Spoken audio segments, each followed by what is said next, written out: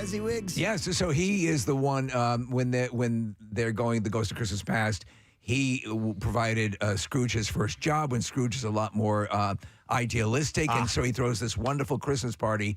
And the Ghost of Christmas Past says, for just a little small expense, he's made them so happy. Right. And it elicits fond memories in Scrooge, but he's sort of embarrassed that he's looking back fondly at that. And Steve, do you remember who plays him in the Muppet Christmas Carol? No, I don't. It's Fozziewig. Fozziewig, yeah. All right. We're going to leave with this James Cameron, who is a diving expert and a good friend of the Titan passenger, Paul-Henri Nargeolet. Likened the Ocean Gate Titan tragedy to the Titanic in an interview with ABC News on Thursday. He said, I'm struck by the similarity of the Titanic disaster itself, where the captain was repeatedly warned about ice ahead of his ship, and yet he steamed at full speed into an ice field on a moonless night, and many people died as a result. He added the people in the community were very concerned about the sub. A number of the top players in the deep submergence engineering community even wrote letters to the company saying that what they were doing was too experimental to carry passengers and that it needed to be certified. Wow. Cameron also believes that the Navy picked up the audio of the detonation at the beginning, and he believes that somebody somewhere was sitting on this information, and he feels it was sort of a travesty because they had at least this information that was leaning towards an implosion, and kept it following up other things like banging and so on and so forth.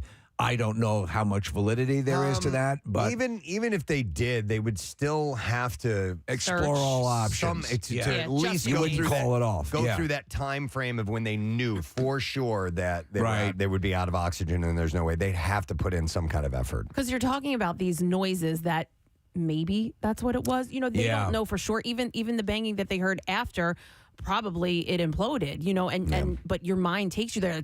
They were saying it's every 30 minutes. It's them. They're banging. They're trying to get help. So you have no idea. You don't know how big that is under there and what's the sounds they are. They have no clue. This is I know I just read the quotes, but here are the clips from him speaking. Well, I've been down there many times, and I know the wreck site very well. As a submersible designer myself, I designed and built a sub to go to the deepest place in the ocean, 3 times deeper than Titanic. So I understand the engineering problems associated with building this type of vehicle and all the safety protocols that you have to go through. Yep. This is him talking about the similarities. Right. Many people in the deep submergence engineering community were very concerned about this sub, and a number even wrote letters to the company saying that what they were doing was too experimental to carry passengers and that needed to be certified and so on.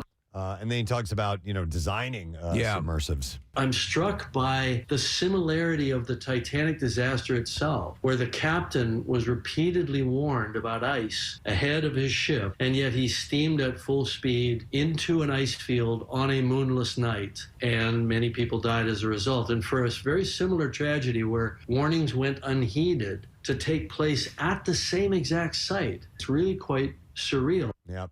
And then we have a clip from the Coast Guard when they were talking about presuming them dead. This morning, an ROV, or remote operated vehicle, discovered the tail cone of the Titan submersible approximately 1,600 feet from the bow of the Titanic on the seafloor. In consultation, the debris is consistent with the catastrophic loss of the pressure chamber. Wow. Which is sort of interesting, weird, poetic in a way. Those people who were clearly motivated and fascinated by the Titanic have become part of the larger Titanic mythos. Yeah. Yeah, they joined them. Yeah, it's crazy. But James Cameron, with his obviously qualified statements on that stuff. All right, on to lighter stuff. What's the Kardashians up to? No, not that. This is joyous. The Kennedy Center honors. They've announced 5 artists selected for this year's honor. And I always love watching these specials. There's some great names this year. Billy Crystal. Oh, great. Queen Latifah, opera singer Renee Fleming, Barry Gibb. There you go. And Dionne Warwick. So it's going to be December 3rd. And just to give you a quick rundown, Billy Crystal, who's 75 now, came into national prominence in the 70s playing Jody Dallas, one of the first openly gay characters on American network television. Soap. On Soap. And he went on to a brief but memorable one-year stint on Saturday Night Live before starring in a string of movies, of course, like When Harry Met Sally, The Princess Bride, City Slickers, and so on. But the character seems to be that resonates most with fans, he says, is SNL talk show host Fernando Lamas. Yeah. And he said, after all these years, I still get "You look marvelous" the most. He said that the character's catchphrase, he said, I sat next to Henry Kissinger on a plane one time, and he even said it to me. So he's going to be honored, which is wonderful. Dionne Warwick, of course, she shot to stardom in the 1960s as the muse for the superstar songwriting team of Burt Bacharach and Hal David. Love that pairing. Those two together created some great music. She's been sick, though, recently, is the word, so I hope she'll be okay for this. She said her pride of receiving the honor will be mixed with a bit of sadness because Burt and Hal won't be there. Bacharach died in February. David died in 2012. Her discography includes a multi-decade string of hits, both with and without Bacharach, that include Say a Little Prayer, I'll Never Love This Way Again, Do You Know the Way to San Jose, and That's What Friends Are For. And at 82, she also cheerfully disregards a bit of Kennedy Center tradition, which is acting humble and shocked at receiving the honor. In an interview with the AP, she said she absolutely deserved it and had wondered at times what was taking so long. I love that. So she's good to go. Fleming, the opera singer, is one of the prominent sopranos of her generation with a string of accolades that includes National Medal of Arts bestowed by then President Barack Obama, a Cross of the Order of Merit from the German government, and honorary membership in England's Royal Academy of Music. Kennedy Center Honors recipients receive personalized tributes and performances from their peers, and she has performed at previous ceremonies honoring jazz saxophonist Wayne Shorter and pianist Van Silburn. You didn't mention she's also a Dee Dee Perks member. Oh, yeah. Wow. So she is living high on the hog. Queen Latifah. She's been a star since 19 with her debut album and hit single Ladies First made her the first female crossover rap star. She's gone on to a diverse career that has included 7 studio albums starring roles and multiple television shows and movies, and an Oscar nomination for Best Supporting Actress as her role in the musical film Chicago. Do you think they'll bring up the sleepy interview she gave us that morning? Maybe they'll mention that. Of course, there was one dark spot when Queen Latifah gave a less than solid interview to the Preston and Steve show. Of course, they're in their own Hall of Fame. She did not care. Like, she just didn't care.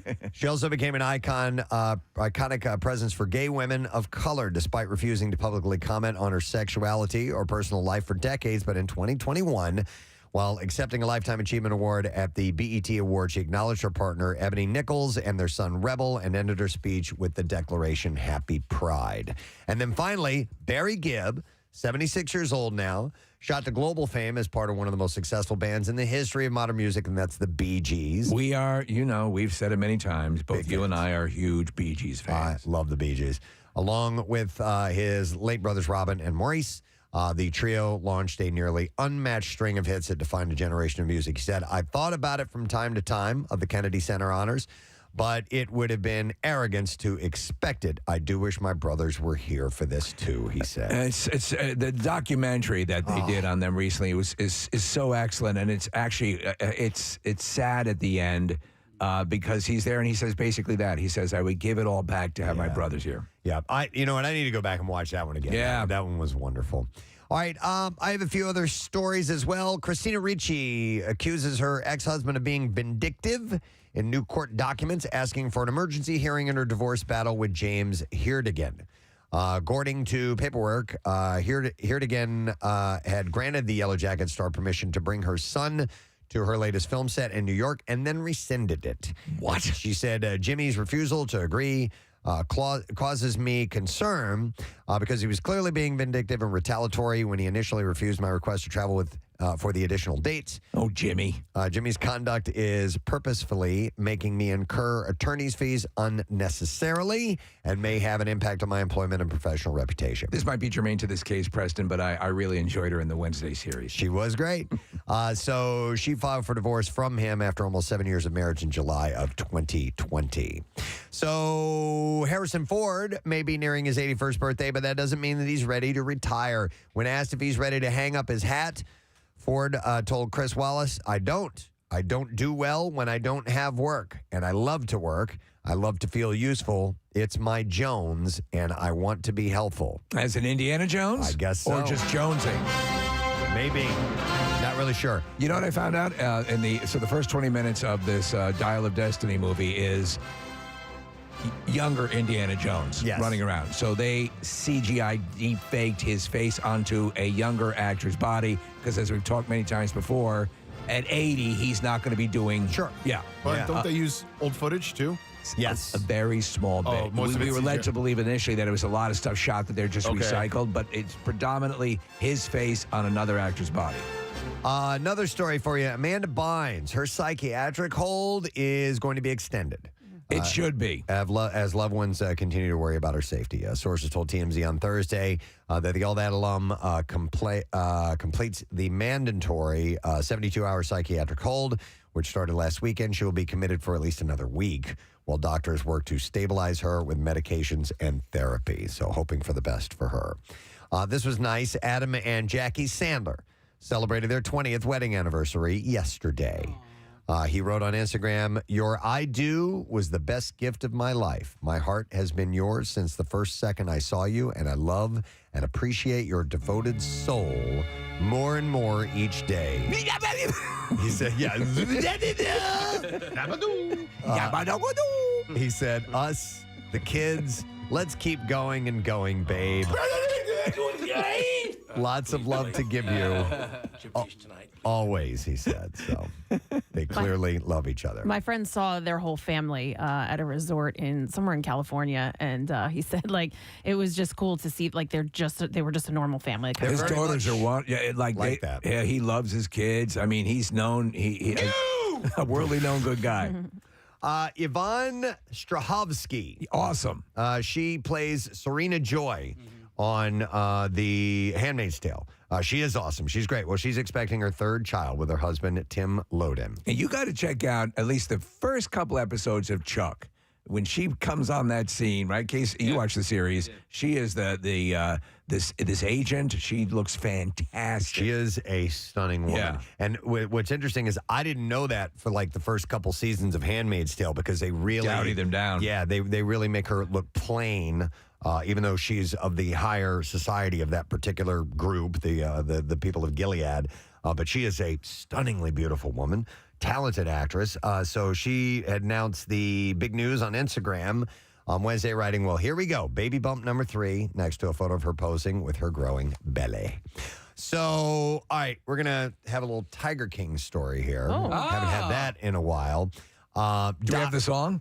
I saw a tiger. I saw a tiger. Oh, that one. So Doc Antle was accused of illegally buying endangering lion cubs in Frederick County, Virginia for display and profit at his South Carolina zoo, and he has been convicted of wildlife trafficking. Yep. You can't do that. They It were hurts doing the illegal animals. things? Yeah, I can know, you believe right? that? A guy who seems so on the up and up. A jury convicted Antle on Friday of 2 felony counts, each of wildlife trafficking and conspiring to wildlife traffic.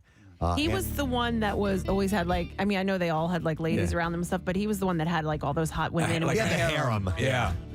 Is this it? Oh my God. Lay down there, God. The fact that he's just lip syncing. He's not even singing. Like, We actually believed he was singing for a moment. He didn't mean when I sing. Oh my God. Yep. let 'em roam. So the jury actually acquitted him of 5 counts of animal cruelty, and the judge dismissed 4 additional animal cruelty charges against him, and all charges of his 2 adult daughters were dropped. But he has been convicted of, I believe, 2 counts is what I said, of illegal trafficking. So I don't know what the issue or when sentencing is happening, but it looks like he's gonna do some time for this. Well, you know? yes, he should. Yep. Jennifer Lawrence is afraid to work with method actors. The Oscar winner revealed that she said, "I would be nervous to work with somebody who is method. I would have no idea how to talk to them. Do I have to be in character? That would make me nervous." Do you think she would work with Method Man? She said, "I haven't seen another acting process that I've been curious about. You don't know about them all the time," she said. And she added that while she was shooting American Hustle with Christian Bale, because he kind of does a method does a thing. little bit of method. She said that she noticed that the Batman actor only gets into character about 10 seconds before the action takes place. And she said, "I saw that and I thought, that seems like a really good idea. So I started doing that." I think it would be weird to be on a set. Now, you can't argue with Daniel Day-Lewis's craft. Yes. You know, but he's one of those method guys. Really? Like all the time, or yeah, a lot of the time. But so you wonder, you know, you wouldn't want to screw them up, but the need to just say, "Hey, how'd you like that donut?" Or you know, is he going to answer as Lincoln? You know, right? You're not going to have a lot of conversations with those people. But yeah, Steve, I'm wondering, like, what is it like? Or do you, at the end of the day, do you just not care because of the finished product? I think that's probably it. If it's going to get you to a potential Oscar consideration, but yeah, I could see where it would be hard. Like Austin Butler apparently, like lived the Elvis thing. Yeah, and I think it's hard. We were talking earlier about Jack Nicholson and his performance in A Few Good Men. Now he wasn't doing like a character. He was doing a character, but he wasn't affecting an accent or whatever. You know. The greats can do the turning on and turning off. Yeah. I don't know. Whatever gets you across the line. Nick just pulled up the IMDb of Jeremy Strong from The Succession. He supposedly does it too. Remember Brian Cox? Right. He's like, that's a bunch of crap. Yeah. Stop it. Speaking of Succession, after playing Shiv Roy, Sarah Snook will star in another production that skewers society. Skewer? She will play all 26 roles in The Picture of Dorian Gray, which will run for 12 weeks at London's Theatre Royal Royale, January 2024. With cheese. And the play will combine live performance and video in an astonishing collision of form. Adapted from Oscar Wilde's classic novel, it tells the story of Dorian Gray, a young man who sells his soul for eternal youth and beauty, while a portrait of him representing his soul grows older and uglier, exploring things of morality, vanity, and hedonism. And just general painting. She said, I am elated to return to the London stage in such an astonishing piece of theater, and I cannot wait. So she's going to be, that's a pretty big role to take on there. I would like to see, Bob Ross should have done a Dorian Gray painting just to see, you know, what that would be like. Probably would have come to life. So this is interesting. The Last of Us could have been a very different show. Showrunner Craig Mazin revealed that Matthew McConaughey was originally in talks to play the HBO show's lead role. All right. Although he noted the series lead, Pedro Pascal, was on their list from the start. He revealed, I did talk to Matthew, and I can't say that it was a series of conversations. It was more of a, hey, here's something to talk about. So, I forget who said it. It was another accomplished actor said that Pedro Pascal has pretty much cornered the market on paternal figures. Yeah, he's amazing. That show is so good, and it's another one that I want to return to. All right, and then one last thing. Melissa McBride will appear in the Walking Dead spinoff, After All. Dead in the City. Jeffrey Dean Morgan shared the news on Twitter on Thursday, along with a picture of Norman Reedus and McBride as their characters, Daryl Dixon and Carol Pelletier? Yeah. I forgot. I never knew Carol's last name. He wrote, well, we're sorry, Norman, for talking oodles of S to you when we thought Melissa wasn't going to show. Golly, this must have been in the works for ages. 'Twas from start. This is what they wrote. He said, God damn, it's great to see these two together. Can't wait. So, can you imagine him spending all that, on a series like that, then going off to the spinoff? And like Fear the Walking Dead case, a number of the actors from Walking Dead are populated that series. Yeah. And it's just, you live in that realm, you know. It's almost, it's like a 9-to-5 occupation. Yeah. But you're an actor. Well, it's like Kelsey Grammer. He was he was Frasier. Frasier Crane for all of Cheers, or most of Cheers, and then all of Frasier. And Yeah. it's like 2 decades of his life as in one role, essentially. Yep. All right, movies are opening. Exciting.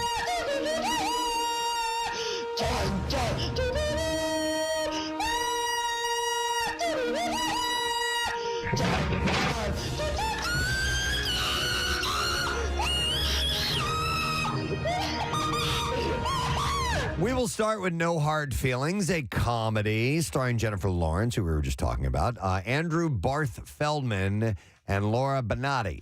On the brink of losing her childhood home, Maddie discovers an intriguing job listing. Wealthy helicopter parents looking for someone to, quote, date their introverted 19-year-old son, Percy, before he leaves for college. To her surprise, Maddie soon discovers the awkward Percy is no sure thing. It's an hour and 43 minutes long. It's rated R, wide theater release. Rotten Tomato score gives it a 66%. I kind of want to see it. Yeah, me too. Yeah, Craig Lagan said it's really, he said it's hysterical. I trust his opinion. On a completely different side note, there's a song by the Avett Brothers called No Hard Feelings. Yeah. It's an amazingly beautiful song. So if you have a moment or two. If you don't want to see the movie, check out the song. No. But in addition to, listen to the song. It's beautiful. All right. It's a gorgeous. May I ask what it has to do with the movie? It doesn't. I said on a completely unrelated note. Why did you? Because the name of the song is No Hard Feelings. Oh, I didn't know. Okay. Yeah. Sometimes you don't pay attention to me. Well, no, because I was like, where's this going? And then I skipped that part of, what do you mean sometimes I don't pay? Okay. Also opening today is Maximum Truth. It's a comedy. Never brought him that coffee. It's a comedy starring Ike Barinholtz, Dylan O'Brien, and Kiernan Shipka. The Avett Brothers do a song called Shipka? Not that I know of. Okay.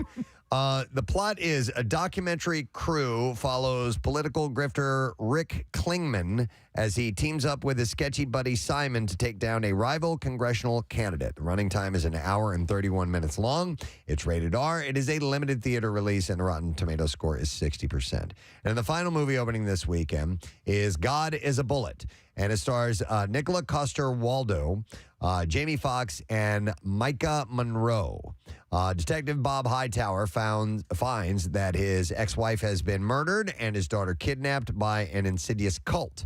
Bob takes matters into his own hands and infiltrates the secretive cult to try to save his daughter. With the help of the cult's only female victim escapee, Case Harden, Bob and Case go down the rabbit hole with the ferryman to save his daughter and find closure for Case from the cult and its maniacal leader that took so much away from her.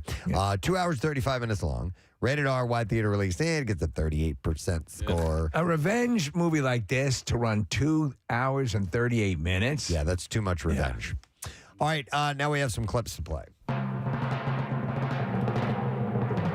Infinity Pool is the third film from director Brandon Cronenberg, son of horror pioneer David Cronenberg. In this clip, Brandon talks about the real-life inspiration behind his latest flick, which follows a couple in a terrifying situation at a foreign resort. I did kind of keep going back to memories I had of a resort I stayed at many years ago, because there was this strange and kind of horrifying contrast between that resort and the area surrounding it, and I guess expanding it into a story about people who are operating without consequences. That kind of naturally flowed from that development. Infinity Pool arrives on Hulu today. So it's weird because that movie's been out, it's been streaming for quite a while. Oh, really? Yeah. Oh, okay. Well, it says it arrives on Hulu today. But maybe that's the big thing, is it's making it to Hulu today. I guess so. Yeah. All right, next clip. I'm a Virgo is the story of a man navigating life with a unique affliction. He just so happens to be 13 feet tall. Wow. In this clip, series lead Jarrell Jerome thinks back to the first message he received from director Boots Riley about bringing the absurd concept to life. Here we go. The title of the email was 13-foot tall black man in Oakland. And I responded immediately like, I don't know what this is, bro, but let's talk. He brought figurines of Cootie and of the car and how big he would look. That was the big pitch to me, was that this is not gonna be CGI, it's not gonna be special effects. We wanna shoot practical, force perspective, put you on miniature sets, build a tall doll of you, shoot this Lord of the Rings style. I don't think I wanna see it. Stream the first season of I'm a Virgo on Prime Video starting today. When they do stuff like that, if you get a chance to look at the making of the Lord of the Rings trilogy, and the forced perspective, they did not use really a lot of CGI in those scenes with the hobbits, and so they have a set that's up close to the camera and it's matched to a set that's further, and just by camera angles suggests that huge size difference. Huh, interesting. All right. That's the entertainment report for this morning. We are taking a break. We're going to come back in a moment, and Jamie Lissow will be joining us from Helium Comedy Club a little bit later on today. We got some stuff for you to win. We'll be back in a moment. Hang on.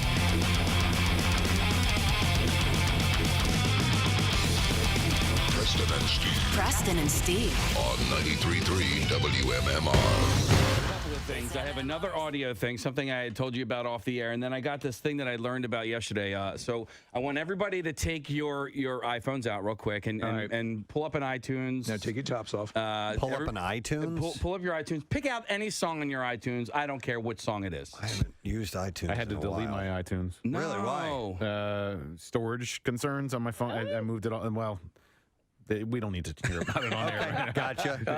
It's a porn thing. Yeah, way too much porn on my phone. Pull up anything you're saying? Anything, and also take your headphones off real quick. Well, just in a second, you're gonna have to take your headphones off. Okay. And does it matter what song I choose? No, it does not matter. Song? Whatever song you want to hear. Well, now I got to go through and find a song I want to Took the hear. first one that came up. All right, I got one. All right, you got one? All right, so take your headphones off. Yeah. All right. Yeah. All right, now press play on your iTunes and stick the speaker part of your iPhone in your mouth like this. Okay. And close your lips over it. What the hell is going on? Seriously? And we're all doing this at the same All time? do it at the same time. Everybody press play. All right, all the way. No. All right, now cover your ears, both your ears. I refuse to do this. Well, you can't hear it? Yeah, I can hear it. Yeah. Okay. It's like bone phones, earphones. Kathy, why are you not doing it? It won't fit in my mouth. Yes, it Jesus. will. Oh my God, yes, it will. Say that again, real. Say that again. Okay, so I see what you're saying. You can hear it a little bit more. I could hear it even without putting my hands over my ears. Oh, really? Yeah. So what is if you're driving? Is there a way to listen to it without having the phone in your mouth? Right. It's like bone induction. Yeah. That's what it's called. Bone induction speakers. We have a couple of the earphones. My wife uses when she swims. Yeah, well, She how much loves did them. those cost? This is for free, You just bro. stick You her just shove phone the in her phone mouth and look and like plug an up your imbecile. ears. You know what? You know how you have that keep warm function on your oven? Yeah. Try putting the dinner rolls in your ass. Kathy, why did you not do it? As this was all going on, I just hear, because we had to take our headphones off, I just hear Steve go, I refuse to do this. Yeah. Thanks for playing along, bro. Well, I couldn't get my Asia song to play, which would have been so cool. I did do it, Casey. Isn't that wild? Yeah. Put it in your mouth? Yeah. Okay. I didn't see it. I did. He didn't Preston. do it. All right, No. here's I the just thing. did it. Try this when you get home, Kathy. Okay. Draw a nice bath. Get in it. Yeah. Take your electric hair dryer. Dip it in the water. You'll be able to hear Prince. While it's plugged Yeah. in. The speakers have gotten much better on these phones. My son was listening to, he was watching a YouTube video or something like that, and he was in the other room, and I was almost like, turn that damn music down. I'm trying to listen to my story on my Stephen King story. But it's gotten, you remember the old phones, like if you, for some reason, didn't have a Bluetooth speaker or something to hook it into, and you tried valiantly, yes, exactly, to listen to something through it, it was terrible. It's gotten much better. They're definitely a lot louder. I'm listening to Pearl Jam. Listen. It won't fit in my mouth. Yes, it will. Oh my God, yes, it will. It won't fit in my mouth. All right. Let's see here. Amazon has renewed. I don't know why I just went, but I did. Sounded cool. Amazon has renewed. Now the news focuses on Iraq. We go down to Jim Iglesiasky at the Pentagon.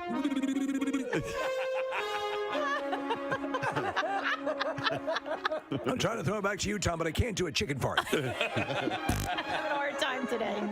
Chicken fart.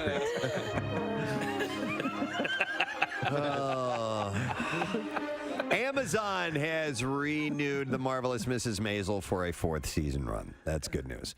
The show, which has won multiple Emmys and Golden Globes, just received 2 more Golden Globes nominations for Best Television Series and Best Actress for Rachel Brosnahan. I'm watching season 3 right now, and it really is. It's a great show, but it's tiring watching that show, the amount of dialogue that they jam in. It's rapid fire. It's so rapid fire. It's like an Aaron Sorkin. Yeah, exactly. Yeah. She speaks so quickly. Oh my God! And I will miss stuff. I do have to back it up from time to time just to catch all the dialogue. It's great. It's done in that sort of period piece dialogue delivery way. Yeah. Yep, exactly. So Black Christmas opens this weekend. It's a horror film directed by Sophia Takal. I love Christmas horror movies. It stars Imogene Poots, Carrie Elways, Brittany O'Grady, Lily Donghue, and Elise Shannon.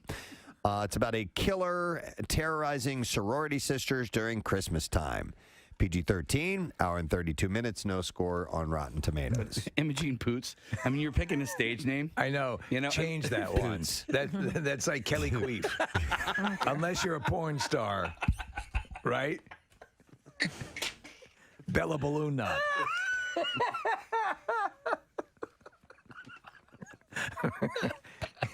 I thought the same thing, Case. Imogene Poots. Okay, we're going to sit down here for a second. We've got a whole bunch of names that we can pick. Yeah. It's a real name. I narrowed it down to 5. Well, then change it. Yeah, there are stage names available. It says here your name is Poop Dribble. Oh, my God, Casey. Her middle name is Gay. No! Yeah. Imogene Gay Poots. Uh-huh. Wow. Dude, what is wrong with her parents? Nick, has she been in anything? Pull up her. She has striking blue eyes, according to IMDb. Well, was she in the? Oh yeah. She was in 28 Weeks Later. Yes, she was in Green Room. And she's also in. She's in. That Awkward Moment and A Long Way Down are her notable. She's in Never Stopping. Is she? Pop star. Yeah. Yeah. Okay. Is she in that, right? Yes. Yeah. She's got beautiful eyes. Imogene Gay Poots. Yeah. Imogene Poots. She pootsed. She's beautiful. Yeah, we just pulled up a photo of her, and she stars in Black Christmas. In celebration of its 125th anniversary, the New York Public Library, which is the second largest in the U.S. after the Library of Congress, has throwing out the books? No, they released its list of the top 10 checked out books of all time. And in Is first one of them Goldfinger? place, no. Mr. Goldfinger! No. One of the most popular books at the New York Library. It's on the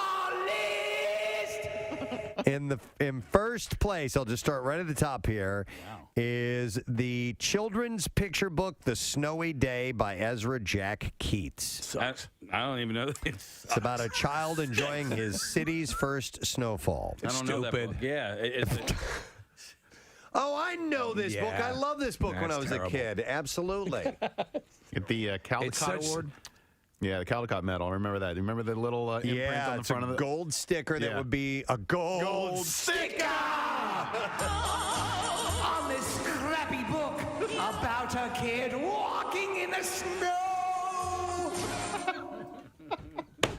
Gold sticker.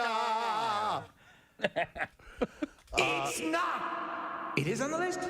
Yeah. It's on the list. It's number 1 on the list. Number 1. So, I think, you'd find that on Where the Wild Things Are and maybe The Hungry Caterpillar, those classic ones. Another book, Dr. Seuss's The Cat in the Hat, was in second place. Okay. Were you a Seuss fan as a kid? Oh, yeah. Very much so. And in fact, I've been going through a cleaning out process at our house, and Great purge. I found we found way too many books that we need to get rid of, and so I did, and I donated them to the Laurel House thrift shop that raises money for the Laurel House.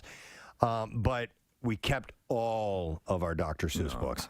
And I had to stop and flip through Go Dog Go, and I had to look through the birthday book, and Two Girls in a Cup. 2 Girls in a Cup.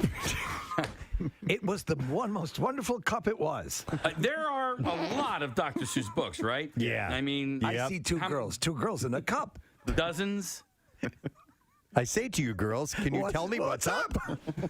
I'll tell you what's up. Just look in the cup. You'll know After this. watching that, you won't be able to sup. It's full of throw up. And upchuck. Okay. It's full of throw up. Come on, man. Maybe you want to consider the shortest commercial flight in the world. Really? Yes. How long would you guys think the shortest commercial flight in the world is? I'm going to say, because I've been on some super short ones, 20 minutes. I'm going to say 6 minutes. Okay. Anybody else? That's probably a good guess. The shortest one I ever did was Philly to JFK, and it was a part of an international flight. So we started in Philly, went to JFK, picked up a whole bunch more people, and then went from JFK on. And how long was that? That was like 20. Yeah, I've done that flight before. Yeah. We stayed on the same plane. It was a 747, and most of the passengers they picked up were in New York, but that was just our flight. That's what Annabelle does. Yes. Anybody else? Shortest I have flight. no guess. All right, no guess. You have no guess. I think it's got to be about because by the time you take off and you land, like I'm going to say 15 minutes. Okay. Shortest flight in the world is 90 seconds. 90 seconds. Come on. Stop it. Wow. Tucked away in the Northern Isles of Scotland, Scottish regional airline Loganair operates the 1.7-mile flight between islands Westray and Papa Westray. While the flight is scheduled for 90 seconds, typically it runs closer to 60 seconds. There you go. With the trade winds. So I guess it's either that or a ferry, or maybe they don't have a ferry on that particular side of the island. I mean, you can't, like, how high is the plane getting?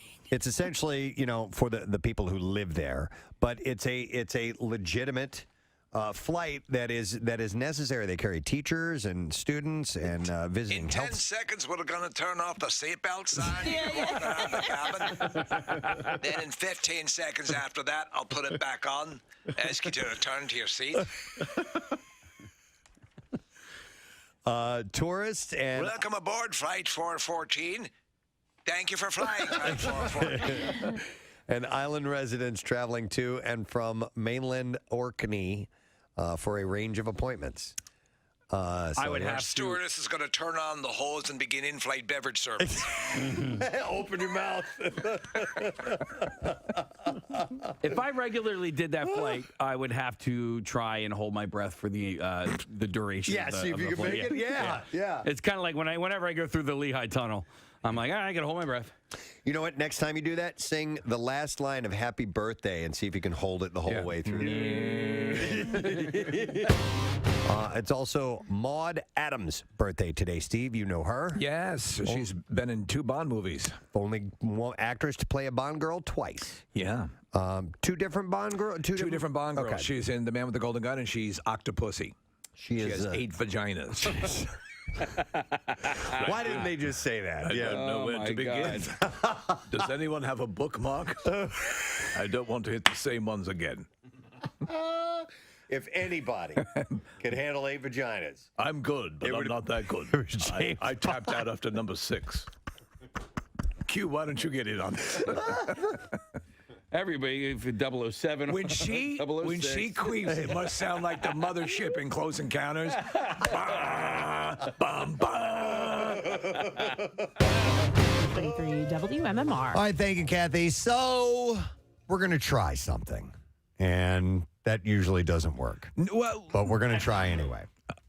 You put it together, right? Yep, it's a new game. Right. So, why not? Since we know the odds are something's going to fail. Like, for example, our go out to traffic jams and hand out coffee and donuts, and that didn't work. By the way, it's all of those roads are jammed this morning. What? So on Tuesday when they were clear, right now, not so much. So I say let's go for it. So here's what we're going to do. And don't call yet because there are very specific qualifications for you to participate in this game. By the way, it's called My Generation. All right? And essentially, it's a battle of the gens. And I've broken down some qualifications, and we are going to have you face off against someone in a different generation.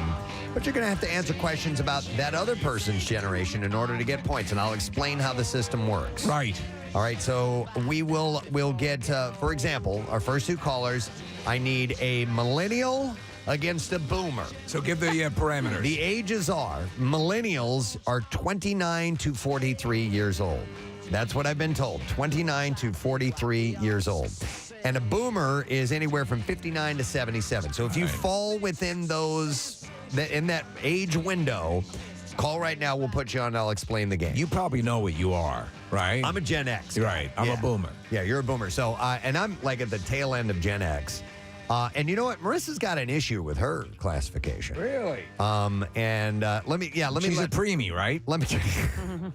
Which explains her size. Yeah. No, Marissa, you fall under the umbrella of millennial, right? Yeah. But what the hell happened to Gen Y? Yeah. When I was a kid MTV told me I was Generation Y. Yeah. And then suddenly, like 8 years ago, it just disappeared. It's true. Yeah. I don't know how the term millennial took over Gen Y, because technically, because I was Gen X and Gen Y, and then we have Gen Z. We're going to play a game in a little while with Gen X and Gen Z. But yeah, you were like Fredo. You got passed over. Yeah. It sucked the most when they made fun of millennials. Like, I can handle things. I'm smart. Thanks, Fredo. I empathize. No, when they made fun of millennials so hard, it was just really hard to accept. I don't know. You like describe our generation. Like we were digital and analog in our lifetime. Right. Yeah, you were beat down on a lot for like, these kids, they don't know what the rest of us worked for. They have phones and this and that and whatever. They had the telephone. I had my encyclopedia in a book, on a DVD, and on the internet.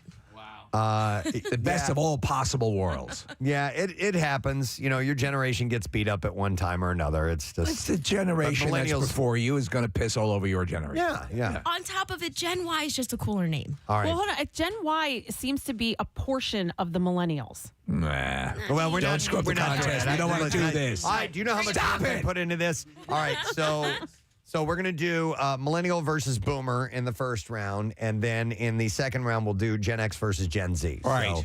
So remember, boomer is 59 to 77. Millennial is 29 to 43. Gen X is 44 to 58. What's Gen A? Not Gen A is a Forrest Gump's girlfriend.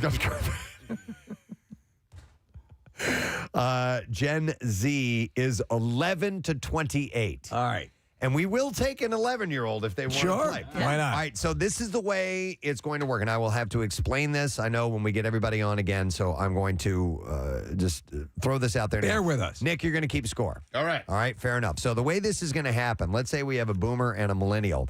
I will ask the boomer the millennial trivia questions. This is to find out what you know outside of your own generation. How aware this is it. That's exactly the point. So remember, you're going to be tasked with something you're probably not fully aware of, but you will gain points if you are. That is correct. And if you get a question correct, you will get 2 points for that. Now, if you get it incorrect, the other person can answer that question, which will be in their own generation. Wow. They'll get 1 point if they get that because correct. it's more likely they would know that. Easier. It's within their generation. Dig. Okay? All right. So let's try this out. I will re-explain all of that in a moment when I get our callers on the line. So I need a millennial and a boomer, and I got a little bit of everybody. I have no. Let's see. There's nothing on here. There's nothing on here. We have a millennial, No Gen Gen X, boomer, no Gen Z yet. All right, so we need a Gen Zer. That'll be for the next round. So let me get our millennial on the line, and this is Jessica. Hi there, Jessica. Hi. Hi. How old are you, Jessica? I am 38. 38. Right. So you fall within the millennial category. Do you feel the same as Marissa? You were at one point Gen Y? Yeah, All right. definitely. Yeah. Which do you prefer? Gen Y. Gen Y. All right. They love in Gen Y, but that's the way these things break. Yeah, man. What are you going to do? All right. We're going to go next to Frank, who is our boomer. Hi, Frank. Good morning. Good morning to see you. Good morning, Frank. All right, Frank, how old are you? I'm 66. 66. You're right in the middle of this. Perfect. Perfect. Excellent. So the way this is going to work, and I'll explain this again, Jessica and Frank, I will ask each one of you a question from the other person's generation. So, Frank, you're going to get questions from millennials, and Jessica, you're going to get baby boomer questions. And I'm going to give you 4 questions each. We'll do them one at a time. If you get it correct, you get 2 points. If you get it incorrect, the other person can answer that for a 1-point score. At the end of it all, we'll find out who the winner is. And I didn't think about a tiebreaker. So what we'll do is if we have a tie, we will ask a toss-up question from Generation Z. All right. Okay, All right. from Gen Z. So all you need to know is answer the questions correctly. That's it. that's all We'll you take gotta care do. of the scoring. All right, so let's begin with Jessica since she was the first one I got on board. Jessica, are you ready? Yes. All right, here is your boomer question. Tell me this. What was the name of Lucy's neighbor and friend in I Love Lucy? Oh, my God. I can't think of it. See, it's harder than you think. But though, through repeats over the years, it would not be absurd for you to know this. Mm-hmm. I know. Oh, my gosh. I'm drawing a blank. All right, you got 3 more seconds. Sorry. Or time's up. No, that is the 3-second alert, Preston. So one. All right. Yeah. So now, all right, you can hit it. Thank you. All right, now we'll go to Frank and see if he can get 1 point for this question. Frank, what was the name of Lucy's neighbor and friend in I Love Lucy? Ethelbert. That's correct. Wow. All right. 1 point for Frank, 0 for Jessica. And now we move over to Frank and we try out a millennial question on him. All right, Frank, here is your question. Millennials have come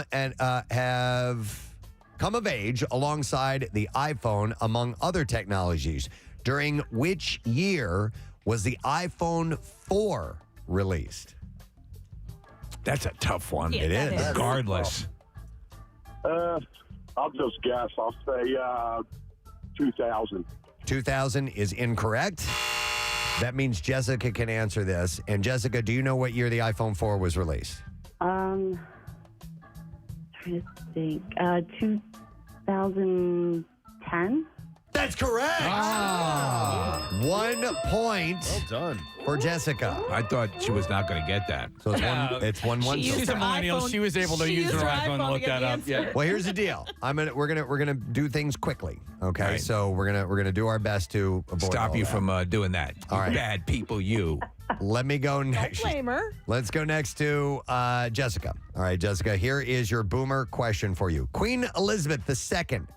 Who was her father? Oh my gosh. Oh. 3 seconds. Time's up. All right, let's go to Frank. Frank, Queen Elizabeth II. Who was her father? Is he there? Frank. May I answer? No idea. All right, time's up. No, that's incorrect. Yes, you may answer. Fred Mertz. No, it was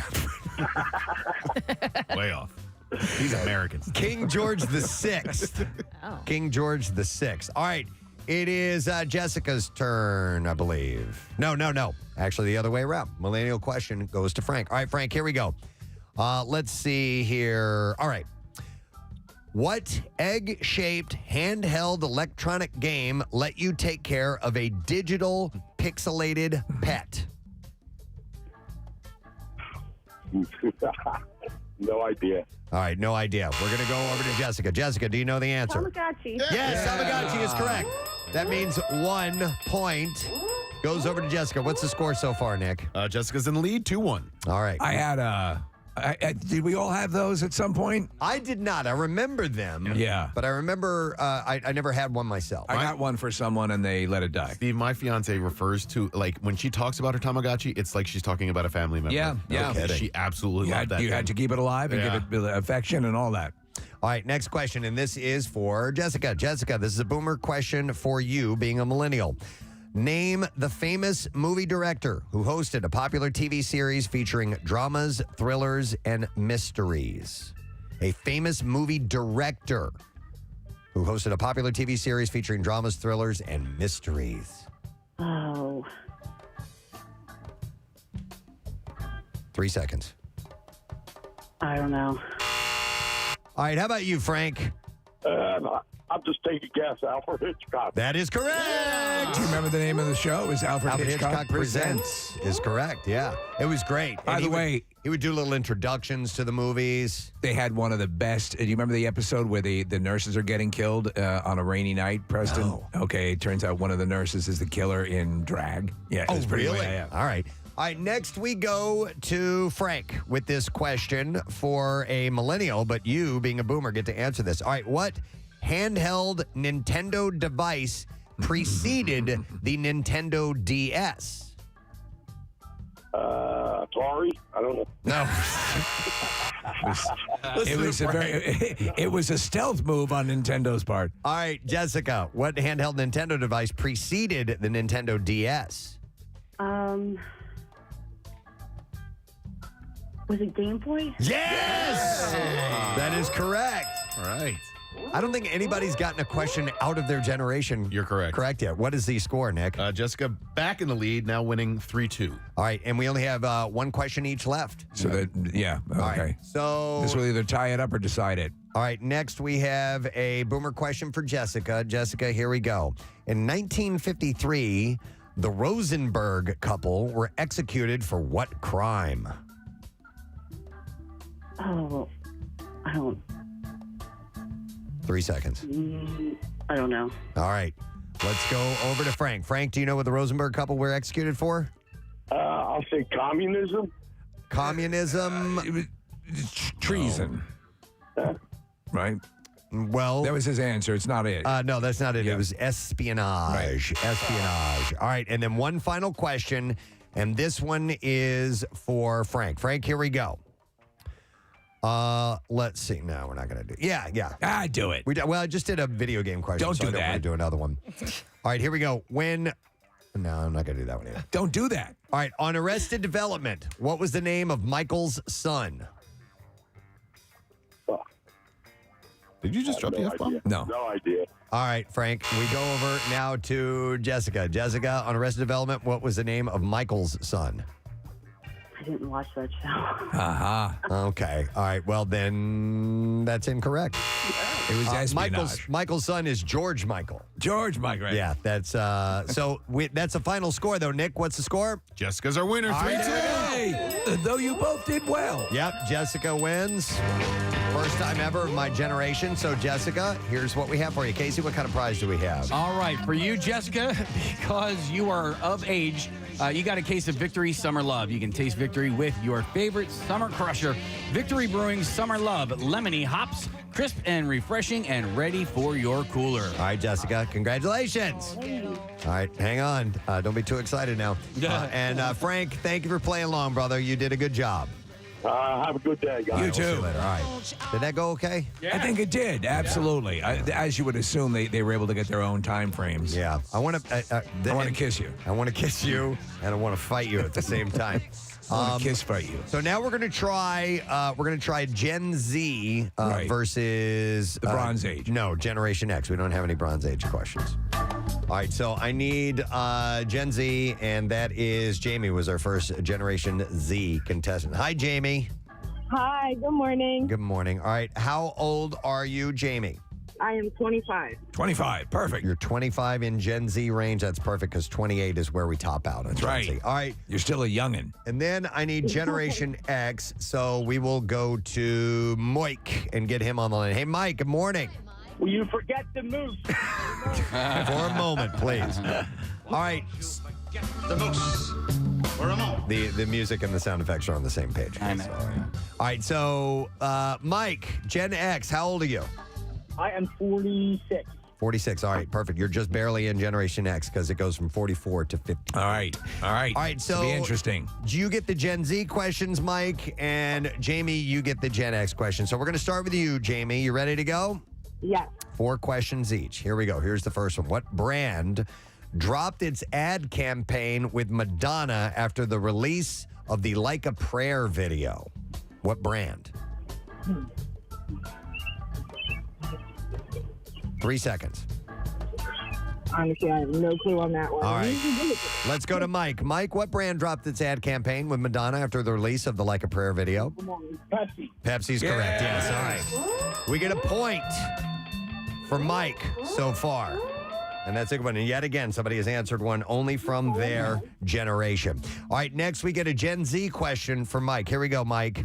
In 2020, what famous TikTok star had a Dunkin' drink named after them? 3 seconds. Dunkin' drink? Yeah. TikTok star. Time's up. All right, let's go to Jamie. Jamie, what famous TikTok star had a Dunkin' drink named after them? I don't even have TikTok. All right, then that's incorrect. The answer was Charlie D'Amelio. D'Amelio? She does dance videos. Okay. So her and her sister are like OGs of TikTok. Okay, so 0-0 as we begin. We go back to Jamie with a Generation X question. Jamie, here we go.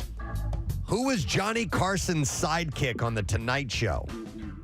Ed McMahon. Yes! 2 Utah. Count them 2 points. Nice job. All right, next we go over to Mike. Mike, here is a Gen Z question for you being a Gen Xer. I need you to tell me who became the youngest ever person appointed as a UNICEF Goodwill Ambassador. How am I supposed to know that?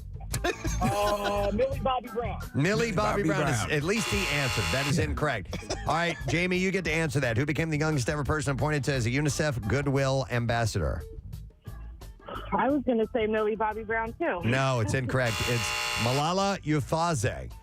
Who was the gal who was shot in the face. Right. And, okay, so some of these are tough questions. I mean, they're like what you might have on Jeopardy, so sorry about that. All right, we'll go next to Jamie, a Generation X question for you. Here we go. Which pop star had her own perfume called Electric Youth? Carmen Electra? No. That's a good guess, though. Mike, do you know which pop star had her own perfume called Electric Youth? I do. Debbie Gibson. Yes! Well done! In a fluorescent green and pink bottle. That's a you had it, of With a course, black right? top. Oh, yes. She's wearing it today. All right, Mike, you got a point for that one. And then, Mike, we're going to ask you a Gen Z question. Here it is. What is a chat application that is popular with gamers? A chat app probably with gamers 3 seconds. is Discord. Yes! 2 points. Nice job. What's the score so far, Nick? Mike is winning 4-2. Wow. All right. We go back over, and it's not too late for Jamie. Let's see if you can get this 2-point question correct from Generation X.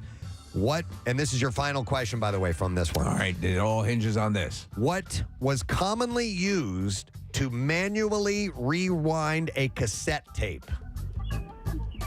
What was commonly used to manually rewind a cassette tape? A pencil. Yes! Oh well my done! God. Nailed it. Good answer. I'm All an right. old soul for a 25-year-old. Nick, what is the score? Jamie just tied it up. It is 4-4. All right, so whoever gets this correct is going to be our winner. All right, and we will go to Mike and see if he knows this. All right, Mike, here we go. What singer rose to fame with the 2019 hit Truth Hurts? 3 seconds. Lizzo. Yes! Oh! Mike got it right. Wow. Out of his ass. And that And off his means phone. Mike is our winner. He's on his phone. I know. You can still use your search apps. Yeah. Should we not play this game anymore? No! All right. I'm just making a joke. All right, Mike. Don't take it personally. Well, I just need to know. If people are going to cheat, then we won't do it. No, but they cheated all the time. All right, Mike, you're a winner, and here's what we have for you. All right, Mike, you. What is he saying? With that people, the ambassador question. I mean, how's anybody supposed to know that? I know it was Malala, bro. Debbie Gibson, come on. I mean, you got to cheat a little. You're complaining and you won? No, I'm not complaining. All right, then be quiet. Hey, Mike, you won yourself some passes to see Indiana Jones and the Dial of Destiny. That is with Harrison Ford, Phoebe Waller-Bridge, and the screening is going to be Wednesday, June 28th, 7 p.m. at the AMC Neshaminy. The film hits theaters everywhere Friday, June 30th. All right, Mike, hang on the line, and thank you, Jamie, for playing along. You did a great job. She did a good job. Yeah. Nice work. All right, we can do one more round if you guys want. Yeah. We have time for that? Yeah, we got All right, plenty of time. so let's see. We have we did Boomer versus Millennial last time. You guys want to do that again? I like that. What do you think, Nick? I was going to say Boomer, like the oldest versus the youngest. Let's try that. All right, If we Boomer can. versus Gen Z. Do we have a Gen Zer? Maybe a really hip. Yes, we do. All right, we do. All right, so let's do that. I like that. All right, we will have John, who is with the Baby Boomers. Hi, John. Good morning. Hi, good morning. All right, John, how old are you? I'm 60. You're 60? John, it Well, says you're I'm 60. 63. I'm really 59. I'll be 60 in. Okay, give us the top 5 ages you are. John, can you hear us okay? Yeah, I can hear you. Okay. Are you? He was born in '63. Okay, that's why. okay. Okay, all right. All right. So you're 59. You just barely squeak into the Boomer, right? Correct. Okay, all right. All right. Now He's very studied. Now we need a Gen Zer. We're gonna go to Claudia. Hi, Claudia. Hi, good morning to see you. Good morning to see you, and good morning, Ed. All right. So, do you understand how the game works, Claudia? Yeah. Okay, I'd explain it to John, but it'd be too difficult. So we'll just get right to it. He's just taking his time. He is. All right, let's begin. We are going to start with this. John, you're going to get to go first, okay? Sure. All right, let's go with this. Before rebranding to become TikTok, the app was formerly called what? Before it became TikTok, that app was known. Sorry? I'll say Tick. No. Say Tick. That's incorrect. A good guess. Claudia, do you know the answer? Musically? Musically, yes, that is correct. Absolutely. That means a point. 1 point goes to Claudia. All right, so Claudia, we now ask you a question from the Baby Boomer trivia list here. Let's go with this. Who was on the cover of the very first Playboy magazine? And you have 3 seconds to answer. Pam Anderson? No. No. Good guess. John, who was on the first cover of Playboy? Marilyn Monroe? Yes, that is correct. Absolutely. So that means a point for him. Nice. Do you know that picture was not taken for Playboy? It was purchased. Oh, really? Yes. Okay. We will go next to John with a Gen Z question. And this is for you. The show Stranger Things premiered in what year?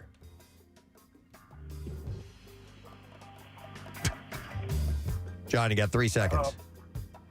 72. Claudia, do you know what year Stranger Things premiered in? 2016? Yes, that's correct. 2016. All right. No, not 1972. This has to fall in the Generation Z. All right. So we will next go over to Claudia for a boomer question. Claudia, name the first man-made satellite launched into space. Oh my God. I have no idea. All right. John, do you know the first man-made satellite launched into space? Sputnik? Yes, Sputnik. You got it right. All right, now we have a Gen Z question for you, John. Let's go with this. The Netflix series, The Queen's Gambit, was centered around what game? Chess. That is correct. Yes. Chess is correct. So that's a 2-pointer. Wow. For him. Score, Nick? John is winning 4-2. All right, 4-2. So See, slow and steady wins. Claudia can get right back on this. All right, Claudia, your boomer question is, what was the name of the ranch in Bonanza? 3 seconds, Claudia. Oh, I don't know. All right, how about you? John, do you know? I thought it was Bonanza. No, that's incorrect. It was Ponderosa? Ponderosa. Absolutely. All right, we have one final question, and it doesn't matter, really, because... No, Claudia can still catch up. What's the score? It's 4-2. So if she gets this right... The question goes to actually John next. I am wrong. Okay, so with that, John's our winner. By default. John, you surprised us all. We did. And you won it. Stranger Things didn't come out in 1972, but we have something for you. I screwed up. That's all right, buddy. Claudia pulled some good info out, too. She did. Solidly done. All right, Case. John, we got a case of Victory Summer Love. Taste victory with your favorite summer crusher, Victory Brewing's Summer Love. Lemony hops, crisp and refreshing, and ready for your cooler. All right, that's for you, John. Hang on the line. We'll get your information. And Claudia, thanks for playing. We appreciate it. Thanks so much, guys. All right, You're great. All right, and there you go. Yeah. Generation game. And we can do it again sometime. I do have a bunch of questions that we can get to. All right, we're going to take a break and return momentarily because we've got bizarre file stories that I think you're going to appreciate. And don't forget, we give away our Word of the Week prize this morning as well. We'll be back in a moment. Stay there. Preston and Steve on 93.3 WMMR. What's new? Glad you asked. It must sound like the Boston Pops, right, Preston? Think about it. That's the Tijuana Brass. Unbelievable. When Octopussy queefs. Okay. That was the song from that movie, When Octopus Queefs. Great Bond song. Octopussy queefs. Ba-da-da-da-da. Sung by Sheena Easton. Really? Octopussy She must have been a kid. Maud Adams is 70, Happy birthday. 75 today. Happy birthday to Octopussy.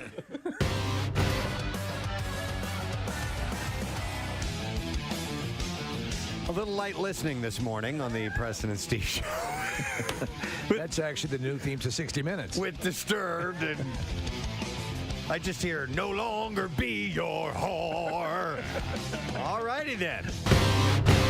Mike Schmidt, Hall of Famer, baseball player, and just a god in this town, was in our studio one time, and the song that we were playing was, as we were getting ready to introduce him, was Godsmack, the song Crying Like a Bitch. And it's just like, crying like a bitch! Just screaming. And I look over at Mike Schmidt, who's just sitting there with his headphones on.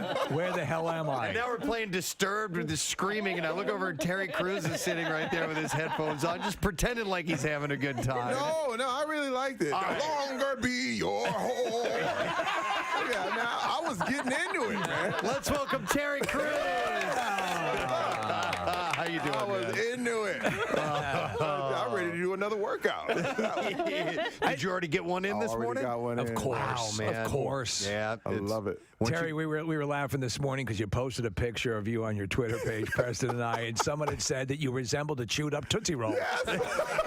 And was you, so funny. you posted the picture, and it was just hilarious. Well, they said now that they put it down that they couldn't unsee it, and then what was weird is I couldn't unsee it either.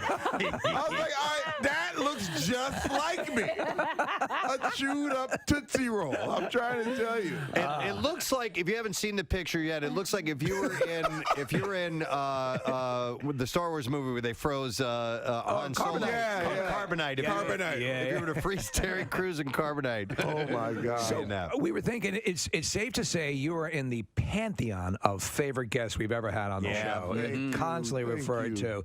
And the career just keeps going along. Obviously, your AGT now is a big thing. Yes. I'll be honest, I was never that much into the AGT thing, but your zeal, your excitement for it is so infectious. And now we've known people like John Durenboss and other people who've gone through the system.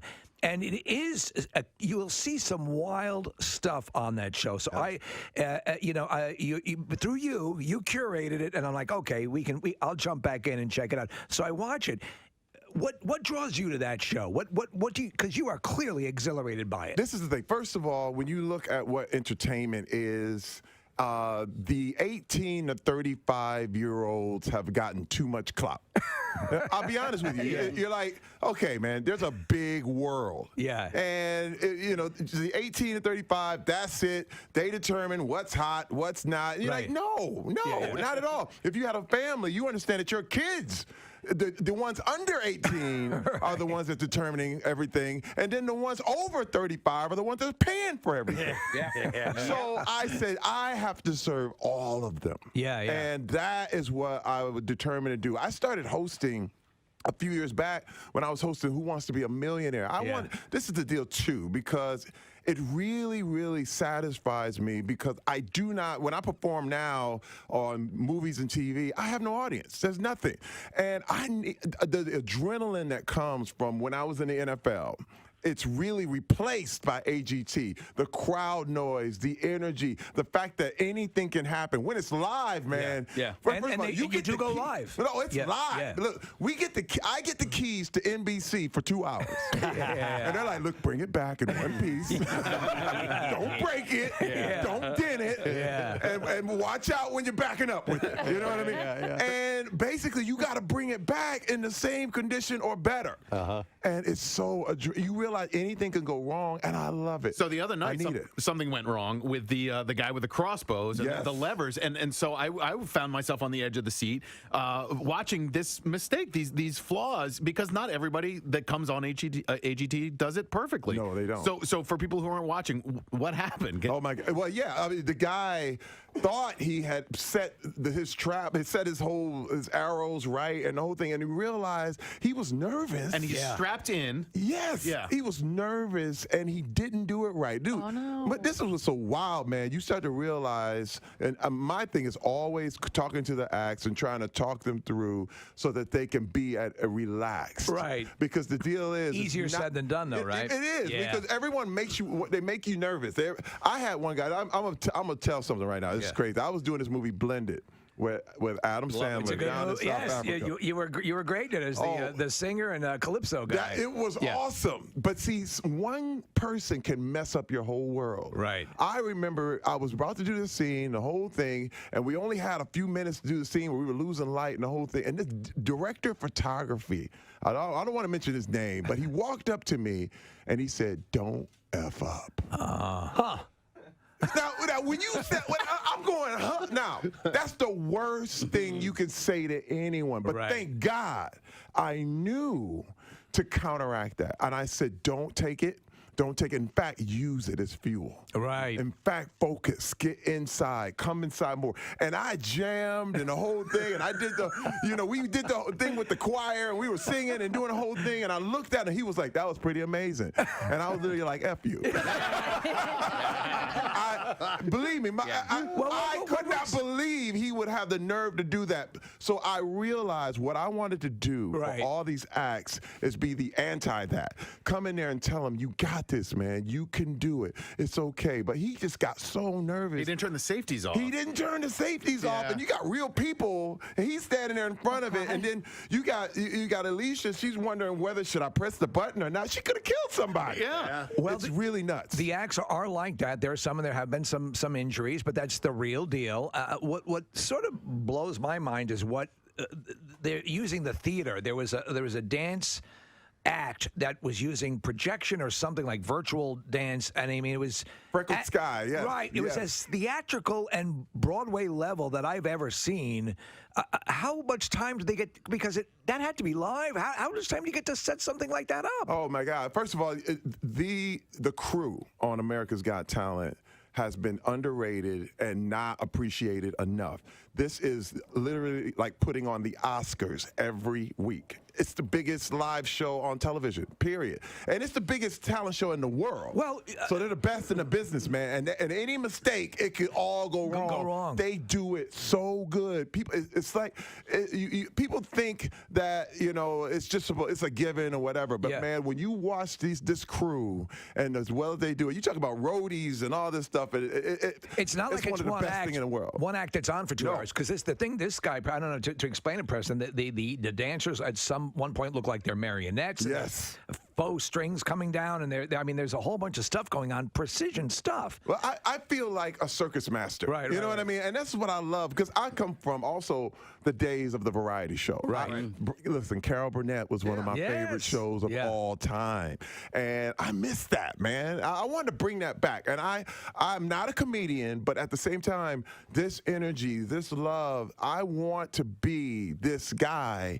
And it's to get this opportunity. It's the biggest thing in the world for me. I think for the entertainers and like for John Dornbos has told us what the whole experience was like and the whole deal. And obviously there's the background story which plays into it and the emotion and all that stuff. So for some reason it works. It's the oldest Ted Mack's Amateur Hour that goes back for decades. Ed Sullivan. Yeah, Ed Sullivan. Where these people come out and spin dishes and all that stuff. What was talking about like the act with the arrows and all that stuff? What was the one act you thought, okay, this guy's gonna die? Yeah. What was the one where you thought this guy's coming out in a body bag? Oh, there are several. I'm trying to say which one.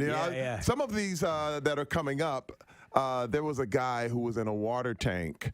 And I thought, he was like the Houdini thing? It's just like he did a Houdini-ish deal, man. And I said, man, and then it didn't look like things were happening right. You could tell when his assistants start running. You're like, oh man.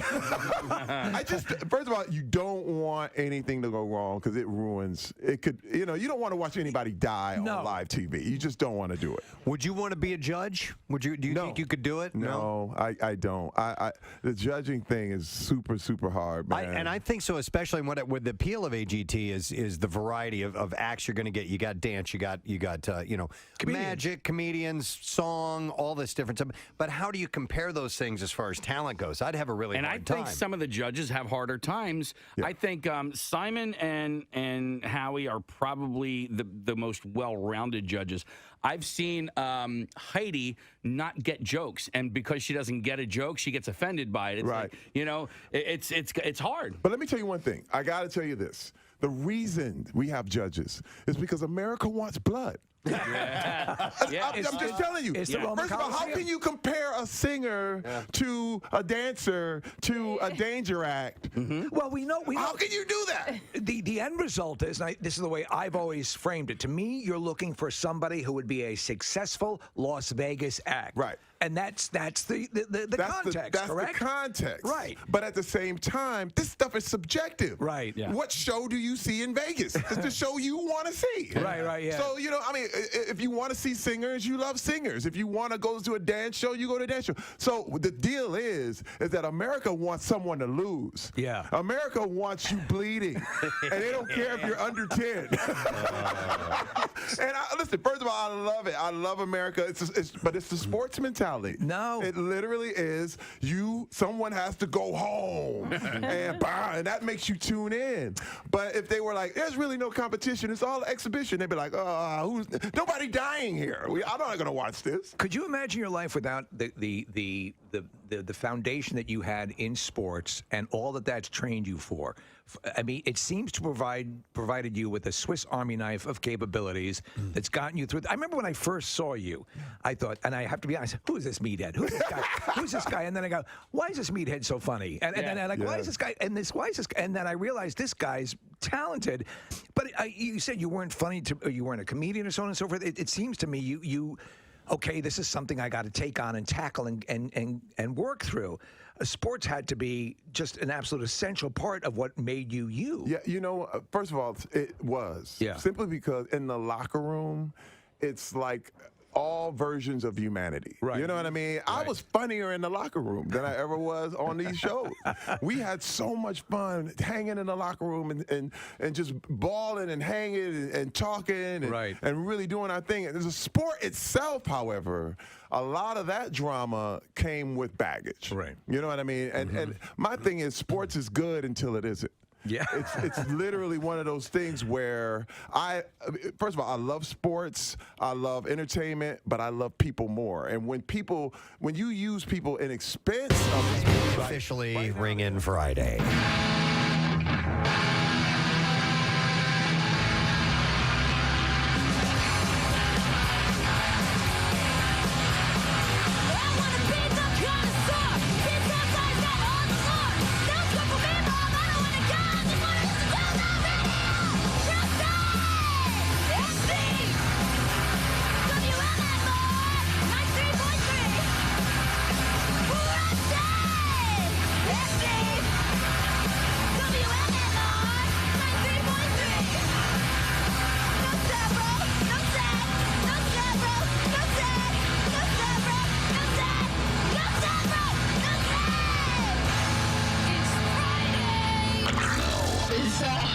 WMMR presents Preston and Steve's Bizarre File.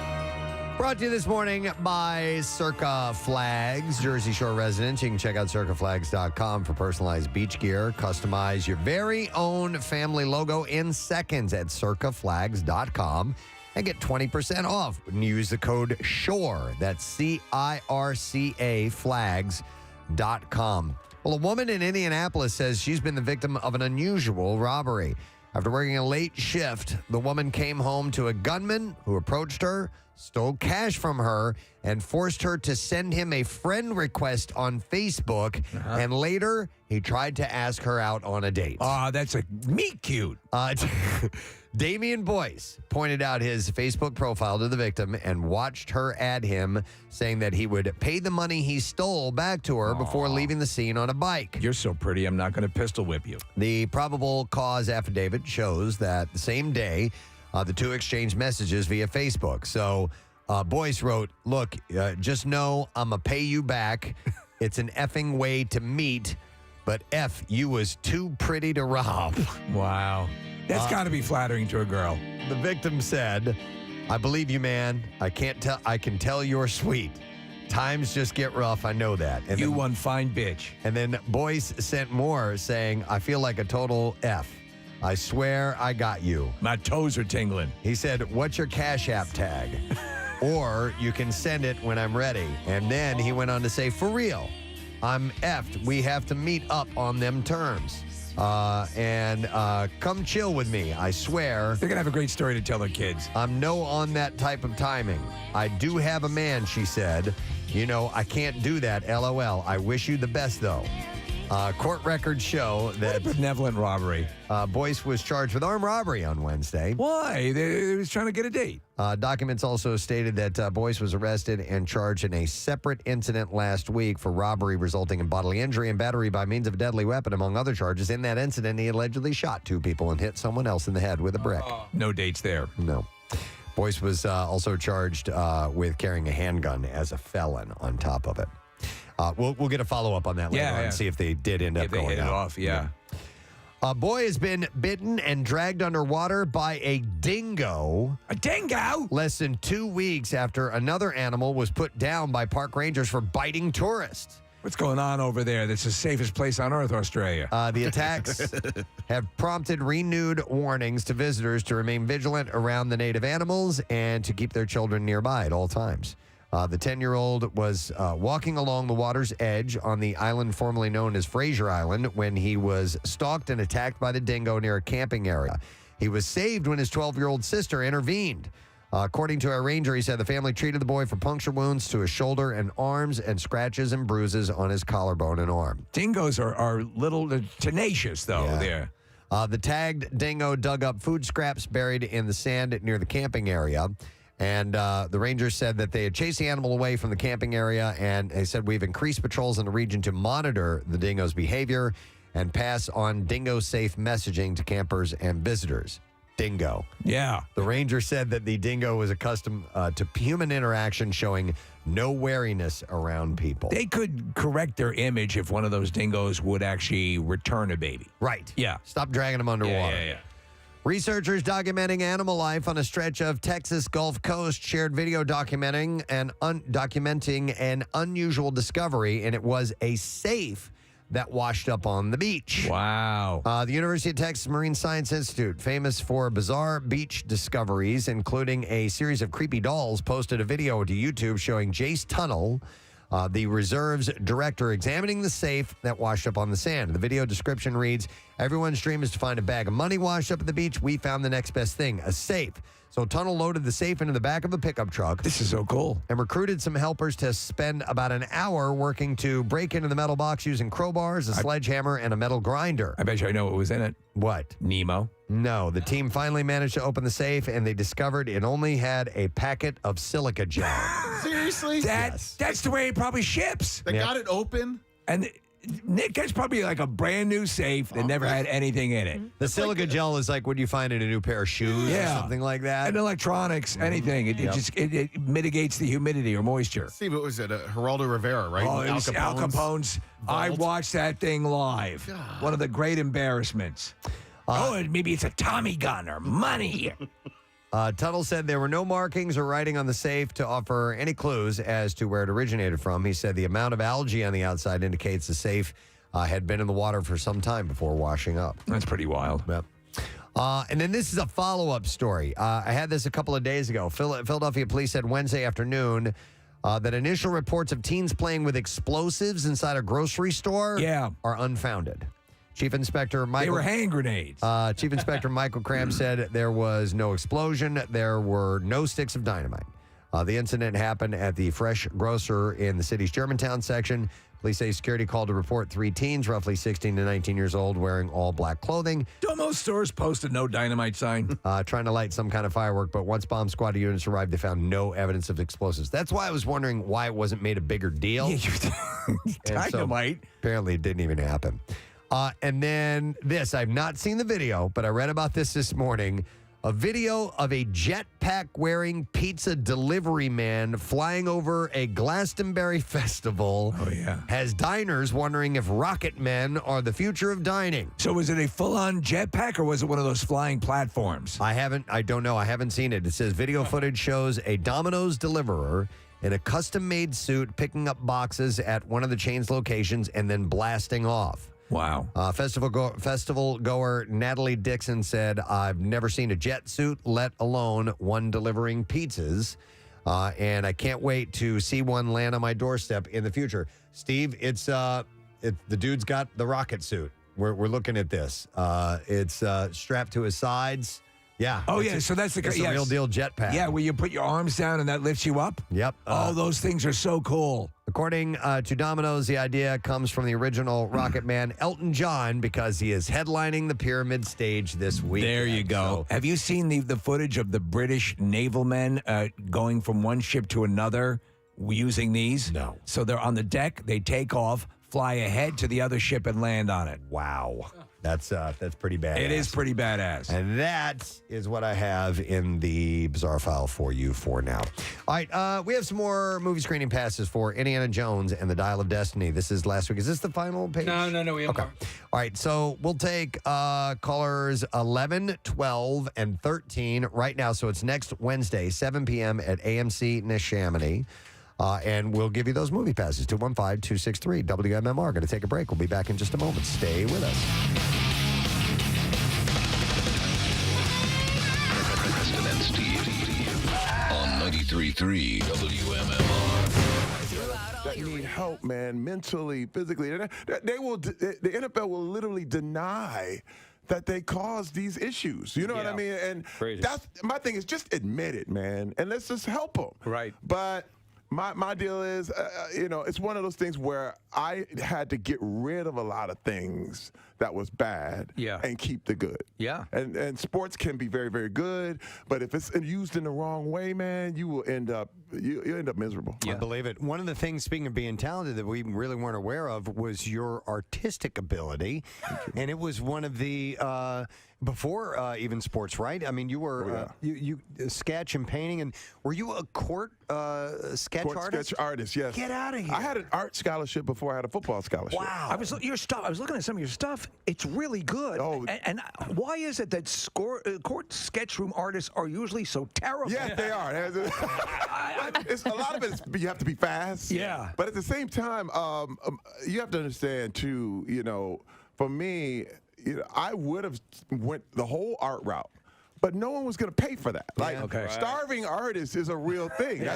Starving goes right before artists. I mean, name an artist who actually got paid while he was alive. Yeah. It's very, very rare. Right, they're celebrated after they found Oh, yeah, you've been dead 30 years. They're like, now he gets the million. Do you create every day? Yeah. Still, do you? I sketch all the time. Okay. Sketch all the time. What do you prefer? What is your favorite? People. I love sketching faces. Okay. Faces. But sketching people. over painting and all that? Oh, yeah.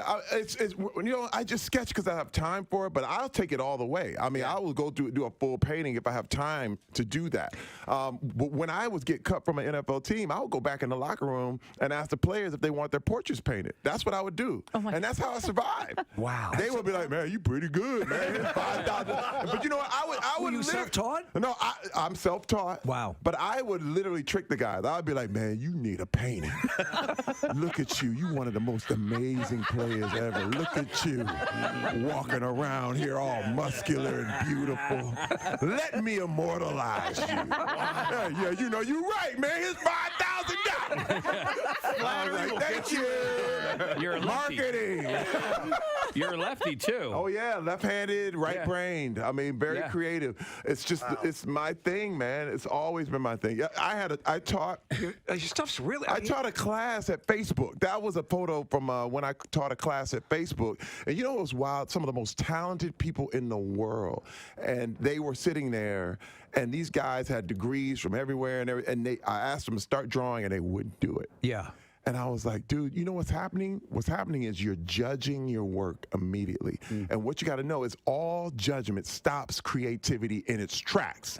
You have to just go. Right. And you have to do it. And you have to not care what people think. You have to not. But what happened was they were like, they wouldn't, before they started putting a pen down on the paper, they would look over at the other guy. Yeah, right. But this is what we do in life. Yeah, you're right. This is the mistake we make all the time. The stuff you always wanted to do, all that things you wanted to go for. You're over there looking at everybody else. Well, I'm not going to try it. What will everybody say? You know what? I don't care. I realize don't think about what everybody else is saying. Right. Just go for your gut. Go for that intuition. Don't judge yourself. There are two words I like to use when I find myself facing something I'm not sure I want to do, and it's just begin. Oh, that's just good. begin. Yeah. Oh, that's good. That's all you've got to do. Dude, if you start, all of a sudden things get done. And you know what? Because I'm a great starter. I am an excellent starter. But what I had to learn too is just and this is the thing, finish it. Yeah. Wait, just get it done, and then you can always change it. Because what happens is you get to start, and then it's not perfect. So you don't want to finish it. But no, finish it, and then you can change it. Dude, these are things you almost have to hypnotize yourself. You literally have to get out of your own brain and get out of your own way. It's funny you say that because I like to sketch as well, and I'll sketch on the iPad, and the iPad allows you to undo. It's like, it almost sort of takes away that. Okay, I've got this now. I've got to work this. You know, you can correct mistakes all the time. And it's like, well, it's cool. It's also sort of a cheat. You know. Listen, everything I do, I have a mantra. It's start small, think big. Right. Start small, think big. Okay, just do a little bit. Right. Just, I'm actually taking Mandarin Chinese lessons right now. I picked the hardest language to learn, but I'm getting it. Yeah, Wait, I'm all of a sudden I'm like, wait a minute. I've been doing this for like a month. And I'm like, wait a minute, I understood that. When I heard the lady, she was like, wuxia, and I was like, I know what wuxia means. Yeah. I know what that means, And so I realized, okay, start small. First of all, I haven't mastered English. I had to literally look at myself like, have I mastered English? No. So if I get to a point where I can tell somebody I'm hungry, and I can tell somebody where's the bathroom in Chinese, I'm good. You know what I mean? How is one human so talented? No, because first of all, it's not even that. I just keep going. Like, just try everything you want to do, and I only do what I want. I don't do, if there's something I don't want to do, it's like, don't even worry about it. You know what I mean? You're going to be good. I'm sorry, go ahead, Preston. As I've aged, I've found that I need to be working on something. I need to be working on something that I can improve upon, something that's a bit of a challenge, and I'm loving it. I didn't realize this until just a few years ago, whether it be, working on a golf swing, or I'm a musician and I want to improve and to keep going on that.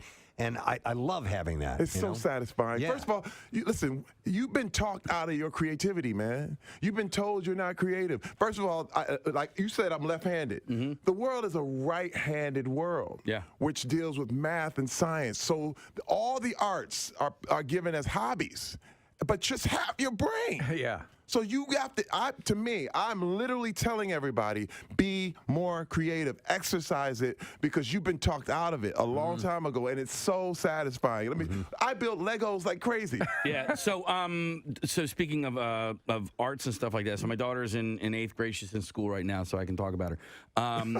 What the arts has done for her has given her the confidence. So she's in 8th grade, and she's having like the best year of her life, and it's all because of what she's been doing in the theater. And it's a very, very they just everybody nurturing, and everybody like loves each other, and it's just so positive.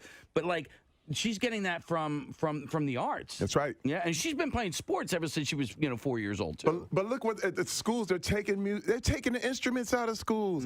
Art is given a short shrift. All this stuff is treated like music and art and whatever. They're like, do that on your own time. That's a hobby. No, but math and science, if you got that, you're good. And I think we're severely lacking right now, just as a society, because we're not creative enough. This is why we run to Avengers and we run run to the movies because we need it so bad. I mean, all the story, all the content. We need more. We need more. Imagine the world without art. Imagine the world without creativity, without music, without paintings, and what we would be bereft of if we didn't have that. And to your point about all you have to do is create. It doesn't matter if it's good. Just do something, create that, and if it stinks, do the next one. First of all, that's the world I grew up in. Factory life. Flint, Michigan. Everybody, they were like, "What you doing drawing? What's that? Hey, what kind of boy are you?" And you're like, "Hey, man, hey, look, I like drawing. Okay, I like music. I play the flute. I play the flute. You know what they would call me? They were like, "Why you play the flute?" I was like, "I'm bigger than you. I can bench more than you. So what? So now what?" And they were like, "Yeah, you know, you're right."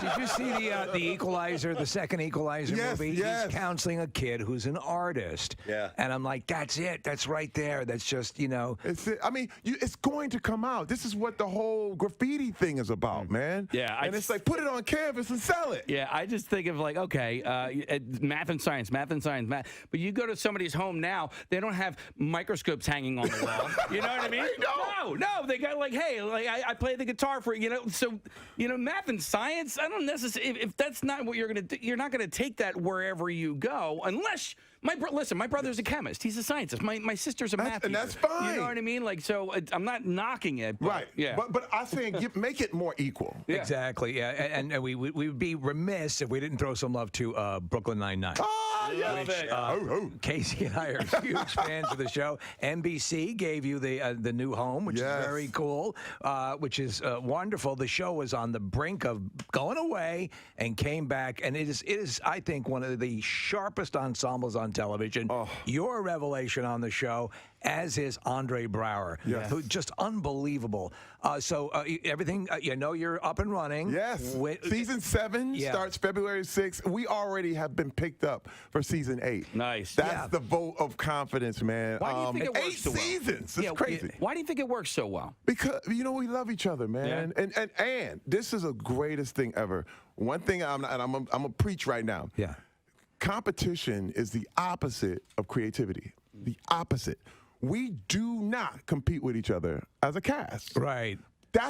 When you see a show fall, it's usually because the actors or somebody within there is competing with each other, and it causes the thing to blow up out of nowhere. We literally are all operating on our own levels, creating and encouraging each other. We are a true family, man. I don't know what else to say. And everyone gets their moment. And also, you allow the self-deprecation, the stuff that they have you doing is hilarious. I love it. And again, a lot of people forget, out of the gate, Brooklyn Nine-Nine was sort of the sweetheart. It won, I think, a Golden Globe for the best comedy series and so on and so forth. And then suddenly, I'm like, what the F? This show is great, and why are they getting rid of it for? Now, this far into it has got to be the ultimate, acknowledgement. And also that when you have a fan base, you talk about the connection to the fan base, that actually was vocally going after making sure the show came back. Well, I got something to say. When you're talking about Nielsen ratings, that's that 18 to 35 and the whole thing. But this is the deal. And you want to talk about math and science. If you really want to get a good gauge on what people are watching, you need a bigger pie. But the Nielsen is literally only 5,000 homes. Yeah. So wait a minute. I'm going, hey. But let me tell you what happened. The internet. Yeah. The internet spoke for us. They literally went nuts. And they got like 100 million people saying, wait a minute, why did you cancel this show? And for NBC to pick us up, man, and to give us the love. Yes. To give us that kind of love. What can I say? And now you're talking about in an era where you get maybe 10 episodes and they call it 2 seasons.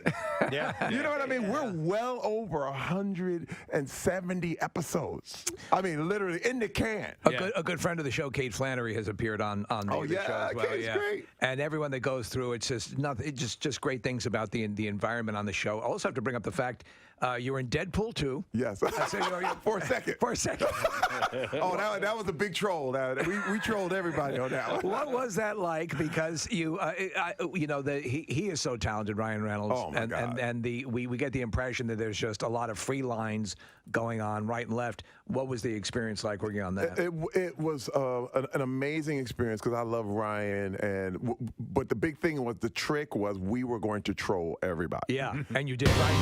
Talking food. Why don't we do the Connoisseur because it's a Friday thing? It's time for the Friday edition of the Connoisseur. And listen, there's a treat to start with. Oh, is that right? Connor brought something in for us. And I'm very excited. And he realized that I neglected to mention it last week when this whole thing got started. But it is the Hers second annual Flavored by Philly competition. Yes, we had a good time the first time around. Yeah, and this one is they have partnered with local businesses to create limited edition potato chip flavors That taste like the businesses? No, that are inspired by Philadelphia cuisine. Oh, that makes more sense. So there are 3 finalists, and Connor brought them in. Well, that's very cool. He's a proactive kind of guy. So I'm going to mention this. I'm going to open up a bag with each flavor. You want a drum roll? That I mentioned? No, it's okay.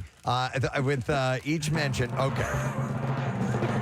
And then I'll pass this around the room, and you guys can all take a chip and try it out. So the first one is Mike's Barbecued, and it's Korean barbecue wings. Oh, that's right.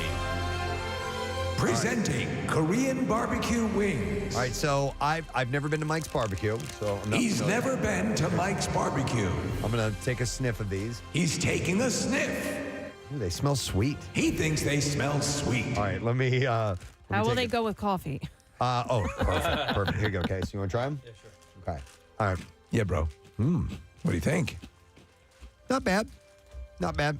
I'm really anticipating the last one because I know what they are ahead of time. Okay. But that's pretty good. It's definitely a sweet flavor to it. It's okay. Casey says a no.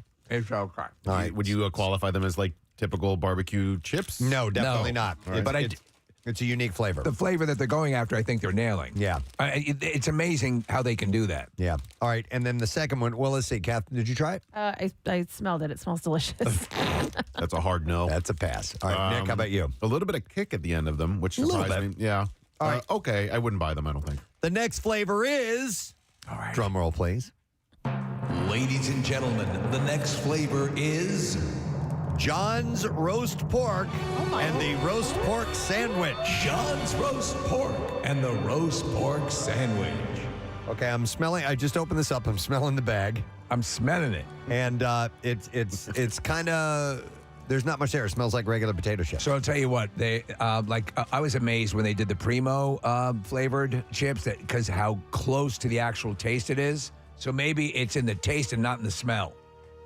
I like this one better. Yeah? Yeah. That's better, Casey.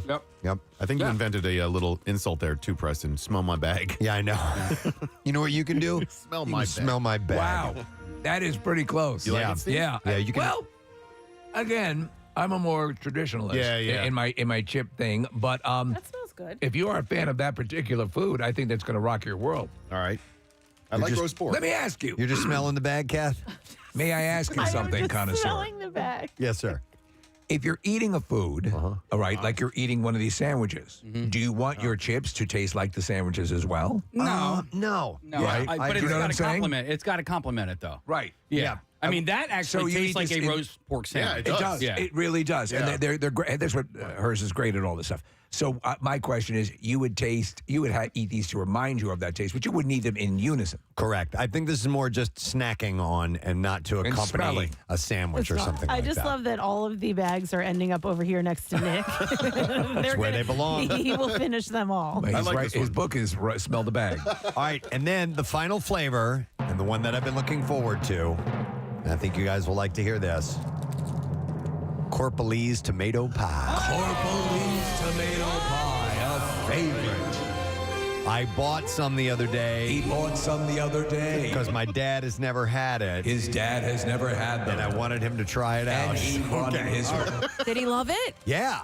Yeah, because it's really, So good. tomato pie is unique to this area. I Very think. much. Listen, Kathy from New York, I don't ever remember getting tomato pies. I never remember getting tomato pie. I never liked tomato pie until I had Corpalese. Corpalese, I still yeah. don't really, I'm not a fan of tomato pie unless it's theirs. Yeah, no, I agree. Okay. You know, I also think it's because there's that sweetness to the tomato sauce. Agreed. And there's definitely sweetness in this. You can taste it. By the way, it smells like ketchup. When you smell the bag. Okay, I'm gonna smell my bag. I think it smells like ketchup.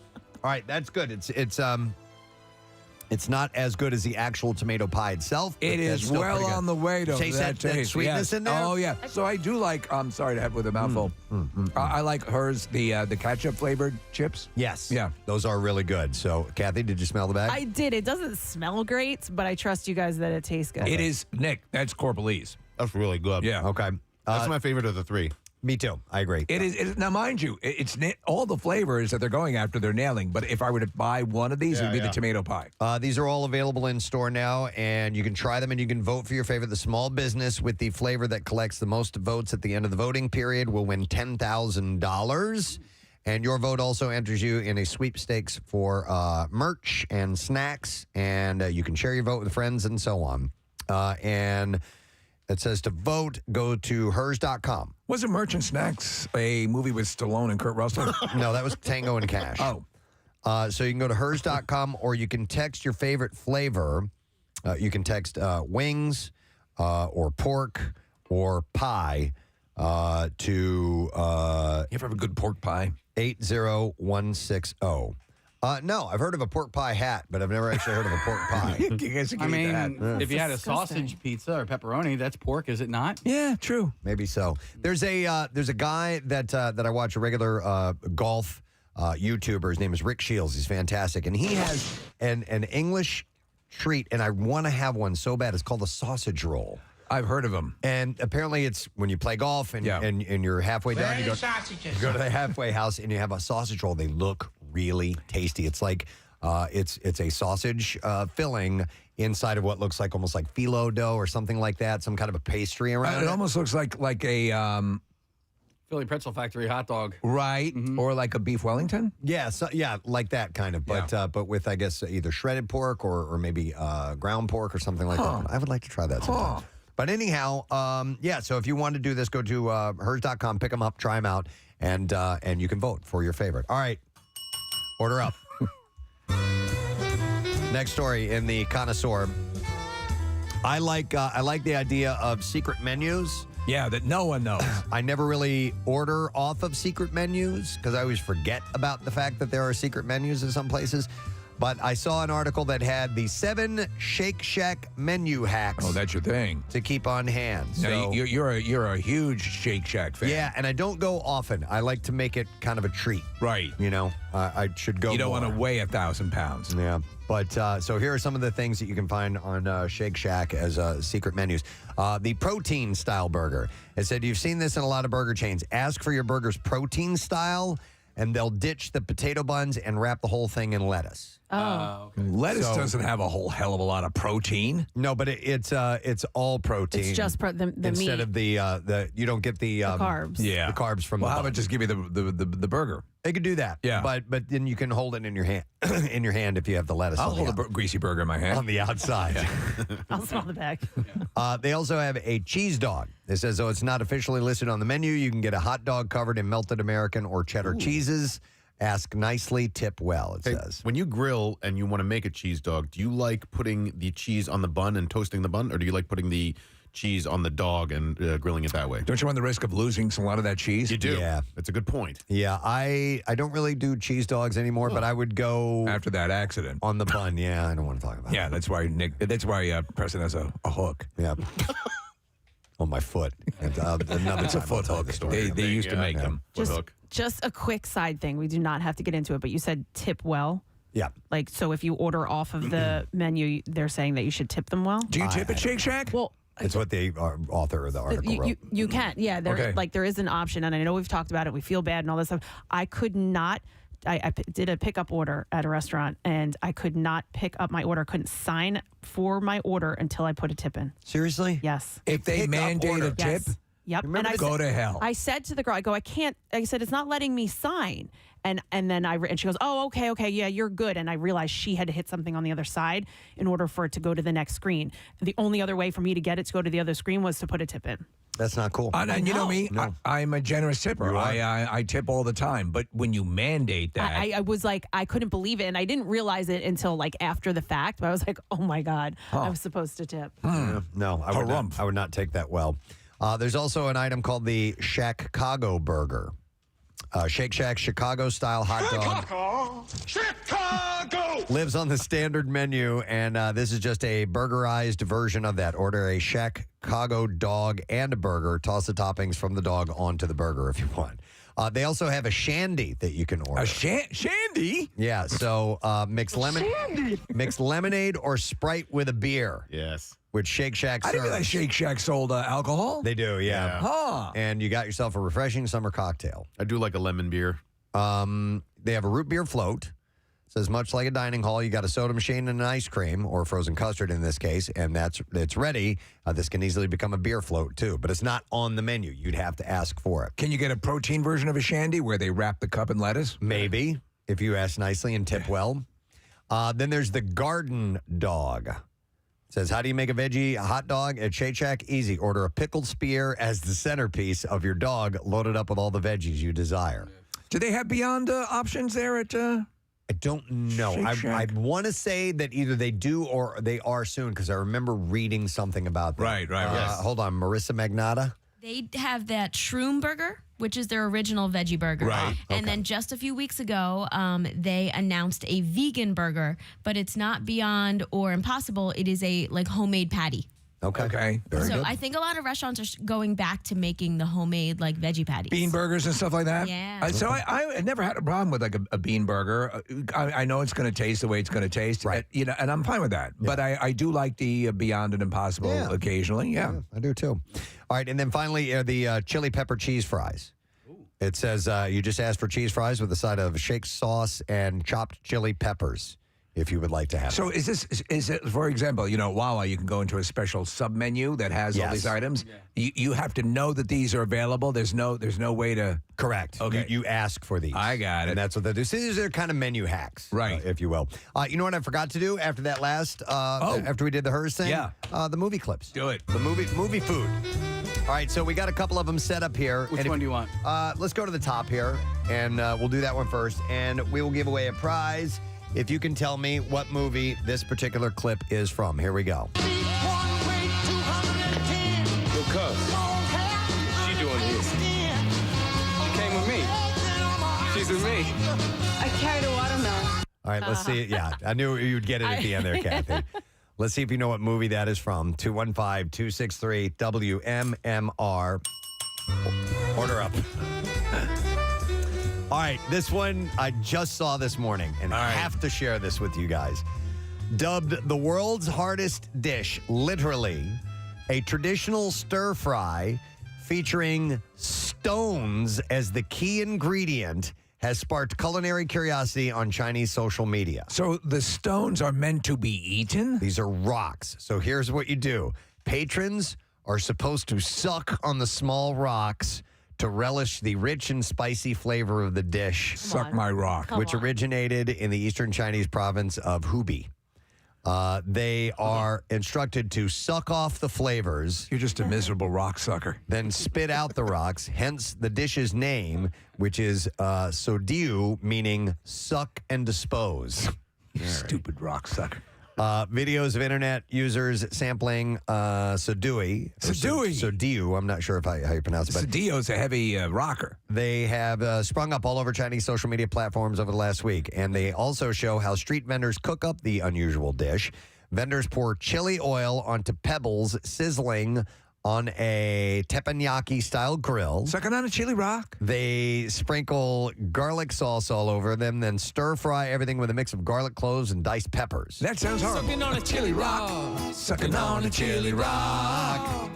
As they prep the ingredients, these sidewalk chefs sometimes narrate their every move with rhymes. I don't understand that. I'm about to feed this more on a rock. And That's it. Okay. That's the rhyme. I thought there was a rhyme to it. And I was thinking of a word that we probably shouldn't say. Right. I know. Yeah. You guys know me. I will try and eat almost anything.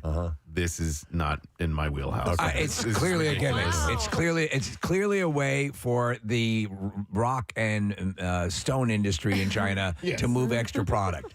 So customers are served the flavored What are we stones going to do with this? We'll feed it to people. in palm-sized boxes, and each portion costs about $2.50. A great Formica cafe opened up across the street. In one of the clips, a customer asked, do I have to return the pebbles after I finish? And they said, no, bring them home as a souvenir. Yeah. So Dio is believed to have, to date back hundreds of years. It was passed down for generations by boatmen through their oral history. Back in the old days, boatmen would become stranded in the middle of a river and run out of food while delivering goods. To find happiness in the bitterness, they would find stones to cook with other condiments to make a dish. So it's the oral history that led to our familiarity with rock suckers. Yeah, this is ridiculous. Bunch of rock suckers. But it's legit. You miserable rock suckers. All right, we'll see if someone can identify this movie. Yo,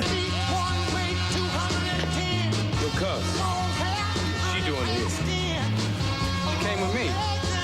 She's with me. I carried a watermelon. Yo, cuz. All right, let's see if Kate knows what movie that's from. Hi, Kate. Hey, that is my favorite line in that movie. It's Dirty Dancing. Dirty Dancing. It's Kathy's favorite movie. Absolutely correct. Hang on, Kate. Here's what we have for you. We have a pair of tickets to see Adam Ray. That's going to be on Friday, September 15th at 9:45 p.m. at the Punchline Philly, and tickets are on sale now via livenation.com. That is a 21 and older show. All right, I'm going to turn right around and do another one because I skipped it on the first. So here's another movie clip. All right. See if you can identify this film. Here we go. I am receiving a message from the other side. I'm trapped. Where are they taking me? She's talking to the lobster. The water is...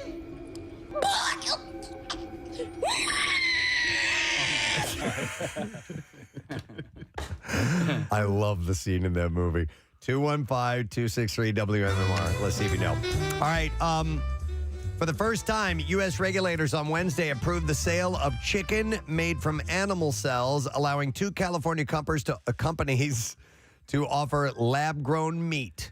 Where do you stand on all this? I'm all right stuff? with it. I'd like to try it, and I wanted to go through one generation. I see a lot of people walking around with foreheads that are 9 feet tall. Yeah. I don't think there's going to be any issue with it. It's actually it's keying off pre-existing cellular structures of. Yeah. But in fact, still, I'll break down how the whole thing works if you want to know. But I'm just curious how it tastes. I'm not afraid to try it. I don't think it's. I'm more a rock sucker. I don't think it's going to cause real problems. The Agriculture Department gave the green light to Upside Foods and Good Meat, firms that had been racing to be the first in the U.S. to sell meat that doesn't come from slaughtered animals, which is now being referred to as cell-cultivated or cultured meat, as it emerges from the laboratory and arrives on dinner plates. The move launches a new era of meat more production. cell-cultivated meat, Mommy. Aimed at eliminating harm to animals, which you can identify with. No, that's a great thing. That's why I like the Beyond and the Impossible stuff as well. And drastically reducing the environmental impacts of grazing, growing feed for animals, and animal waste as well. So here's how they do this. Okay, cultivated meat begins with cells. The devil. Upside experts, that's the name of the company, take cells from live animals, choosing those most likely to taste good and to reproduce quickly and consistently, forming high-quality meat. Good meat products are created from a master cell bank formed from a commercially available chicken cell line. No, wait a second. Yes. Chickens? Chickens. All right. And are they harming the chickens? Chickens will live because there we go. of this. Yes. So once the cell lines are selected, Ronaldo. They're combined. Chester. They are combined with a broth-like mixture. Enrique. Tabitha. Fred Mertz. So they are combined with a broth-like mixture that includes the amino acids, fatty acids, sugar, salts, vitamins, and other elements cells need to grow inside the tanks, called cultivators. The cells grow, proliferating quickly.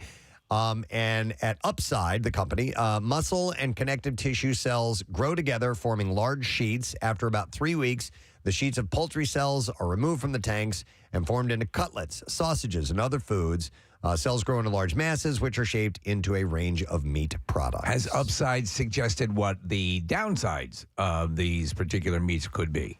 Oh, I have no idea. I haven't seen any downsides. I mean, I'd be curious. The FDA approved it, so it's gone through testing. But the companies are quick to note the products are meat, not substitutes like Impossible Burgers, right, or Beyond Meat, which are made from plant proteins. By the way, so on. There are issues with the Impossible stuff as well. I mean, it can be gastrically difficult for people to process. Yeah. U.S. grocery stores. That's why you got to stick with the rocks. Won't be seeing this anytime soon. Cultivated chicken is much more expensive than meat for a whole. Really? And farmed birds.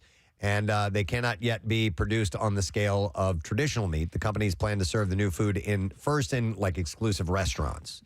So it'll be kind of a thing. Yeah, there's only a handful of places that's going to have it at first. All right, can they guesstimate what a steak made or like I haven't seen. I'd like to see what the pricing is right now. Yeah, I don't know. Not sure. So you guys remember my friend Chris, he built the original PrestonandSteve.com, and he was investing in this. This was one of his projects. He's an entrepreneur kind of guy. Right. And so I texted him and said, whatever happened to that thing where you were working on a cell-cultivated meat project? And he says he was trying to get invested in it, but he said, I assume you saw the FDA approval. I'm still convinced this is going to be a huge industry, and I've got a lot more ideas. And he says... He tasted a sample of the beef that it tastes, you can't tell the difference. Okay. So for him, it was a good beef substitute, I guess. Have you suggested to your other friend that he make velour jumpsuits out of meat? Oh, man.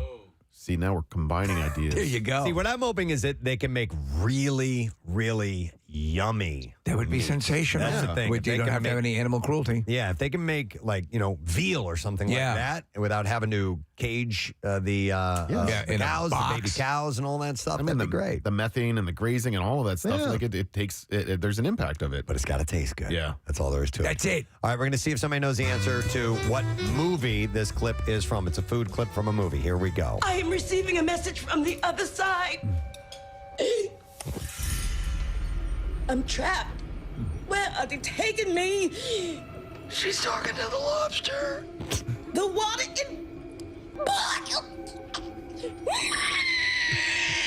He mentions lobster. That's why I brought it up, and it's a dinner scene. So we'll go to Missy. Hi, Missy. Hi, is it dinner for schmucks? It is. That is correct. Octavia Spencer is the one delivering that line. Hang on the line because here's what we have for you. We have pair of tickets as MMR Rocks, Queens of the Stone Age. That's going to be on Tuesday, August 8th at the Mann Center. Tickets are on sale now via Ticketmaster. All right. New Connoisseur story order is up. We will move on to pregnant women. They're edible? No, they are not. But 89% of pregnant women experience food cravings. Now, this has always been a bit Pickles of and ice cream. Yeah. The classic stereotype. So, in a survey of 2,000 women who have recently given birth, 89% experience at least one food craving. 47% wanted a seasonal food that was out of season at the time, like pumpkin pie. Right. And 42% wanted an unusual combination of food. So some of the strangest craving combos. Things that just don't seem to match. Include pickles and cheese. Right. Which is not that crazy. It's not that bad. Pickles and ice cream, yes. Sardines and ketchup. That's a little gnarly. I think that might work. And peanut butter and marshmallow sandwiches with 5 bread layers. So, 5 bread layers? Let me ask you. So sometimes they talk about sympathy, like the husband getting sympathy. Did you ever develop sympathy cravings? No. Rochelle's craving, though, with Parker for sure, was bratwurst. Bratwurst, wow. Like she wanted it every day, all the time. And one time I ate the last one. And I still have a scar on my balls from that. I'm gonna kill you. Dude, she was so mad at me. Where's my bratwurst? But she also had... She also had an aversion... To chicken? To chicken. I remember you said she did... It vomited, right? It was the texture of her, of chicken that grossed her out. That's why... It's interesting how you're... Like, for example, why in nature, why would nature... adjust your reaction that way while you're pregnant. My ex-wife made a turducken when she was pregnant with Ben, and it gave her an aversion to all 3 of those meats. She couldn't Wow. have turkey, chicken, or Knocked duck. him out, afterward. man. Yeah, and it was her making it, and I think, Preston, it was like the texture of it while she was putting it all together. Yeah. So it's not all weird cravings. 89% of moms change their health habits to support their pregnancies. Prenatal vitamins and healthier food choices were 2 common adjustments. So for the expecting mother, is turkey duck the way to go? I think it is. I think that's going to satisfy every woman who is pregnant. All right, let's do another food clip from the Connoisseur. Casey, I like this one. Okay. All good? Queued up, yep. Okay, let's see if you can tell what movie this food clip is from. Here we go. I mean, it's crazy. We finish each other's sandwiches. That's what I was going to say. All right, 215-263-WMMR. What movie is that from? All right, so we're going to talk about... we're going to get real? We're going to get real. We're going to talk about Jell-O shots. Not my topic. Louisiana State University fans broke a record in an unusual College World Series tradition by ordering and downing more than 21,000 Jell-O shots from an Omaha pizzeria. We should have sent Sammy Vile. Yes, he is our expert. Kevin Cooljat, owner of Rocco's Pizza and Cantina in Omaha, said that he started making Jell-O shots in school colors during the 2016 College World Series, and the Jell-O Shot Challenge has since become an annual tradition for fans to show support for their favorite schools. Are you a fan of Jell-O shots? Were you ever a fan of Jell-O shots? I've never liked Jell-O shots. That seems more a college-y kind of thing, right? Yeah, and even when they were a thing, even when my age that it was, let's do Jell-O shots, I didn't like them. I'm not a fan of Jell-O. When you see people, they used to see them walking around with like the lab vials and things like that, or the shooters. The shooters? Yeah. Right. So those are Jell-O. Are they Jell-O shots? Oh, or no. Okay. Those are just. I used to get those every now and then until somebody told me, they go, dude, you know there's hardly any booze in that, and you're paying like $10 for one of those. Yeah. So I stopped doing that. You'd have girls that would have like the bandoliers on them, all loaded with them, and they were usually hot. So of course you're gonna buy them. But no, Jell-O shots are actual Jell-O. Okay, and you sort of like. Yeah, right? you suck it down. Yeah. But like a rock. I've never. Yes. Like a chili dog. Like a rock sucker. So I just thought they tasted crappy. See, I loved Jell-O. Like, I mean, Okay. I wouldn't really eat it now, but it's just like an easier There's always way. room for Jell-O. But it's like an easier way to take a shot. Essentially. And especially if you're, like you said, some of the ones that, you'd get at other places, but if you made it yourself, like you knew there was alcohol in it. By the way, with these Jell-O shots, University of Mississippi set a record for the challenge in 2022 with Ole Miss supporters ordering 18,777 Jell-O shots during the 10-day tournament. 10 days. That many. Well, so what how is it, like, for example, so you say there's not a lot of alcohol in it, so you're not going to get hammered. No, Jell-O shots have a lot there of alcohol. are. Yes. Oh, okay. Oh, I misunderstood. Yeah. All right. Now No, it's the shooters. The that don't. shooters, yeah. Okay. Yeah. So you can definitely get a big old buzz on Jell-O shots for sure. It's a cheap, fun way especially for college students to get drunk. I assume a mocktail. Yeah. Is that would be just Jell-O. Do they have just regular Jell-O? I would think so. Yeah, Jell-O shots with no booze. Yep. By the way, this College World Series, it's turned into a big party over the last few years, and believe it or not, Omaha has embraced it, and a lot of college kids from around the country come to it. What is it exactly? The College World Series? Just this Jell-O shot thing? No. The 10-day tournament. I don't even know, dude. So it's a long tournament with a bunch of teams from around the country, and there's like single elimination and double elimination. So it takes a while, and because it takes a while, it's now turned into a party scene there. Oh, well, that's cool. Yeah. Okay, because college baseball's not really... It didn't used to be. Yeah. It wasn't really like a watched sport, and I think maybe because of Jell-O shots. The and college attachment. bars. Yeah. Sometimes listen, I used to howl laughing when they did talk about the bike race, and they'd say, wow, this, down to Mania, got up the wall. Perfect analogy. But booze is just destroying. It's like, no. You misunderstand. This is a booze event that has a bike race attached to it. Yeah. All right, we'll see if we can get a winner. Find out what movie this clip is from. It's a pretty damn easy one, but let's see if you know. Here we go. I mean, it's crazy. We finish each other's sandwiches. That's what I was going to say. All right, let's see if Bryce knows. Bryce? Hey, good morning, Good morning to see you, sir. All right, Bryce, what movie is that clip from?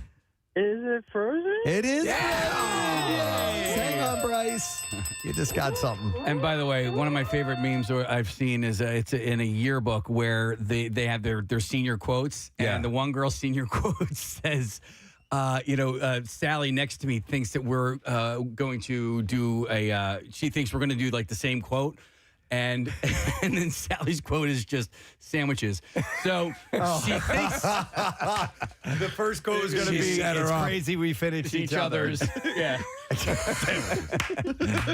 She set her up. That's great. All right. Sandwiches. So, anyway, Bryce, you just won yourself a case of Victory Summer Love. Taste victory with your favorite summer crusher. Victory Brewing Summer Love. Lemony hops, crisp and refreshing and ready for your cooler. All right. Yeah, Preston, there it is up on the screen. It says, okay, it says, LOL, Lily thinks that we're doing our senior quotes together, and her quote is ... sandwiches. and it looks like they're twins. Oh, yeah. They have the same last name. Yeah. Oh, they're twins. That's great. I love it. I absolutely love it. Casey's our guest in the Acting Lounge yet? All right, Yes. can we do one more quickie? One more. Quickie. Oh, you know what? Let me play a clip. I'm Okay. sorry. This will be the last movie clip. Which Pick one one, you whatever want? you want. Okay. In fact, I don't even want to know. All Even though I Leave know me what in the they are. dark. I think we're going to go with this one. What movie is this from? Tina, you fat lard, come get some dinner. Tina, eat. Eat the food. Eat the food. All right. 215-263-WMMR. It's a food clip. What movie is it from? All right. One final story. And I'm trying to make it a short one. Yes. How about... You have a tater tot story? They're small. I don't, but I do have a Chick-fil-A story. All right. Participate in the Code MOO from now until August 1st for a chance to win a year of free Chick-fil-A and 2 tickets to the 2024 College Football Playoff National Championship. New challenges refresh each Wednesday, and Code MOO gamers will help Chick-fil-A cows defeat Circus Burgers cows. The hell's going on I here? didn't Are even they read dropping this ahead acid? of time. Is there a seahorse party involved with this? I'll give you a different one. Code MOO. Code MOO. Forever. Forever. All right, this will be the last one. To celebrate its 96th birthday, 7-Eleven is giving away free small Slurpees on July 11th. Okay, so free. What happened to their fill your own cup? Yeah, that went away. Where people would bring in like a child wading pool and fill it up with Slurpee. Marissa's checking. She seems to her facial expression seems to express that they still do it. Okay, but you remember that was that you brought in whatever receptacle you wanted. Yep. And fill it up with a Slurpee. Yep. So if you're a rewards member, you can snag a second free smoothie. It says. Between July 1st and July 10th. So you cut right to the second? You don't purchase it first? Members can also receive $1 off certain foods beginning July 1st. A small is plenty. Of a Slurpee? Yeah. Okay. It's like a small Frosty. You don't need more than that. There are times, like when they first came out, I remember having, it seems like you're drinking, like I like the Coca-Cola. Yeah. It's almost like you're drinking an entire liter of soda. Yeah. It's so much. And you'll see people walking around with those things like, how are you not dead? In the late 80s, the Big Gulp and the Super Big Gulp hit. And it was, and I was a teenager, and that's what we would do. We're like, oh my God, you can get all of this? Yes. And we got those super big gulps. I wonder how many ounces they were. I don't remember. They were It's gigantic. Yeah. Steve, Marissa? you have to do the cola, but you put cherry on top, so it's cherry cola. Oh, okay. But 7-Eleven, the Fill Your Own Cup used to be on 7-Eleven Day, July 11th. yeah. But I think they stopped it for a while, but now, this year, it came back, but it was on April 28th. All right. So Or April 29th. Well, the free Slurpee thing is happening on July 11th. Oh, okay. So that's 7-Eleven. They moved it around. Yeah, it's 7-Eleven. You get the free mini little Slurpee, yes. But then the Fill Your Cup thing came back in April. All right. All right, let's see if we can get an answer. We're looking for a winner, and we need to know what movie this clip is from. Tina, you fat lard, come get some dinner. Tina, eat. Eat the food. Eat the food. All right, let's go. Let's see if we can get a winner. Hi, Paul. Morning. Good morning. Amuna Paya. Oh, that's what Nick said. Yeah. Nanapuya, that's it. All right. Paul, do me a favor. What movie is that from? You know this. Napoleon Dynamite. Of course it is. Yeah. All right, hang on.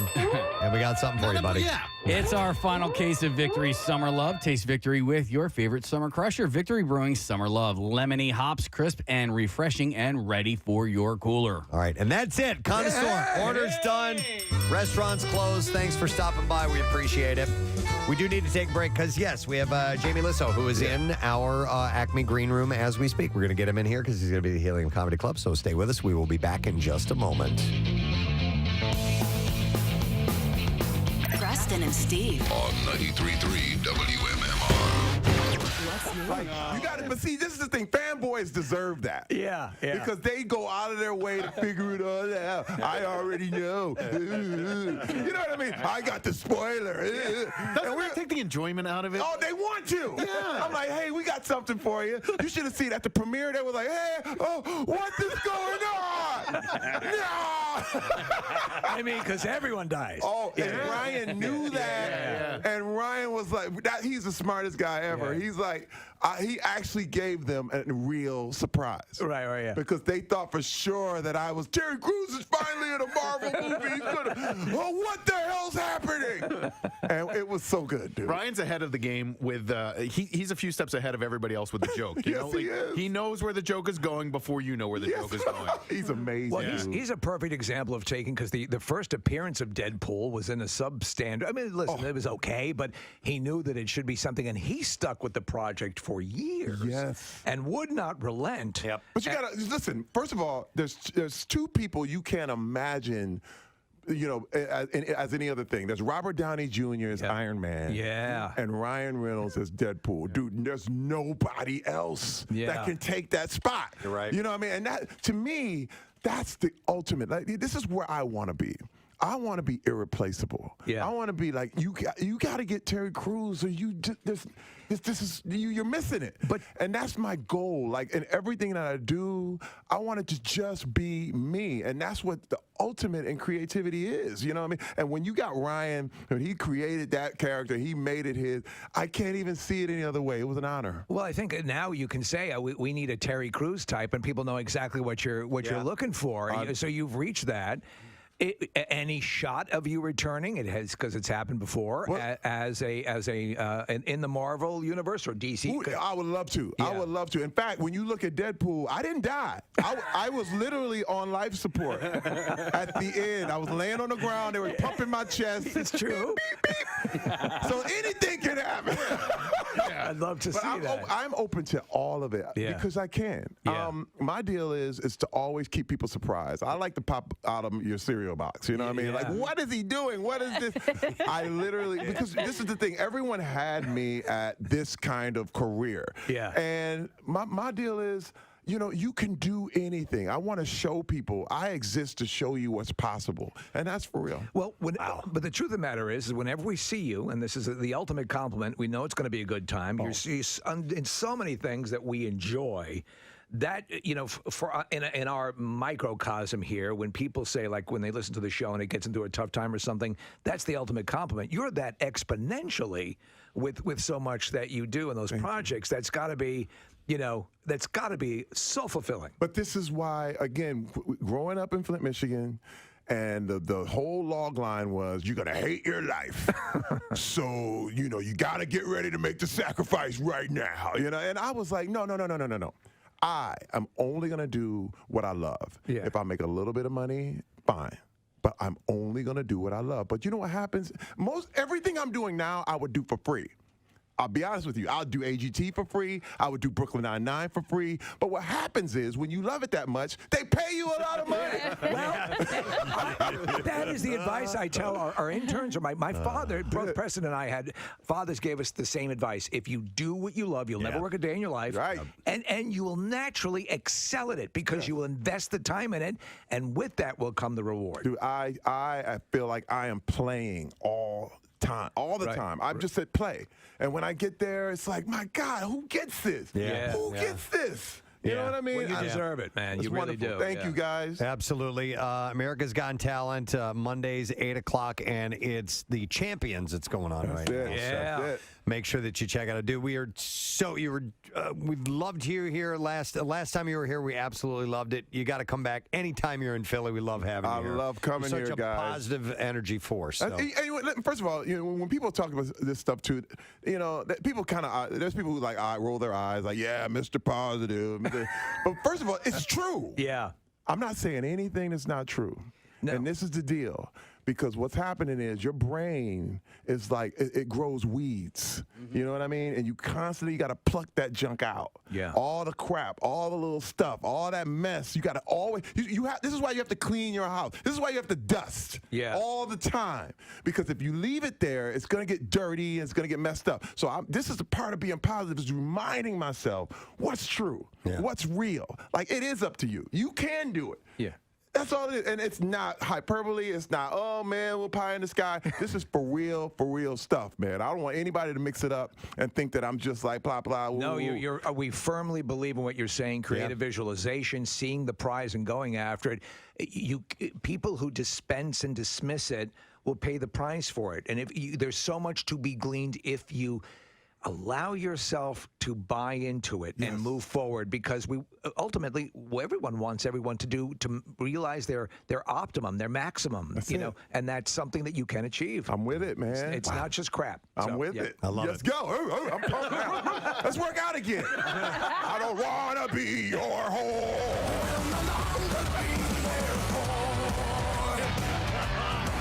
Perfect segue. Let's hear it for Terry Crews. Love you, man. Thanks for being here. Terry Crews. TV, they have billboards in the city now, and they're promoting the Flintstones are on at like 6 or 6:30 every night. I know, it's crazy. I know, it's so stupid that we're watching recanned show, but MeTV does it well. They do the Flintstones into the Honeymooners. I always hated the Honeymooners, but I loved the Flintstones. And they're the same show, basically. It's the same show, yeah. But I didn't like the Honeymooners because Ralph Cramden was an a-hole. Yeah. He just, Alice, I'm going to beat you to death with a hammer. Right. That's kind of what the implication. I mean, to the moon. If my dinner isn't on the table at 5:30, I'll punch you in the throat until you die. Yeah. To the moon, essentially, was that. I'm going to punch you to the moon. Yeah. The good old days. I'm going to throw you down the stairs and beat you with a sack of oranges. To the moon. They loved but it. not before I strangle you and rub a hot iron across your face. Then I'm going to cover you in pork chop sauce and put you into a pit with rabid dogs. Wow. I'm going to cut you up so bad you'll never be able to have children. Oh, my God. I'll remove your breasts with a wood planer. To me, it was so depressing, too, because they had their clothing was in a bureau in the kitchen. Well, they were poor. I mean, they were just making ends meet. But I mean, there's Desi Arnaz used to beat his wife too, because I remember she spent too much. She spent too much money on like hats or something like that. And there was an episode he bent her over his knee and spanked her. Oh, and there was another episode one time, Casey. I kid you not. She had done something that was going to piss him off, so she decided to go and get a sunburn so that he wouldn't hit her. Jesus. Oh my That's God. what television programming was. Lucy, I'm going to throw you down the elevator shaft. Lucy, I'm going to take your back, tie you to the dumpster, and drive the car into you. Ricky. 1950s programming, Wow. man. I'm going to cut your head off. That's ridiculous. Columbia necktie. Break your legs. See, the audience ate it up, though. They loved it. You know? There was an episode of Different Strokes where Arnold got in trouble, and Mr. Drummond, because he wasn't his actual father, put him in a wood chipper? No. They brought his uncle in to beat him with a belt. I'm not lying. That's like, that was a legit episode. Storyline. Yeah. Here, get the switch over here. Get your uncle. I can't beat you. But fortunately, we found someone who can. Got a Do you blood remember relative. in the Dick Van Dyke Show when Dick Van Dyke slammed Mary Tyler Moore's head in the car door? Oh, yeah. Because the mashed potatoes were lumpy? The audience loved it. They were lumpy? Yeah. Wow. Yeah. I'm going to make your head lumpy. Brought to you by Patient First Cold and flu season is here. I've got a clode. You do have a clode. Patient First is here to help. Hey, Harry. I can't speak what's to that. You were traveling all day. I was. What's Harry, though? I was going to say they handle everything. They Harry your clothes. And I put handle and every and made it Harry. At these times, you need someone who cares about your clothes and harries it correctly.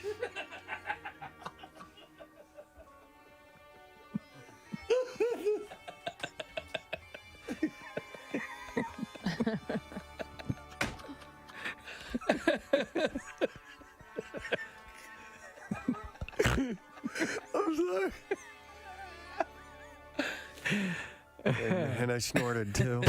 Middletown man pleaded guilty Monday in federal court to trafficking protected turtles. 62-year-old David Summers of Levittown struck a plea agreement with federal prosecutors and pleaded guilty to one felony count of violating the Lacey Act and agreed to forfeit nearly 3,500 diamondback terrapin hatchlings, according to the U.S. Attorney Office for the Eastern District of Pennsylvania.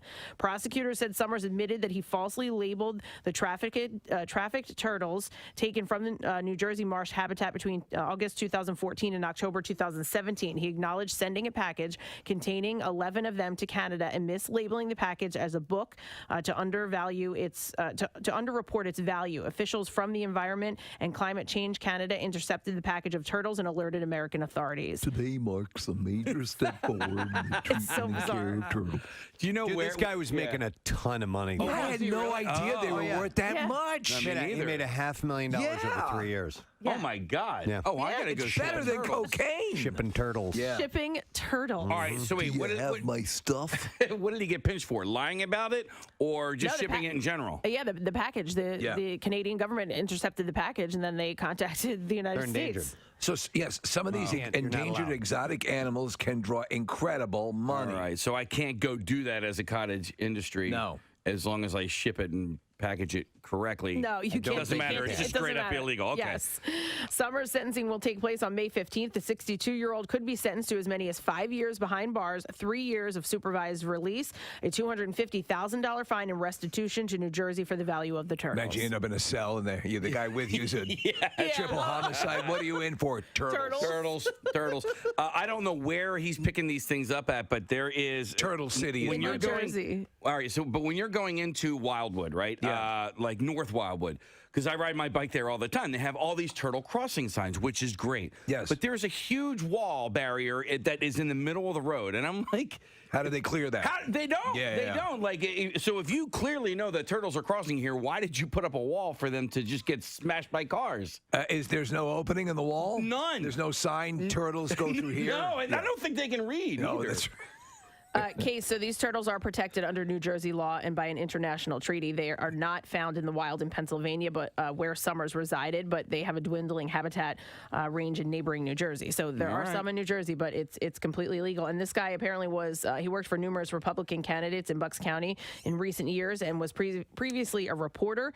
He previously covered news for the Trentonian, Bucks County Courier-Times, and the News Network, and also wrote for LevittownNow.com between 2013 and 2014. not another turtle story, please. Guest is settling in all weekend long in Philadelphia at Helium Comedy Club, and we are welcoming Jamie Lissow to the show this morning. Thanks, you guys. I was just listening to that report, that traffic weather. I live in Fairbanks, Alaska.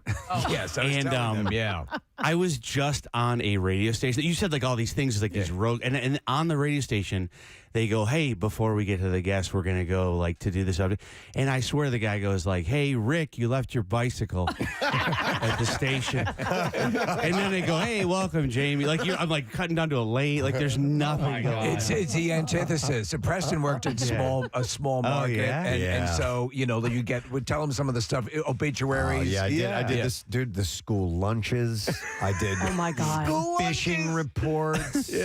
All that stuff. Ag reports, the agriculture reports. It was crazy. But I love the fact that I did it. It was kind of fun to do it. We did like a swap shop thing. You remember the swap shop shows? Yes, absolutely. It was a blast. Literally, Hazel would call up and say, "All right, I got these. Like some people call I got it a singer sewing machine. Yeah, or leftover coaxial cables. Yeah. It was. They would do that in Alaska. I swear. I was on, not even doing a bit. I went on this thing, and the guy's like, "Hey, where are you performing?" I go, "Oh, I'm performing at that one place you can perform here."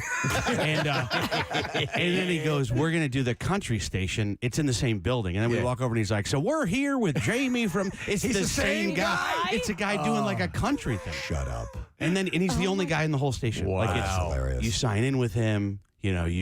He's trading things to himself on the swap. You got to create that illusion. Yeah. Fairbanks is an interesting. So I love one of the greatest vacations I ever had was in Alaska. I took the cruise, and it was everyone saying you got to be 70 and above to go do that cruise. It was awesome. I mean, it's some of the most majestic, beautiful country I've ever seen. But I was reading an interview, or I forget, in some of the research, and you. I mean, that's a good distance away from a lot of where you're working. Yeah. But you kind of are taking sort of the you like the isolation. It's sort of like a stoicism thing where you're removing yourself from. It's sort of a challenge that you overcome, correct? Yeah, I believe it's called rationalization, where you pretend it's okay. You've convinced yourself. Yes, my ex-wife kind of like moved me there, but I have found a way to I think embrace it. Almost like a Marcus Aurelius. The obstacle is the way. The impediment to it is the way. I used to do cruise ships. I used to work on Alaskan cruise ships. Did you? And comedians are like, "Oh, it's so hard." They're like 70, and I go, "Yeah, but you can be." The beautiful thing is, you can be like as offensive as you want. Like, they can't walk out if they want to. Do you know what I mean? Like, they have to stay there. They can't physically. There's no option. Physically leave. But so you were out there because you followed your then wife. Yeah. And so you got divorced. Like 20 minutes after the plane landed, we got divorced. It didn't last long. But I'm a big, I really do embrace. I do this Gutfeld show, and I would say, when people recognize me, they go, "It's the guy from Alaska who's divorced," and there's a value to that. Right, you do a segment that is divorce based. So, but I mean, to be there, a lot of people go, "I'm not." That was my only reason for being here. The fact that you stayed with your kids, is she still in the same town? Oh yeah. Oh, what, in a town? All right. Yeah, so, we just the other day I traded her a bucket for a wheelbarrow on swapping shop. On the swap shop. Yeah. Is it a good wheelbarrow? Same town. The guy. It's such a small town. The guy that.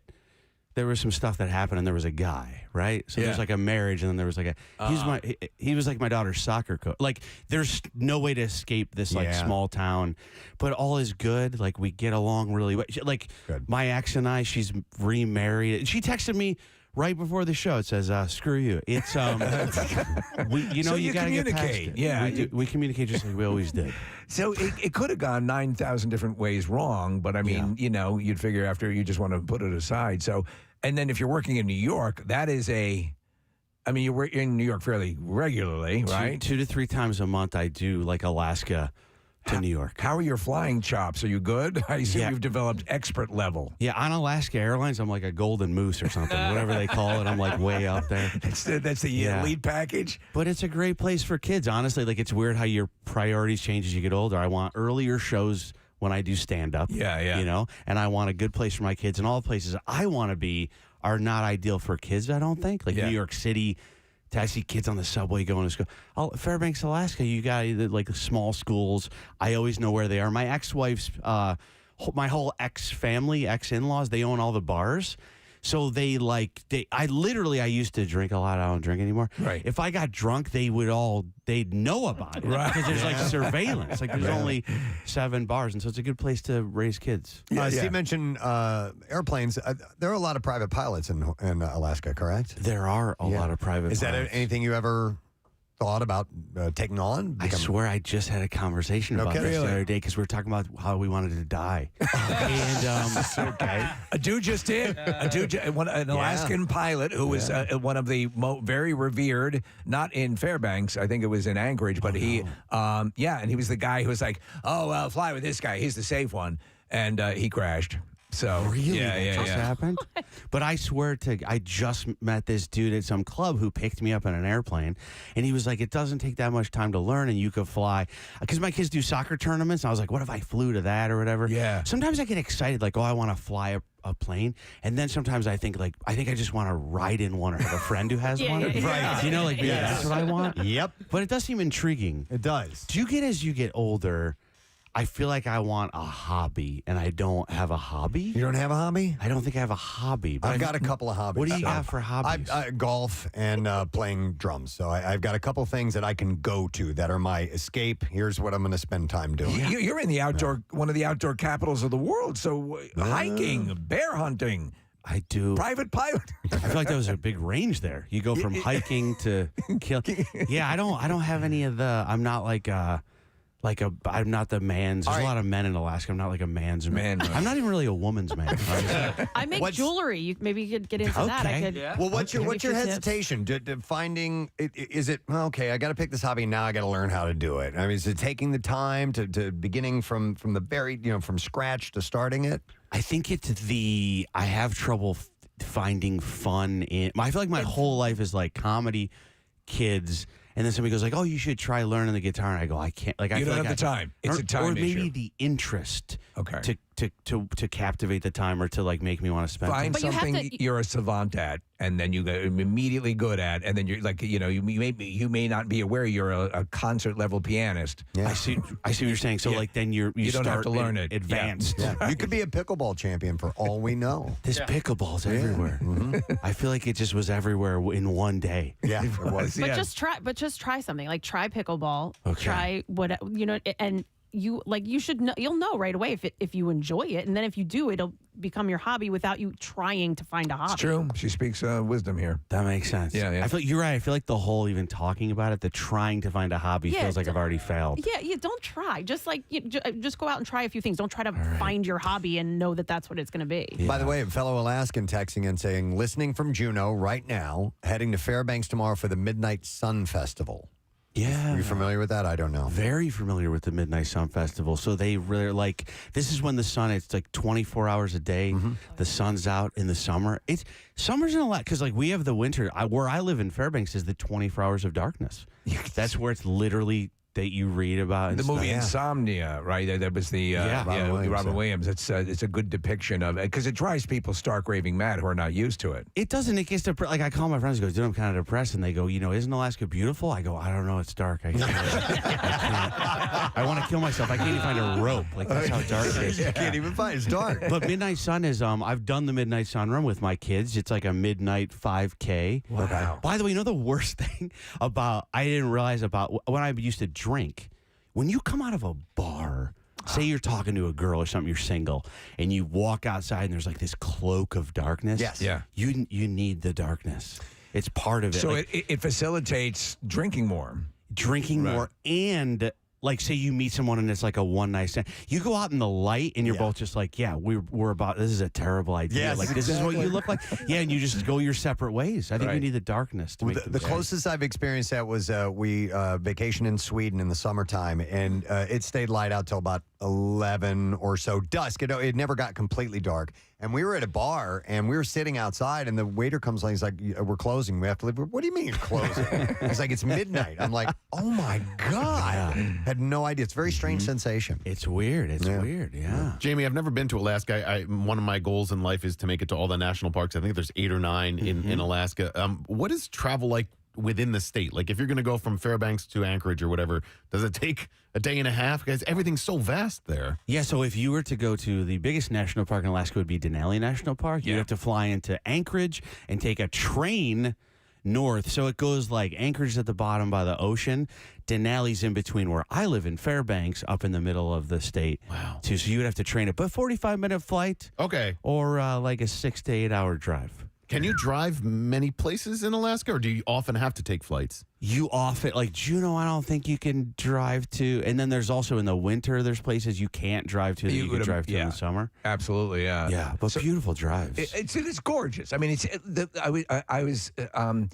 I described it as you're going to see a lot of, from the balcony of the cruise ship. So you're looking out, you're seeing this stuff, you're saying, God, that's amazingly beautiful. But were you where you're looking for about a half hour, you'd be dead because of the exposure. I mean, it looks magnificent, but it's just there's no place like it in the world that has that same. Just all that going on. It is. What's the issue like? Obviously, it's a city still. You've got. It's not like you're living in a hut, but what is it like with bear migration and things like that? And you do see you hit a lot of good things there. Like it is a state actively trying to kill its residents, right? Like it's a place where you're surviving, and you have. When I was driving, like the drives are so beautiful. I remember seeing a moose and a baby moose and like not even waking my friend up because we're sick of them. There were so many beautiful, like you wouldn't even go like, oh, we had seen so many baby moose. You get jaded. Yeah, you don't even wake them up, and it's it's a crazy situation. And I live in, I would say like a pretty normal neighborhood. There's Starbucks and there's we don't. I remember when they opened in Fairbanks, we don't have a Target. But like when they opened the Super Walmart, people freaked out. Like they camped outside. I swear it was in the news. Right? Yeah. When Super Walmart was open, and you want to go up to the people in line and go, it's also going to be open tomorrow and forever. Yeah. Like there's nothing happening tomorrow. But you can understand, I guess, right? Yeah. You know what's funny too? There in Fairbanks, you can't lose your temper because a lot of things are mom and pop owned, and there's only one of them. I remember I went bowling once. And the lady was kind of rude to me. And I was married at the time. And I remember going like, I was about to do that thing where I was going to go like, hey, I'm here to.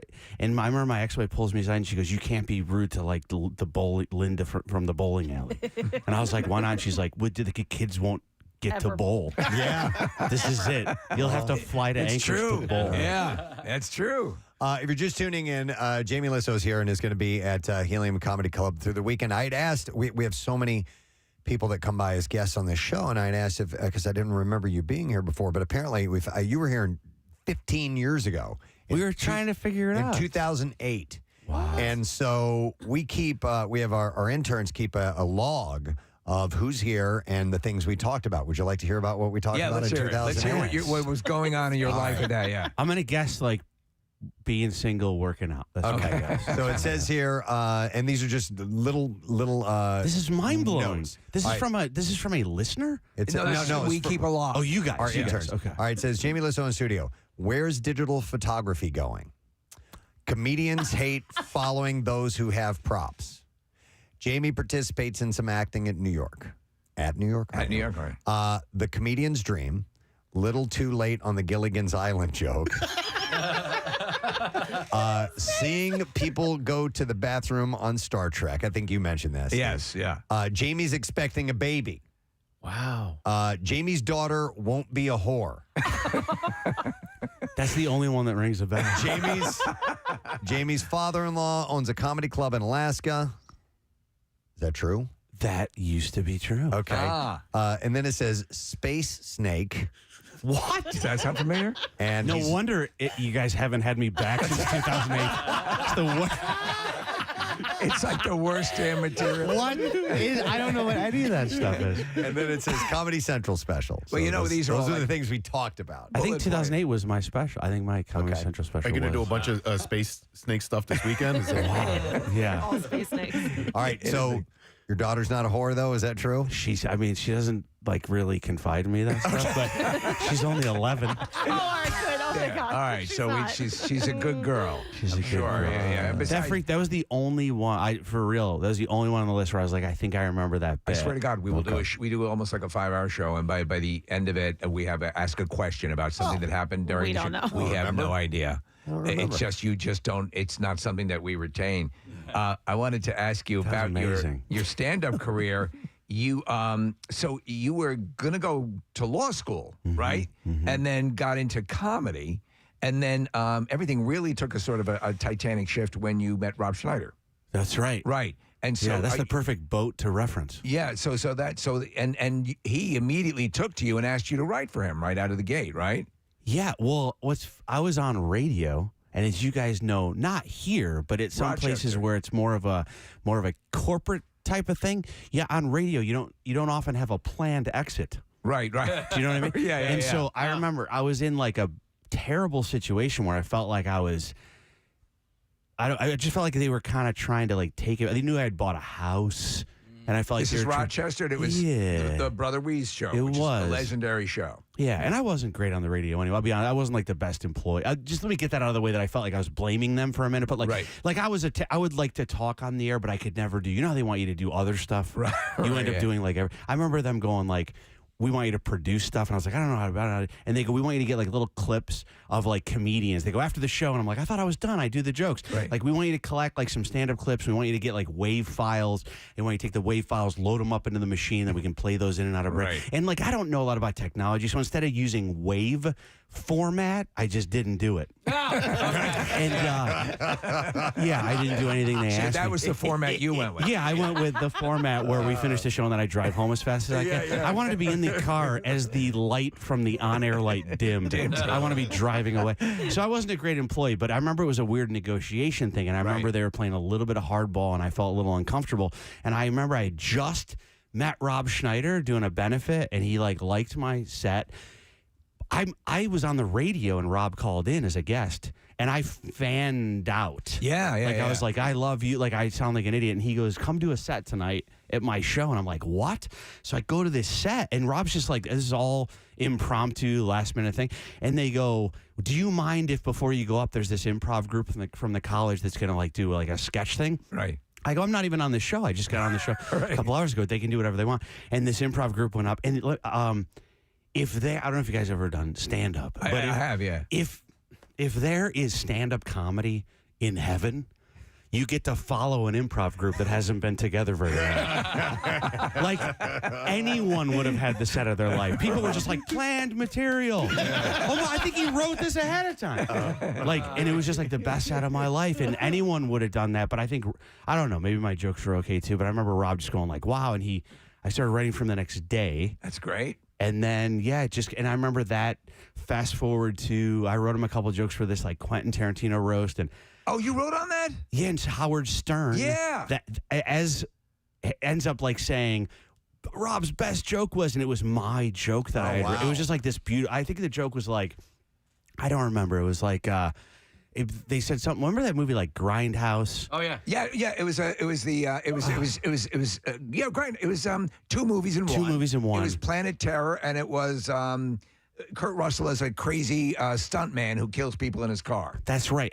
That's right. I remember the joke was, Rob said, back when Blockbuster Video was still around, I'm surprised that wasn't on the list with Space Snake. And he goes, I was at Blockbuster Video, and up on the shelf there was, it roasted Quentin Tarantino. They go, I saw that movie, Grindhouse that you did, and next to it there was a sign that said, if you like this, you'll also like, and there was an arrow pointing to a bowl of S. Yeah. and he like referenced my joke, and Rob was like, I need that guy to write for me. That's great, man. And then fast forward to the radio negotiation, I left that room feeling like super pressured, and like I had no gigs anymore. I'd been 5 years. I hadn't been booking. I was out of the comedy club. I wasn't doing clubs. I was like, I got to keep doing radio. And I called like my wife and Rob Schneider. And I said, these guys are playing hardball. Can I quit? And my wife goes, yeah, like I support that. That's cool. And I called Schneider and he goes, I'll hire you tomorrow. Oh, man. It doesn't usually happen like that. You go out on a tightrope. I mean, the desperation breeds, sometimes that advance that you need. Yeah. And you talk about what you believe will be your a big detraction in your life can turn around and be a big asset. So you've been working you worked with him, and you still continue to work with him. I right? still do. And I remember he said, I'll hire you tomorrow. And then he said something else, and only later did I find out he said, as an unpaid intern. But it was an opportunity. And yeah, we still do stuff together. We did a movie like last year during the pandemic. We wrote a movie, and we just handed in, we wrote The Animal 2. We handed that in 2 months ago. I remember that movie, yes. Yeah, so like there's a sequel to The Animal coming out that starts filming in 2 months. What was The Animal about again? I've forgotten. It was Rob Schneider is a terrible policeman, and he ends up getting in a big car accident. There's a blur. He doesn't remember what happens. He's blacked out. And it turns out this doctor found him and gave him animal parts to heal him. But he's unbeknownst to him. Right. And now these animal parts, he's able to use these animal instincts. And now he's an amazing policeman. Right. And it's a fun story. And then Animal 2 is, it's been 15 years. Now he's a dog's bladder only lasts for 12 years. And so all these parts are expiring, and he sucks as a cop. And then hilarity hopefully ensues. Okay, that's cool. And maybe he gets upgraded again and has another chance to be a good policeman. So you've written on some shows. You've written and you worked with, and it seems awesome. I'm a huge fan of John Cleese. And I just watched the Monty Python documentary on Netflix, which was excellent. But you worked with him on Daddy-Daughter Trip, is that correct? Yes, and perfect relate. I think Cleese is going to be the doctor in The Animal 2. Really? Yeah, I don't know if there's like, I'm supposed to say stuff, but no one's going to remember this. You forget a list from 19 years ago. So what was that like? Yeah, were you a fan, I assume, before? Gigantic fan. He was the first guy, like, you have different tastes than your parents. I remember, like, it was the first thing me and my dad both laughed at and looked at each other like, oh, like we both like the same thing. That's like, a wild thing when you connect to your like your dad on a sense of humor. Yeah, and then I'm totally going to just like, I don't know if this is like named or whatever this is, but I'm just going to say it because it was amazing. So I went to dinner with John Cleese and Rob Schneider and was like having an out-of-body experience. Like I felt like, I don't know what I was saying. I think I drank too much. Like I was just like so nervous. And then they go, you're going to be in, like Daddy-Daughter Trip, because I'd wrote it. And I said I had writ it. I'm a writer for this thing, and I can't. But they go, Rob was like, you should give yourself a part in the movie, like figure out what part you want to play. And that night, I gave myself a part opposite John Cleese so that I could work with him. Yeah. And I also made that part bigger that night. I gave him more lines. And then me and John Cleese completely and totally got along during that scene. It could be so you meet people we always say be careful meeting people you look up to. Yeah, that's why so many people want to meet me. And but he was like I feel like I've been real lucky with Adam Sandler's an amazing guy. Rob Schneider's an amazing. Like I've had the total opposite where that's awesome. Freaking Cleese. And then I'm walking down the street like 2 days after we filmed, my phone rings, and it's like.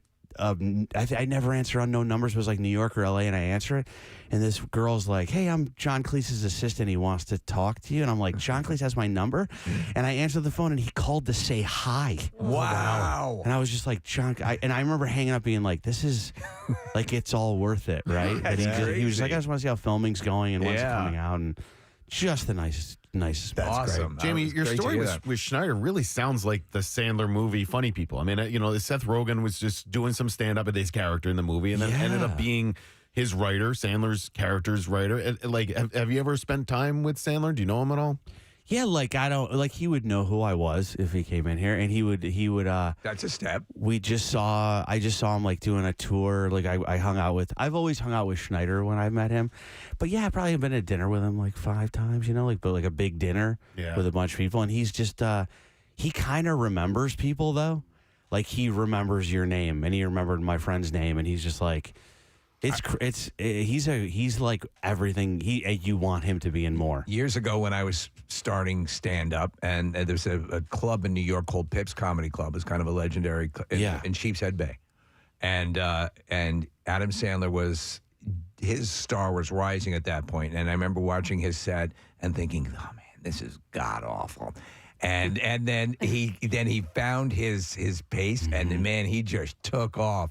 And it was amazing to watch that, of a guy really find his niche, amazing. And then everyone says he's the nicest guy to work with and loyal to his friends and all that. Rob Schneider putting him, in stuff. And it's just great. How long before you found your voice doing stand-up? I feel like it's pretty recent. I honestly feel like it's pretty recent. I feel like I watched like that half-hour special I did back when I used to do the Star Wars going to the bathroom joke. Space Snake? It's almost hard to watch because it's so just commentary and observation, and now I'm so just totally honest at all moments on stage. It just feels very different. That's cool. And I feel like even on like Gutfeld and stuff, I feel like I can be on that show that almost gets 2 million viewers and feel like completely and totally comfortable and do like ad-lib jokes. And I think that's part of finding your voice is like you don't have to prepare as much because it's like doing radio. It's like just being yourself. It's true because we talk about, but when we're on, we're ourselves up about 10%. Yeah. So that's finding that thing. You don't have to, because a newer show will have to figure out, or people who are just on mic newly are trying to figure out, okay, is this me, or and you can almost see them slaloming, around as they're looking for that place to be at. But it's cool when you finally get it. Yeah, and I still don't know. Like I still don't know if it's. I feel like it's a constant. I have to constantly remind myself to like kind of be yourself, like be more yourself. And then sometimes I find myself, and you slip into. If the crowd, see someone's like talking in the crowd, I'm like, oh, I got to do this thing where I slip into a guy that talks a little bit louder and a little bit faster and do this joke. And I don't like it. Like, I don't like when I have to pull like a tool out. I want to like just be myself, but they're there if you need them. Right. No, it makes sense. I have a quick little Sandler thing. So Daddy Daughter Trip stars Rob Schneider and Jackie Sandler, who is Adam Sandler's wife. She's the lead in that movie, and she's absolutely amazing. And you would know her from all of the Sandler movies. Like you'd go like, oh, I remember her from, and I remember we sent the script to Adam Sandler during the pandemic, and that's like a nerve-wracking thing where you're like, what's he gonna think? And I remember he read it and was like, he thought it was like okay, but it could be better. Right. And then Rob goes, Sandler kind of wants to like rewrite this. I go, yeah, have him. Here's a match. Have him rewrite the movie. And I don't even. It was not planned. I just remember being in like my office. And like getting like a FaceTime call from Rob and being like, yeah, that's weird. He's never FaceTimed me. And just suddenly rewriting the movie on FaCetime with Sandler. So you had a writing session with Sandler in real time. That's pretty amazing. I think it might have been 3. Wow. And it was unbelievable. And I guess the whole point of even telling that story is to name drop. And also, he's a laser. Like, not only is he a nice guy.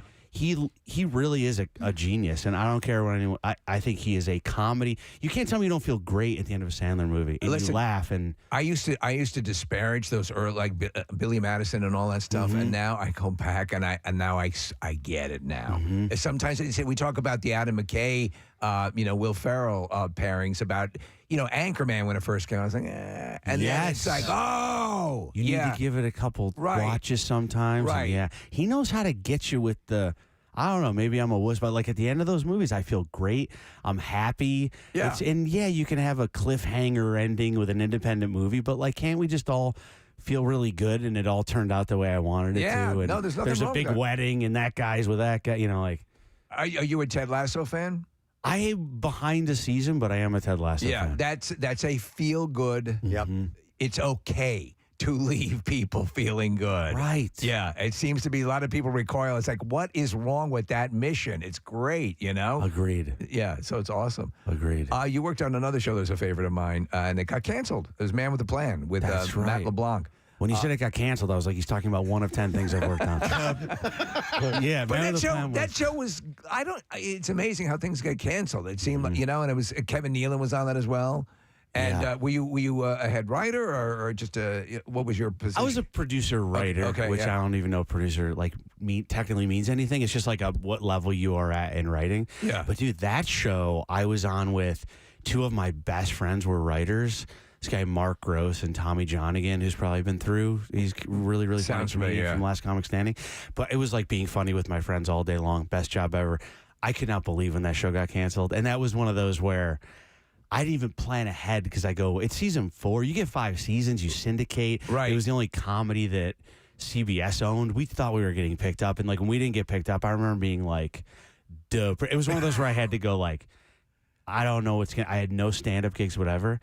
And when it got canceled, that's when I got, hey, Gutfeld has a new show. Why don't you come do it? Okay. So and man. it ends up being like I love this path like way more than I liked writing, but this is what I always wanted. It's to cool. do. Yeah, you just got to stay fluid. Yeah, that's awesome. Yeah, well, congratulations, man. It's all. Thanks, man. Well. Appreciate it.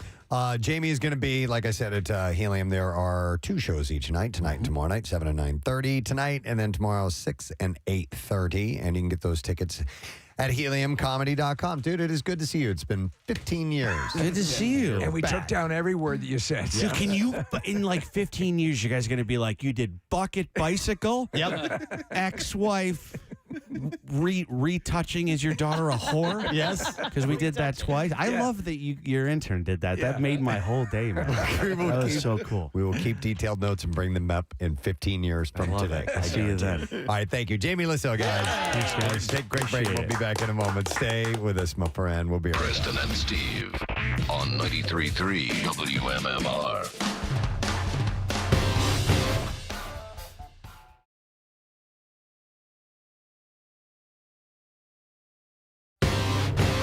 Absolutely. Sleep Number beds that we own are. It's him. Oh my God, it's him. I love turtles. All that comes across my desk are goddamn turtle stories. I'm telling you for years. Couldn't you see the signs? You interviewed me when I was a kid. It was a cry for help. I was dressed as a zombie, and I said I love turtles. Why was no one listening? Looking good. Jonathan just got an awesome face paint job. What do you think? I like turtles. All right, you're a great zombie. And Oh my God, it's him. It's him later on in life. I love it. It never stops. But because my sons have been to dances, but without a date, and it's not odd. Like when I was in middle school, if you went by yourself, unless it was a dance where it's known, everybody just show up and we'll be at the school and we're having a party. Right. But for the most part, everybody went with a date. Yeah, and you got, I mean, at least for me, you would get asked to go to the dance. Your teacher would pick you up. Stop it! You ready to go, baby? I hate you. Hey, look, I put some Tinker toys in the back. Keep you occupied. Let's go to Maureen. Hello, Maureen. Our last song at our 8th grade dances was always Nights in White Satin. Nights in White Satin? You have a bunch of eight. Yeah, how old are you? Breathe deep the gathering gloom. Right. Watch lights fade from every room. Maureen, what did you do in the poetic portion of that song? Bathroom break. Sway back and forth. They'd start crying. Maureen, did you kiss anybody that night? That's so long ago, I don't even remember. All right. Well, thanks for your call. That means we no. appreciate it. We did like the, the butt hold. Oh my God! The butt hold. Like if you were dating. What did you do? You said the butthole. Butt hold. Oh my God! We would do the butthole. Do the butthole. Everybody, now it's time to do the stuff with your butts. You guys. We're talking about backside stuff. Casey nearly spit out all the soup. I don't understand why you In the punch bowls, we have a whole bunch of lubricant. This should make it easier. Kathy. Do we have the hustle anywhere? Yes. Do the butthole. Hold. I said hold. It's not what it sounds like. Butt hold. One more butt. You guys were advanced. We did. Butts in White Satin. Do the butthole. Oh my God. Youngsters are really enjoying their buttholes. Do the butthole. Do the butthole. Okay, so you do the butthole. I mean, never mind at this point. Oh. No, yes, if you were dating the guy you were dancing with, the guy would put his hands to do the butthole now. Do the butthole. And who's up for some old-fashioned finger blasting? So wait a minute. Explain to me what the butthole is.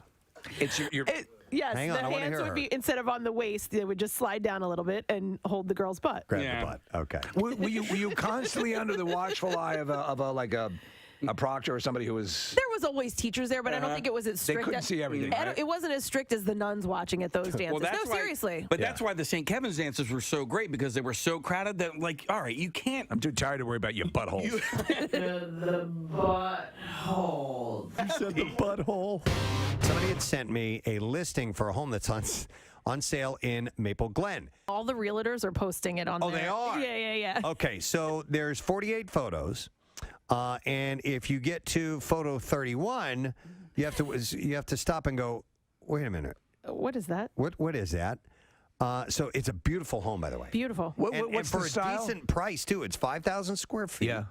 And it's gorgeously laid out. It's $750,000 for a home that looks like this. That seems like a pretty good price to me. It actually does seem like a really good price. Yeah. But when you get to photo number 31, you realize that they have a bit of an S&M dungeon in their house. But it's in like a beautifully decorated. It's almost like an executive dungeon. But I mean, it's decorated that way. Like it's not just little things maybe in a box somewhere. No. They had things built in their basement. Yes, and in fact, if you look at the bed, there are stocks. Yes. Like you would see when they would be punishing someone in the square where they have your head and your arms up in the stocks. If you were a witch. Yeah, exactly. And the bed has what appears to be, you can turn it into a cage if you want to. It has bars. There's also some sort of a rack in another picture that has all kinds of chains and leather and swinging things. And is there Wait a minute. You know what? Do we even know intern Mars's address? Is this her home possibly? Is the Star of David? Is that a I don't know what that is. That might be. No, it's just a regular star. It's wooden. Maybe those are little links on there that you can chain someone up to. But when you see the picture of the front of the house, it's a beautiful brick house with a pretty red door. Suburbia galore. And then you get inside. But even the chambers, it's like nice. It doesn't seem like a dungeon. It's brightly painted. It's well lit. It's very cozy. There's it looks like recessed lighting. Listen, I'm sure they took out the clutter for the pictures. Well, it's called 50 Shades of, right? Isn't it 50 Shades of Maple Glen? Maple Glen, yeah. Yeah. Real estate agents. Oh my God. You know they've seen a lot of stuff. Absolutely. Would I want that? Yeah. Hell yeah. Why not? Well, I'm just saying because what are you going to get? They knock a couple grand off and take the S&M stuff out. Nah, play around with it. You never know. It might open up a whole world that you never knew even existed to you. Yeah, I'm just thinking. This is Rochelle. We're going to have the PTA meeting over here tonight. Bring your bull whips and butt plugs. Have we talked about period parties before? We have a while ago. Okay. Bert Kreischer. Yes, Really? he brought them up. Bert Kreischer had one for his daughter. Oh, okay. Which was awkward. But they're like really they're ascending now in popularity. Well, so much so that they're starting to take off in the UK. So the British mothers are starting to throw period parties for their daughters when they first menstruate. Yeah, remember there was like an old commercial where it was when the girl got her period for the first time. It was like, let's go for ice cream. I forget what the commercial was, but it was like, let's celebrate. This was like when I was Why a didn't kid. you run alongside the car? I remember thinking, this is the worst day of my life. When that happened? Yeah, like, really? I mean, you know what? Because I was a little bit older, so I understood it. I knew what was going on. I knew what the other kids were going through, and I was like, you know what? Like, if it doesn't have to happen, like, I can wait. You know how a good first one? Carrie. You remember that? Yeah, of course. She had. I think the whole idea. I think actually is a good one. If for something that could be traumatic, that you could turn it into a plus. I mean, I think it's cool. Right? I mean, listen, if you or not a plus, but something that is something to be okay. You can now bear children. Yeah, I mean, it's not that you want to. Yeah. At 12 or 13 years old, or hey, however Daddy, it is, but no. But as in the in Game of Thrones, they call it your moon blood. Your moon blood. Yeah. Okay. I mean, but honestly, it is, in one fell swoop, boom, you're a woman now. Yeah. Whammo. And so there is no equivalent for boys. You know what I mean? It's not like we go to sleep one night and then we wake up and boom, we have pubes. Yeah. You know, like it's a pube party. it's a boner party. A boner party. But you're getting babies. I mean, it's the truth. It's a biological thing. And it happens.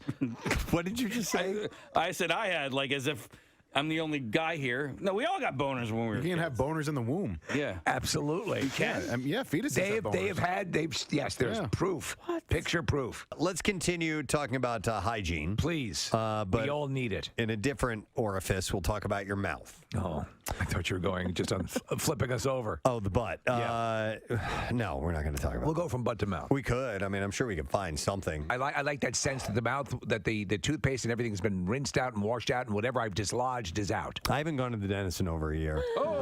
I knew you were going to find that repulsive, Kathy. Oh, teeth are probably so gross. I had an appointment and then something came up. Something suddenly came up. And then I had to cancel the appointment and I never rescheduled it. Oh. And I just got lazy. And it usually they have a long wait usually. And I don't like going to the dentist. Even And I just like for a my clean? dentist a lot. He's a really nice guy. What's that? Even just for a cleaning? No, because it's never just a cleaning. it's always, oh, what's this? Or, let me pick at that for a minute. Or here, we need to take some more pictures. Shove these uncomfortable things in your mouth and bite down for a little while.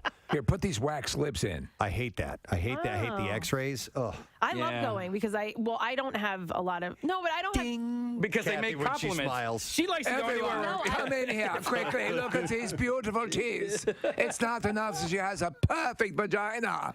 No, I like the feeling that my teeth are that clean, as you can imagine. No kidding. You have beautiful teeth. Hey, Kathy has the perfect mouth, the perfect vagina. Do we assume that the other one is perfect too? I can only assume it, that her proctologist is doing backflips. Yeah, has anybody ever commented on your butthole? They've commented on every other orifice. Oh my God! Look at this thing. It's unbelievable. I like how you pointed at it when you told Red my butt. Did she? Yeah. My butthole. This? My butthole, Preston? Is that what you're talking about? My perfect butthole? We have to do something now. Oh.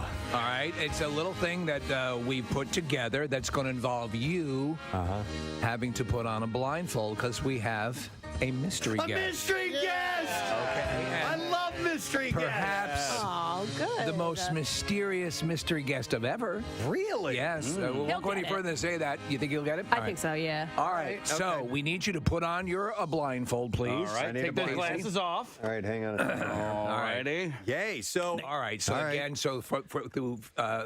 one more time, repeat. All right. We're playing 100 questions. 215. No, 20 questions. 215-263 WMMR, the number, by the way. This is 20 questions for Preston, and it's questions 1 through 5, 6 through 10, 11 through 15, and 16 through 20. All right. And then not at all. All right. Is the person in the room now? No. yet. In Not fact, yet. if we could bring our mystery guest into the room. I am blindfolded. I can't see right. anything. I always get nervous when we do mystery guest. I don't know why. It's always hard to get somebody to agree to this. Yeah. Because, how are you? It is hard to get somebody to agree to do it, and then sometimes we'll eat up half the interview trying to figure out who the hell. Right. So the bizarre file. Let's do. WMMR presents Preston and Steve's Bizarre File. And it is sponsored by Rita's. You can head to Rita's for a 5-layer gelati. Back for a limited time only, and you can enjoy your favorite ice flavors with an extra layer of creamy custard to build your own masterpiece. I have let's see. This story begins with a Brazilian band's plane ride. It turned into a catastrophic event after the door burst open mid-flight. Oh, my God. Surprise! Forcing the aircraft to make an emergency landing. The near calamity occurred last week, just 30 minutes after the plane departed. That's not supposed to happen, right? I don't think so. The medium-bodied jet was transporting the band of Brazilian singer-songwriter Thierry after the group had performed a show attended by thousands of people. I am gay. Thierry, yeah, dude. Almost seriously, famous. just like Almost Famous. Thierry, the frontman, was not on board as he departed on a different flight ahead of his bandmates. By the way, of that scene, it's so good. As soon as the plane rights itself and everything's going, the look on the drummer's face after he said that is priceless. So the disaster struck after the fuselage opened while the plane was in the air. And there's footage of it. Oh, wow. And apparently, like in Almost Famous, the whole group is just sitting there. I was like, just not going to say, moving. they're just like, Yeah. I would be freaking out. Yep. So they were faced with a potential disaster. The pilot decided to turn the flight around and make an emergency landing. Yeah, no kidding. It's a nice view, though. Shortly after arrival, medics came aboard and they checked on the passengers, who thankfully didn't suffer any injuries during the open air flight. There should be a point in the flight at which you're invited to dangle your feet out of the open door. Remember we said this couldn't happen? Like there was like security mechanisms in place that this couldn't. Apparently it can. Yeah. Well, this is a smaller aircraft. This is a medium bodied, so it's not like a big. Give me one with a door that opens mid-flight. I'm assuming it was a private aircraft. So Thierry's band returned to their hotel, presumably relieved to have not joined the long list of They must have relieved themselves on the flight. bands to perish via plane crash. Authorities are currently investigating what caused the door to burst open post takeoff. All right, so this story involves a plane crash, but in a different way. With his powerful snout and his pointy ears, Wilson, the dog, became a national hero in Colombia when he helped the military find 4 indigenous children who survived a plane crash and were lost in the Amazon jungle for 40 days. We've covered this story. Yeah, it's amazing. Well, paw prints from the military-trained search dog led trekkers to the children earlier this month, but the Belgian Shepherd went missing during the search and is now himself the target of a sophisticated rescue operation that started soon after the 4 young survivors were flown on a helicopter to Bogota. The dog's a hero. The Colombian military says it has left 70 soldiers in the dense swath of jungle around the crash site to look for this search dog. They want him back. He's the one that found them. You know what they should do? Obviously, send the kids back in. They knew. Right? Well done! They know where the dog is more than likely lost. So Kids, gather round. Commanders have vowed not to leave the remote area until soldiers return home with the star dog. Then they can send the dog back in. If they find the soldiers that didn't make it out. Right. Yeah. It's been a month since Wilson got And then lost. Jimmy Hoffa walks out. Yeah. Well done! And it's hard to know if the 2-year-old dog is still alive, but the sniffer dog's rescue would lift the spirits of many Colombians and add a heartwarming exclamation point to the survival story that's already captivated the world. The Wilson graduated from the K-9 Academy in February and was taken to the Tolomedia Air Force Base, where he joined the Colombian Special Forces. He and 4 more dogs were taken into the rainforest in May to find the single-engine Cessna plane that had crashed. They're amazing animals. Yeah, so they're not backing off. They're doing a full-fledged rescue operation. This is really messed up. A jealous golfer allegedly shot his love interest and killed another player during a gun rampage on the fairway in Thailand. Jeez. Yeah. Nuthwat Dunman was said to have driven over to his caddy, Sriosuda Kamong, at the 7th hole and opened fire at Mae Klong Dam Golf Course, and he then shot dead the player that she was with, someone named Krangska Charanaram. When you do something like that, does that add a stroke? It's a 2-stroke penalty, actually. Oh. Yeah, so hitting him in the back before riding away at a low speed toward the parking lot, still gripping the handgun as he steered the vehicle. He was in a golf cart. Yeah. Both shooting victims were taken to the hospital, but the one died from his injuries, the golfer, and the girl is in stable condition and being treated by medics. How many times out on the course would you have shot someone? Oh, my God. Yeah, mainly myself. Yeah, of course. Police are still searching for the fugitive, and they said that the shooting stemmed from a love affair between the suspected murderer and the caddy. Wow. She was apparently friendly with this guy, and the pair often greeted each other when they met. The golf course said that he had often hired her as his caddy and was obsessed with her in the past few days. And she had cleaned his balls. They had raised concerns when they saw him visiting the golf course but not playing, so... he's obviously a psycho, and they got to find him. She was banging a golf pro? I think. Yeah, that's the best part. The best part. A Florida man allegedly drove a car through the front doors of a convenience store at a high rate of speed on Tuesday morning, trapping a pedestrian between the car and a metal structure. Now it's really convenient. Anthony Katosh drove a Kia Forte into the Travel Centers of America on June 20th. Police said that a man was walking into the store just as Katosh's car slammed into the building. As a result, the man was pinned between the driver's side door and the Kia and a metal structure inside the store, which is messed up. Responding emergency personnel and deputies administered first aid to both of them, and they were transported to the hospital with non-life-threatening injuries. The sheriff's office said a preliminary investigation determined the crash was not accidental. So he's looking to run the guy down? I don't know if he was going after the guy. There's an investigation, or if he just wanted to crash into the business. He was upset because the sign that said prices have never been better was inaccurate. He has been charged with criminal mischief, resulting in more than $1,000 worth of damage. Wow. And that is the last story I have for you in the Bizarre File. All right, we shall break. We shall test your knowledge. When we return, we'll have a question prepared from today's program via the lesson question. See if you know it and give some stuff away. We'll also get into the trash and music news. We'll come back shortly. Hang out. Preston and Steve. On 93.3 WMMR. Which is a good news. Okay, so I'm going to use the high-pitch process to hide this voice, which I think we'll do a nice masking job. So we're going to begin, Preston. Again, yes or no. And you're going to have enough time to sort of narrow it down and ask our mystery guest your first question. Okay. Have we ever met in person before? Yes. Oh, okay. Do you live in and around the Philadelphia area? Yes. Okay. Are you a public figure? No. No. Oh, wow. Okay. Well, wait 1 second. Wait, was that Steve? That was Steve. With the processor obviously still on. People. Ask that question again. Are you a public figure? Yes. Okay. He's modest. His answer might have thrown you, and How many questions is that? That's three. That's three questions. All right. So you're a man. Steve just said he, by the way, so I got that. Oh, man. Ooh, little one out of the way. Are you in, is your profession in journalism? Yes. Ah, okay. Do you appear regularly on television? Yes. All right. Wait. That's 5 questions. Do you have a guest real quick? Yeah, I do. Okay. Matt O'Donnell. No. Wow. Okay. All right. Did I get the wrong network and piss somebody off? No. You're good. We wouldn't do that to you. All right. Mike Monsel's on line 4. Let me tell you, your mystery guest is very good natured. He's smiling. So. Okay. All right. So it's not Matt. It's someone I've met in person before. They're on TV. Journalism. You can ask more questions. I'm going to.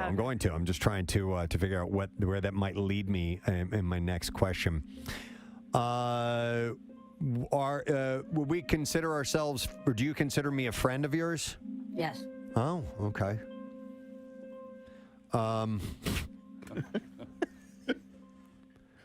Are you from an island nation? Yes. It's Vi. It's okay, Emma, right? No! Oh, Really? God, you're getting there so close. Oh man, who else? Who the hell else is from an island nation? You can think broader. This person may be, I think, more famous than you're thinking. Oh, wait a minute. Shane Victorino? No. All right. Good guess. That's 6. That's not a nation, but it's an island. So and now- we have played golf together, so Question number 11, Preston. Yeah, I'm. Expand your search. Yeah. Wise. Yeah. I'll they live in and around the Philadelphia area. Entertainment-wise, journalism, television, island. There are some people who do it all. Who do it all? No more. Oh, okay. So, are you a musician? Yes. Oh. Wow. What's your name? No. You're a musician. Oh my God. I should know this, right? Okay. All right. Okay. Everyone here is smiling because once you know, okay. Yeah. Do we play your music on MMR? Yes. Wow. Do you play drums? Yes. Wow. And we're friends. We're considered friends. We're friends. This person's gonna kill me. Are you black? Yes. And I still don't know who it is. What a waste of a question. Well, I'm trying to,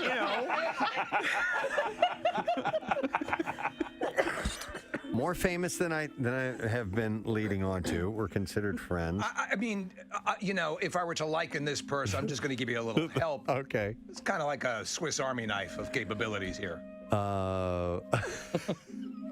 This person's gonna kill me. I thought you'd be better at this, Preston. Dude, I suck at this.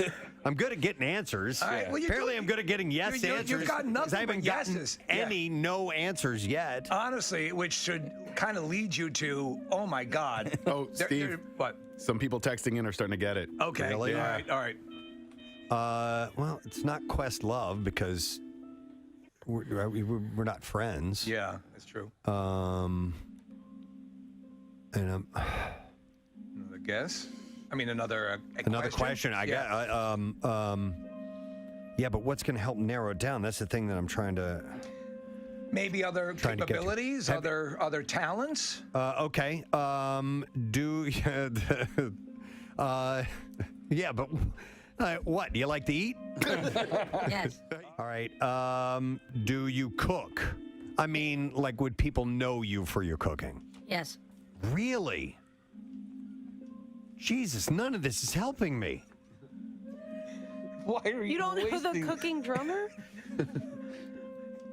I mean, honestly, I journalist thought drummer. by this time. I know. But keep going. The island cooking journalist drummer. How could you? I mean, come on. Black How can I journalist not? drummer. How can I not get it? Yes. You know, you are on the film board. I'm going to help you with that. Oh my God, you're right. Okay, I am on the film board. You're an actor as well? Are you an actor? Yes. Oh, okay. Philadelphia actor, black drummer. You have 3 questions left, Russ. Really? Yeah. I'll give you another hint. It's the person who texted in Black Tommy Lee. That's wrong. It's not Black Tommy. Oh, that helps Yeah. a lot. Acting. Dude, I'm drawing a blank. Are you giving up? No. Ask a few more. Okay. Maybe some projects or styles of acting roles, movies. You guys are just trying to give this away, aren't you? Well, I mean, I know he's dying because I know Preston knows it, but he just go ahead. Acting roles. Do you do? Are you mainly known for comedy acting? Yes. Really? It didn't help. Dude, we didn't even use the voice processor there. Did that give it away? Tried to help him, Did you hear the voice? He's gonna know. It didn't give it away. No, it didn't give it away. Oh, man. Don't use the voice processor. Do you have a new movie coming out soon? Yes. Last question, Preston. Oh man, you got it. Man, I don't know. Come on, Preston. This is terrible. Is everybody getting it right on the text? Yeah. Everybody's narrowed it down. And have you been in our studio before? Yes. You have. That's your last question. You should know. I know. I don't know. I don't know. You don't know? Wait till you see him. I have no idea. All right, Preston. Damn it. Take off your blindfold. I can't even see. Wait a minute. Preston, this is one of the construction workers in our building currently. He said yes to every question on purpose. You suck.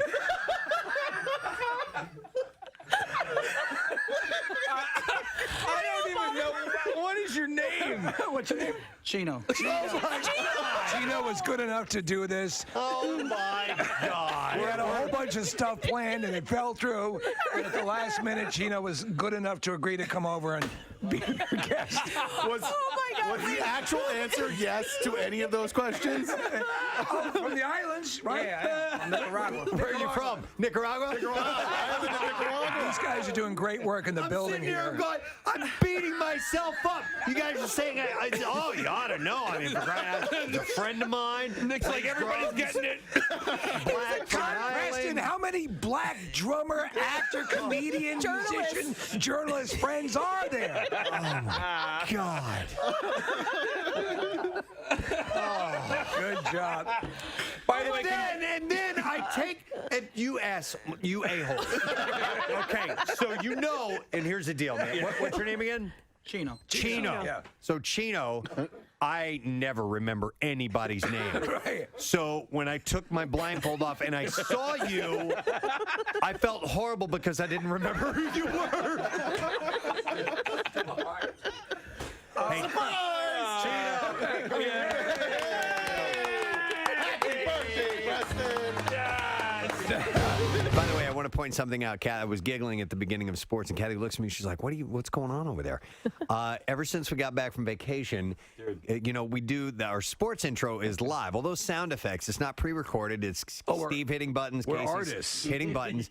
Casey has forgotten the order of the sound effects that he normally plays, and he's off his game. That's why I heard a doorbell in there, and I'm like, all right. We never heard the Yesterday doorbell. there was something else. Do you want to try it again? we It have was like to wind or like a hurricane yesterday, or because they've got hundreds of sound effects. All right, I won't scream. I'm going to configure to what I always have it set. Do you want to do it without the? I'll bring the music way down. I kind of need the music, right? All right, so go ahead. Well, hang on. And for those of you who hate the sports intro, You're going to get it again. it is. But hang on. But I'll bring down the volume a little bit. anything. By the way, I gotta figure this out. The sports intro was born in purposeful excess. Just being ridiculous. Of course. Yeah. You guys remember why it started, right? It's because we were so excited when the Eagles finally made it to the Super Bowl. This was at Y100 that Kathy was doing news, and we couldn't wait for her to get to sports. Nope. Okay. Don't remember that at all. Yeah, and so the anticipation was it was exploded in sound effects. Okay. All right, hang on. Let me know when you're ready. I just don't know.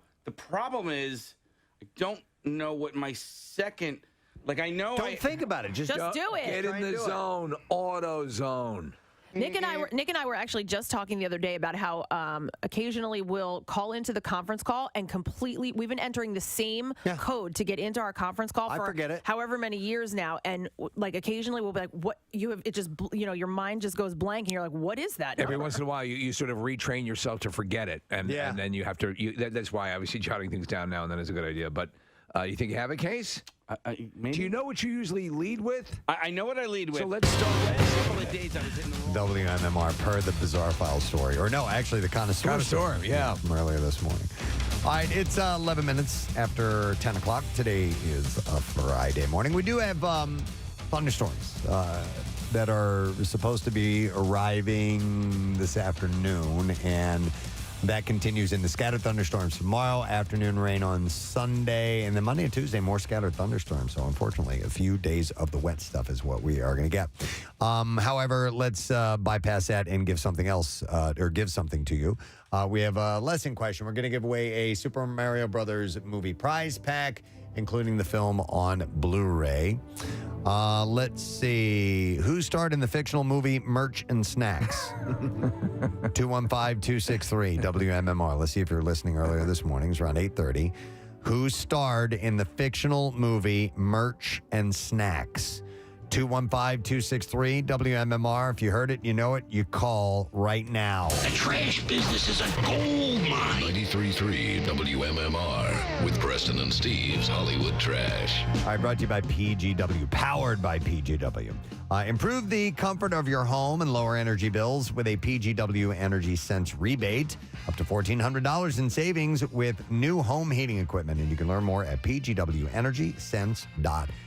What's going on this morning, Steve? Well, rapper Latto revealing she's on the fence about getting some more cosmetic surgery. Latto admits things might have already gone too far, noting that she recently called the police on her reflection. Oh my God. Danielle Fischel, you mentioned this, Preston, the other day, claiming a well-known studio executive was very creepy with her while she was working on Boy Meets World. Fischel says the exec asked her if she would have interest in a Boy Meets World spinoff called Girl Meets Nutsack. Oh, wow.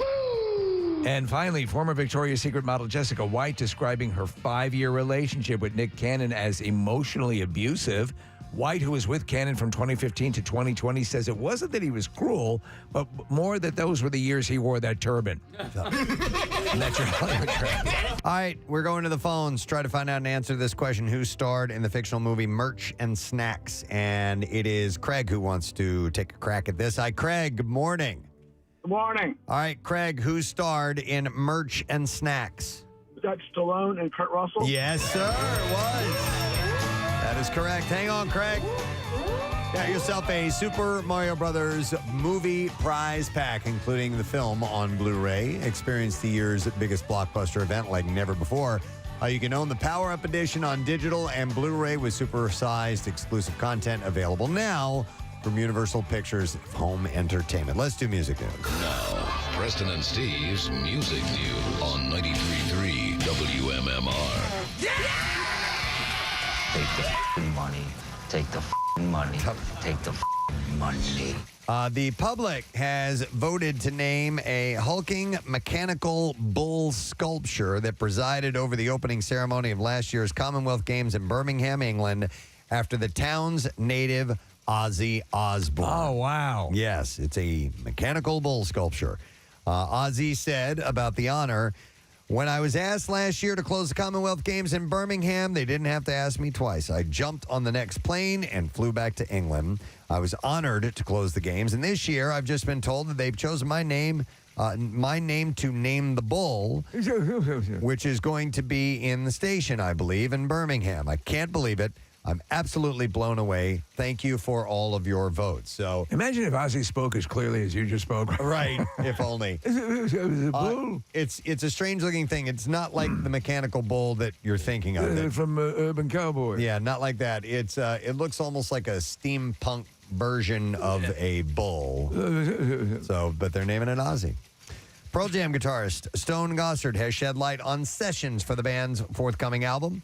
He said, we're getting really close on finishing a record with Andrew Watt, and he's been a pop producer for years, but he loves rock, and we are making a great record. Probably, he says, the heaviest record that we've done in a long, long time. There's some really exciting things on it that make us go, oh, wow, this was all worth it. Gossard's side project, Brad, has just dropped the video for its latest track titled, Hey Now, What's the Problem? How many side projects are in that band in total? Jeff's got a new record coming out soon, too. I think Matt Cameron's doing something. I was a fan of the band Brad. Stone's project, the Preston just referenced. There's a guy named Sean Smith was the lead singer, and Sean died a few years ago. Sean had a really beautiful voice, and it's a very different sound than Pearl Jam. But I think these guys like doing it because it gets them out of Pearl Jam for a bit. They can stretch their legs in a different direction, and then they come back to the mothership. The tune is the lead single to the band's new album, In the Moment That You're Born, which drops on July 28th. Paul McCartney took to his social media platforms to clear up any misconceptions about the upcoming newly finished third Beatles reunion track called Now and Then. Recently, Paul, who in describing the effort to clean up and separate John Lennon's vocal from his primitive cassette demo tape, had explained the process as using AI, causing some fans and press outlets to speculate the track might not feature authentic performances by Lennon and George Harrison recorded prior to their deaths. I was talking about Alan Iverson. No. Sean Lennon has already gone on record stating that nothing dubious or fake has been taking place to finish the track. Now, Paul said... I love the Dubious Brothers. Paul's message reads in full, been great to see such an exciting response to our forthcoming Beatles project. No one is more excited than us to be sharing something with you later in the year. We've seen some confusion and speculation about it. That's a great tribute band name, by the way. Dubious Brothers? Yeah. He says, seems to be a lot of guesswork out there. Can't say too much at this stage, but to be clear, nothing has been artificially or synthetically created. All right. He said it's all real, and we all play on it. We cleaned up some existing recordings, a process which has gone on for years, and we do hope that you love it as much as we do. Much news is in due course. So there have been programs out for years that clean up audio, and they use kind of like a primitive AI. They look for what they believe are the imperfections, and algorithms are attached to it. So I can kind of see what he loves the Doobie Brothers, so that's cool. All right, and then one final thing. The Hooters are playing the Keswick Theater on November 3rd and 4th, and the tickets just went on sale 18 minutes ago. So there's an interview at PrestonandSteve.com if you want to check it out, and they popped on with us and Pierre a few days ago. But you can go to KeswickTheater.com or go to WMMR.com and get the information. But I just wanted to mention that those are officially on sale right now, November 3rd and 4th. So you can get those, and that's the last item in music news. Looking at the hotline, my wife and son are on the phone. Marissa put them up here, and it says they have something to say. Okay. So I have no idea what this is all about. Hey, Shell and Carter. Actually, it's Carter. Hi, Dad. Oh, hey, Car. What's up, bud? So we're all in the car driving down to the shore, and we just wanted to call you out saying that you pronounced Mario wrong. You said Mario. What are you... No. What did you do? He pronounced Mario. I have always called it Mario, and you are not my child. No, not when you were talking about it earlier. You said Mario. Yeah. Wow. Oh, so he caught a legitimate mistake. All right, here's the deal. He tries to sound very continental for you guys, in case you know. Here's the deal. He calls it pizza. I've always called it Mario, but one day we had a guy named Mario who called us, and I asked him how he pronounces his name, and he said Mario. Do you remember that? Yeah. And so from time to time, I will switch them back and forth. Wow. But you're a little punk for calling in and pointing that out. Your son called. You know, we're not having your 21st birthday party till later on tonight. Yeah. And it's not too late to cancel it. Oh, wow. Okay. That's how it's going to be. Nah. Mario. I'm kidding. I love you, of course, so. But thank you for pointing out that thank you for your micromanagement. It's much appreciated. And your wife is an enabler. Yeah. Hun. Yeah, it was her idea to call in. See. And someone's thrown under the bus. Have a nice ride, guys. I'll see you down there, okay? Love you. All right, love you too. She Bye-bye. uses Carter to. I got it. By the way, I want to say thanks to the Hard Rock Atlantic City. We are having Carter's 21st birthday party. That's there. awesome. So we're gonna go to dinner there at Council Oak, and then we're gonna gamble for a while. He's never gambled before. Both Parker and Carter, right, have done the gambling thing. Yeah. So it's and of course Carter on the other hand wants to drink. Okay. Parker did not care for alcohol, but Carter's all on board. All right. Turns out he's a wine guy. With that kid's Kathy, there's your partner there. Yes, I know. Yeah. We were talking about it the other day. Oh, were you? Well, no, you and amongst I. us. Yeah, yes. So Kathy's arranging wine dates with you. Yeah, I was like, well, Carter and I are going out for wine. Yes. So it should be fun tonight. So he'll be having his Sauvignon Blanc, or maybe a little Cab Franc or something like that, and gambling at the tables. Or some Dubious Brothers. Dubious Brothers will be all the rage tonight. So, all right. Oh, sorry about that. You're typing really I hit hard. the wrong button. All right, we're going to take a break. We're going to come back in a second. We'll wrap up the program when we return, and the Letter of the Day, Word of the Week prize as well. Stay with us.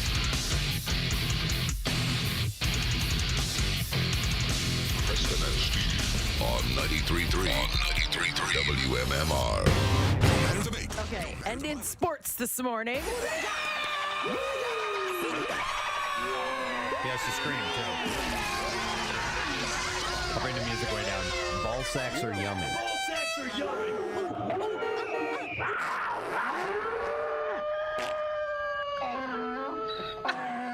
And the dolphin. What happened? There you go. What is that? That was It better. wasn't timed up. I had to pause my what the F is that. Oh, all right. Okay. I think the music helps But with that that. sounded right. Yeah, Did it was sound a little, right? A little better, yeah. I couldn't remember if I do farts or not. No, Do I don't think you do. farts? I don't think No, you there are do. no farts. No, not It in would sports ruin the intro. sanctity No, of the that's sports please. intro. That would ruin it. Talking about the pride of Philadelphia here. So we gotta Farts get it appear right. in the music news. Yeah. You know what it is? What is it? Wrong page?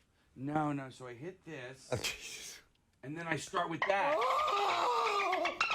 I killed it! There you go. All right. I start with that. I tell you what, that sounded closer than it sounded for the past couple of days. I agree. Yeah. I agree. Okay. Shut up. Game of Thrones star Sophie Turner tells Dr. Phil on his podcast, Fill in the Blanks. Oh, my God. Phil. How about Phil McCracken? In the blanks. That she got so much hate mail on social media, she actually considered suicide. She said, it's weird. I say that I wasn't very depressed when I was younger, but I used to think about suicide a lot when I was younger, and I don't know why, though.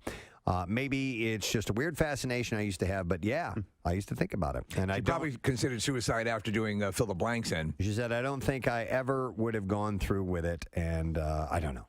By the way, Sophie Turner on Game of Thrones, as the series has progressed, she's gotten more beautiful along the way, and now because they're dressing her different, and she has regal, and she has a little more attitude. And May her I say eyes something? are just so gorgeously blue, and that red hair, she's stunning. I'd say the same about you.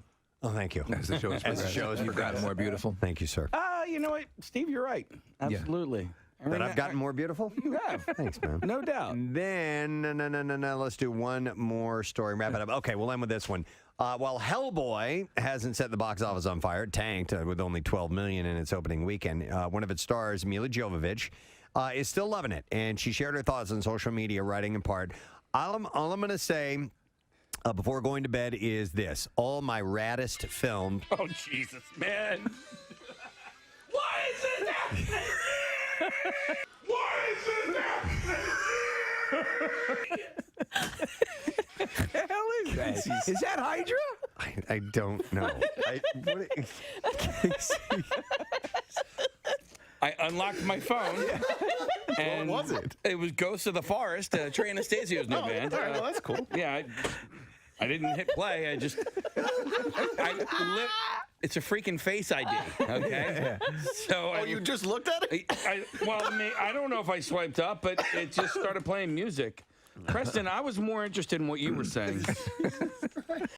So, according to a new survey presented by the Water Quality and Health Council, 51% of Americans reported using a swimming pool as a communal bathtub, using the pool as an alternative to showering or rinsing off after engaging in exercise or yard work or whatever it may be.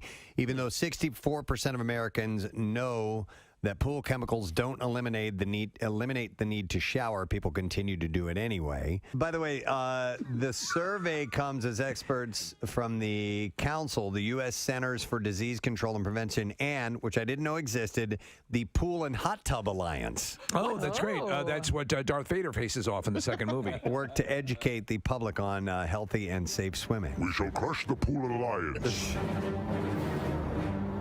Yes, my name is Mortimer Sanchez, and I'm with the Pool Alliance. And we think you're a bad leader. The survey also revealed. I don't care. The survey also revealed that 24% of Americans would go into a pool within 1 hour of having diarrhea. See, that's now listen. Yes, that's why public pools are just not my thing. Spend all However, day on the toilet. You know what I need to do? I need to take a swim. get some of that residual out. To check the chlorine and pH levels for a personal public pool, the council is offering free pool test kits through its 15th annual Healthy Pools campaign on its website. This is the Alliance. This is the Pool and Hot Tub Alliance. Did you mention in this story, Preston, particular sunblocks affecting? I didn't mention this. Okay. Go into the pool now. Peter Cushing. Moff Tarkin. This is the finest pool you'll ever swim in. What were you saying, Nick? Sunscreens? Yeah, the reason that I bring it up is that I went on a snorkel, not a scuba, Snookle's or a good, snorkel, but a snookle. It's the latest craze that's sweeping the beaches of America. Snookling. Get some Beach Boys. Yes. Yeah, that'd be Good great. outside, hanging tan, snookling all day long. Surfing USA, please. Oh, sorry. I know what the snookle is, if I may suggest. And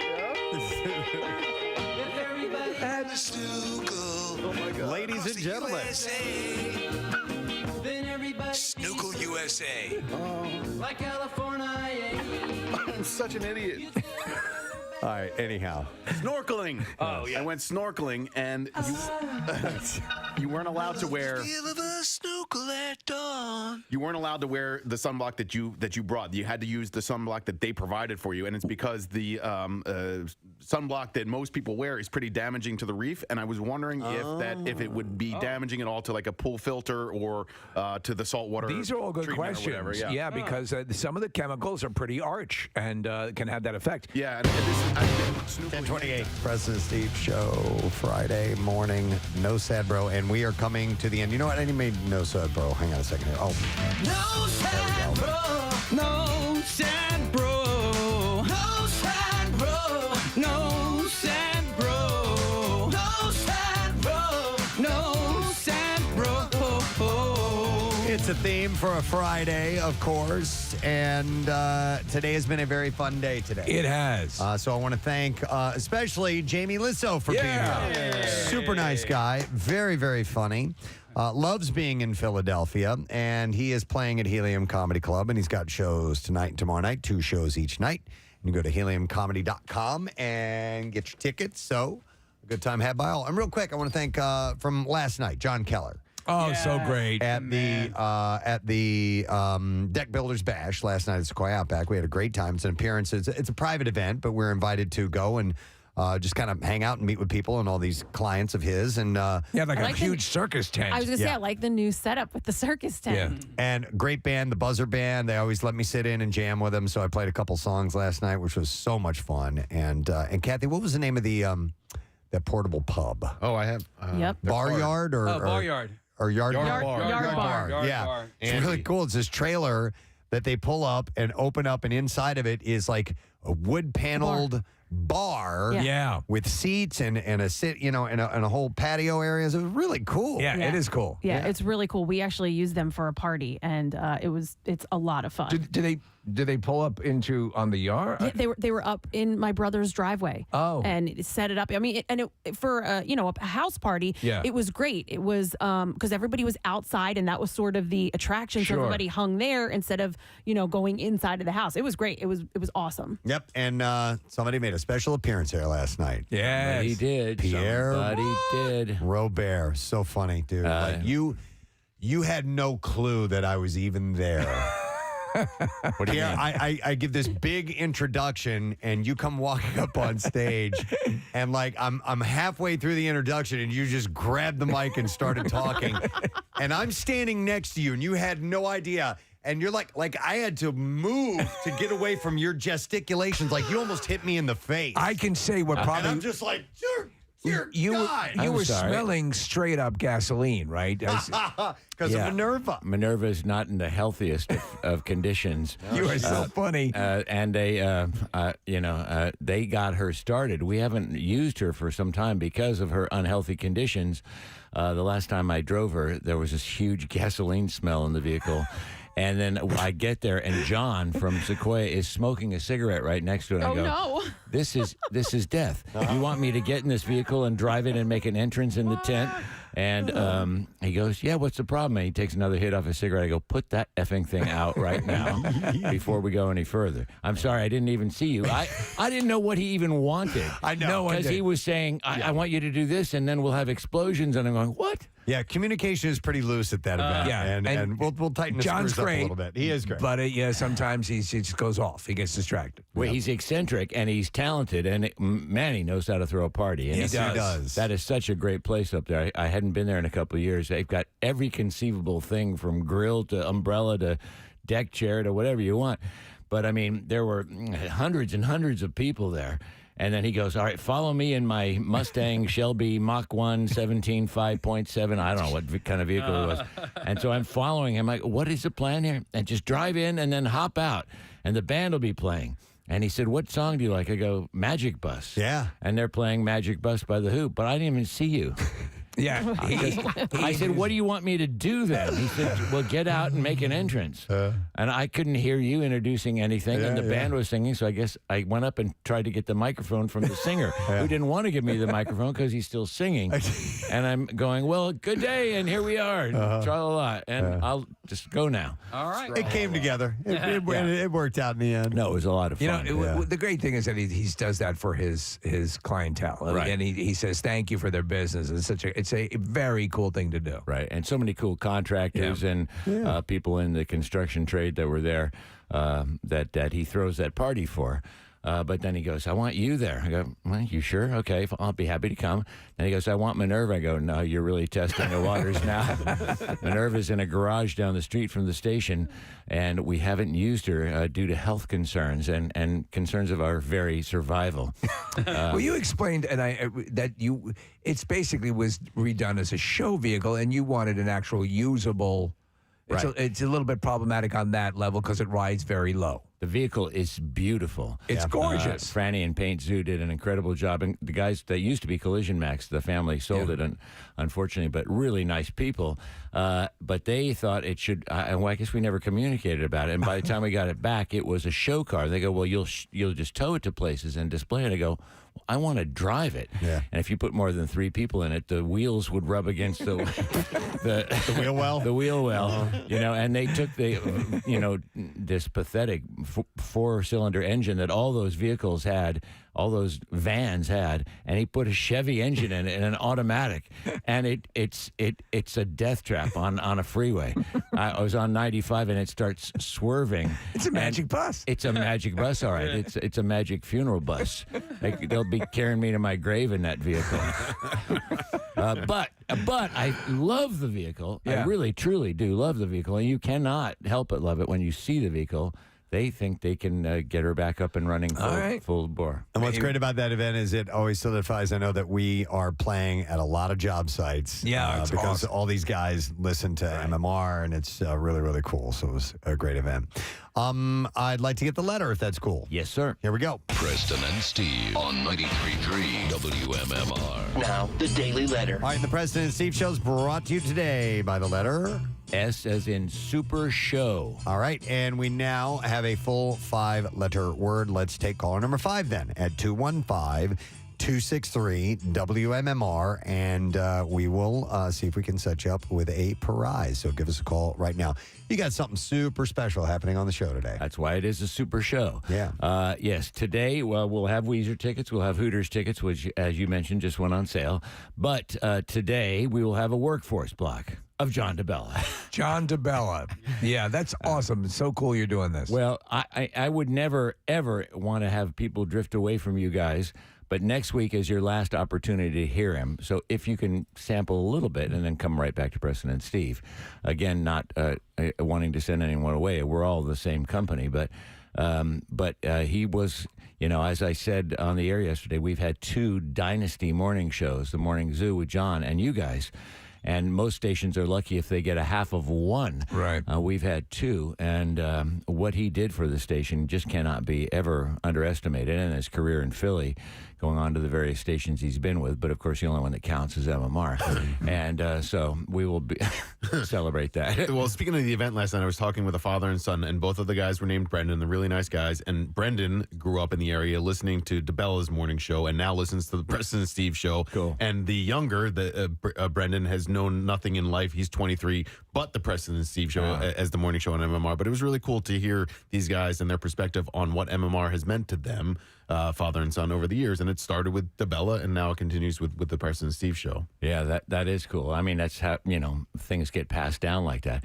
So I'm on vacation next week, but I put my vacation off till Monday afternoon so I can be on with John on Monday, the first Monday of his last week. So how do you wake up at 6 in the morning? I wake up so at I'm going to be on than that. during the bulk of his program, I suspect.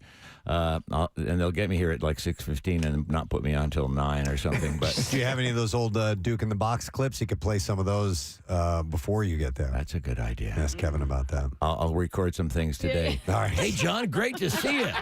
God, what? I mean, it's so sad you're leaving, but great to see you. And then the real me will come in a few minutes. All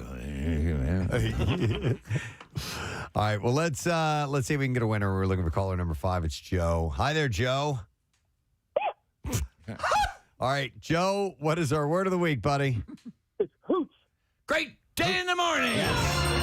Hoots. H-O-O-T-S. And, Joe, you got it right. And you get a family 4-pack of admission tickets and fast lane vouchers to Dorney Park and Wildwater Kingdom, my man. Sweet.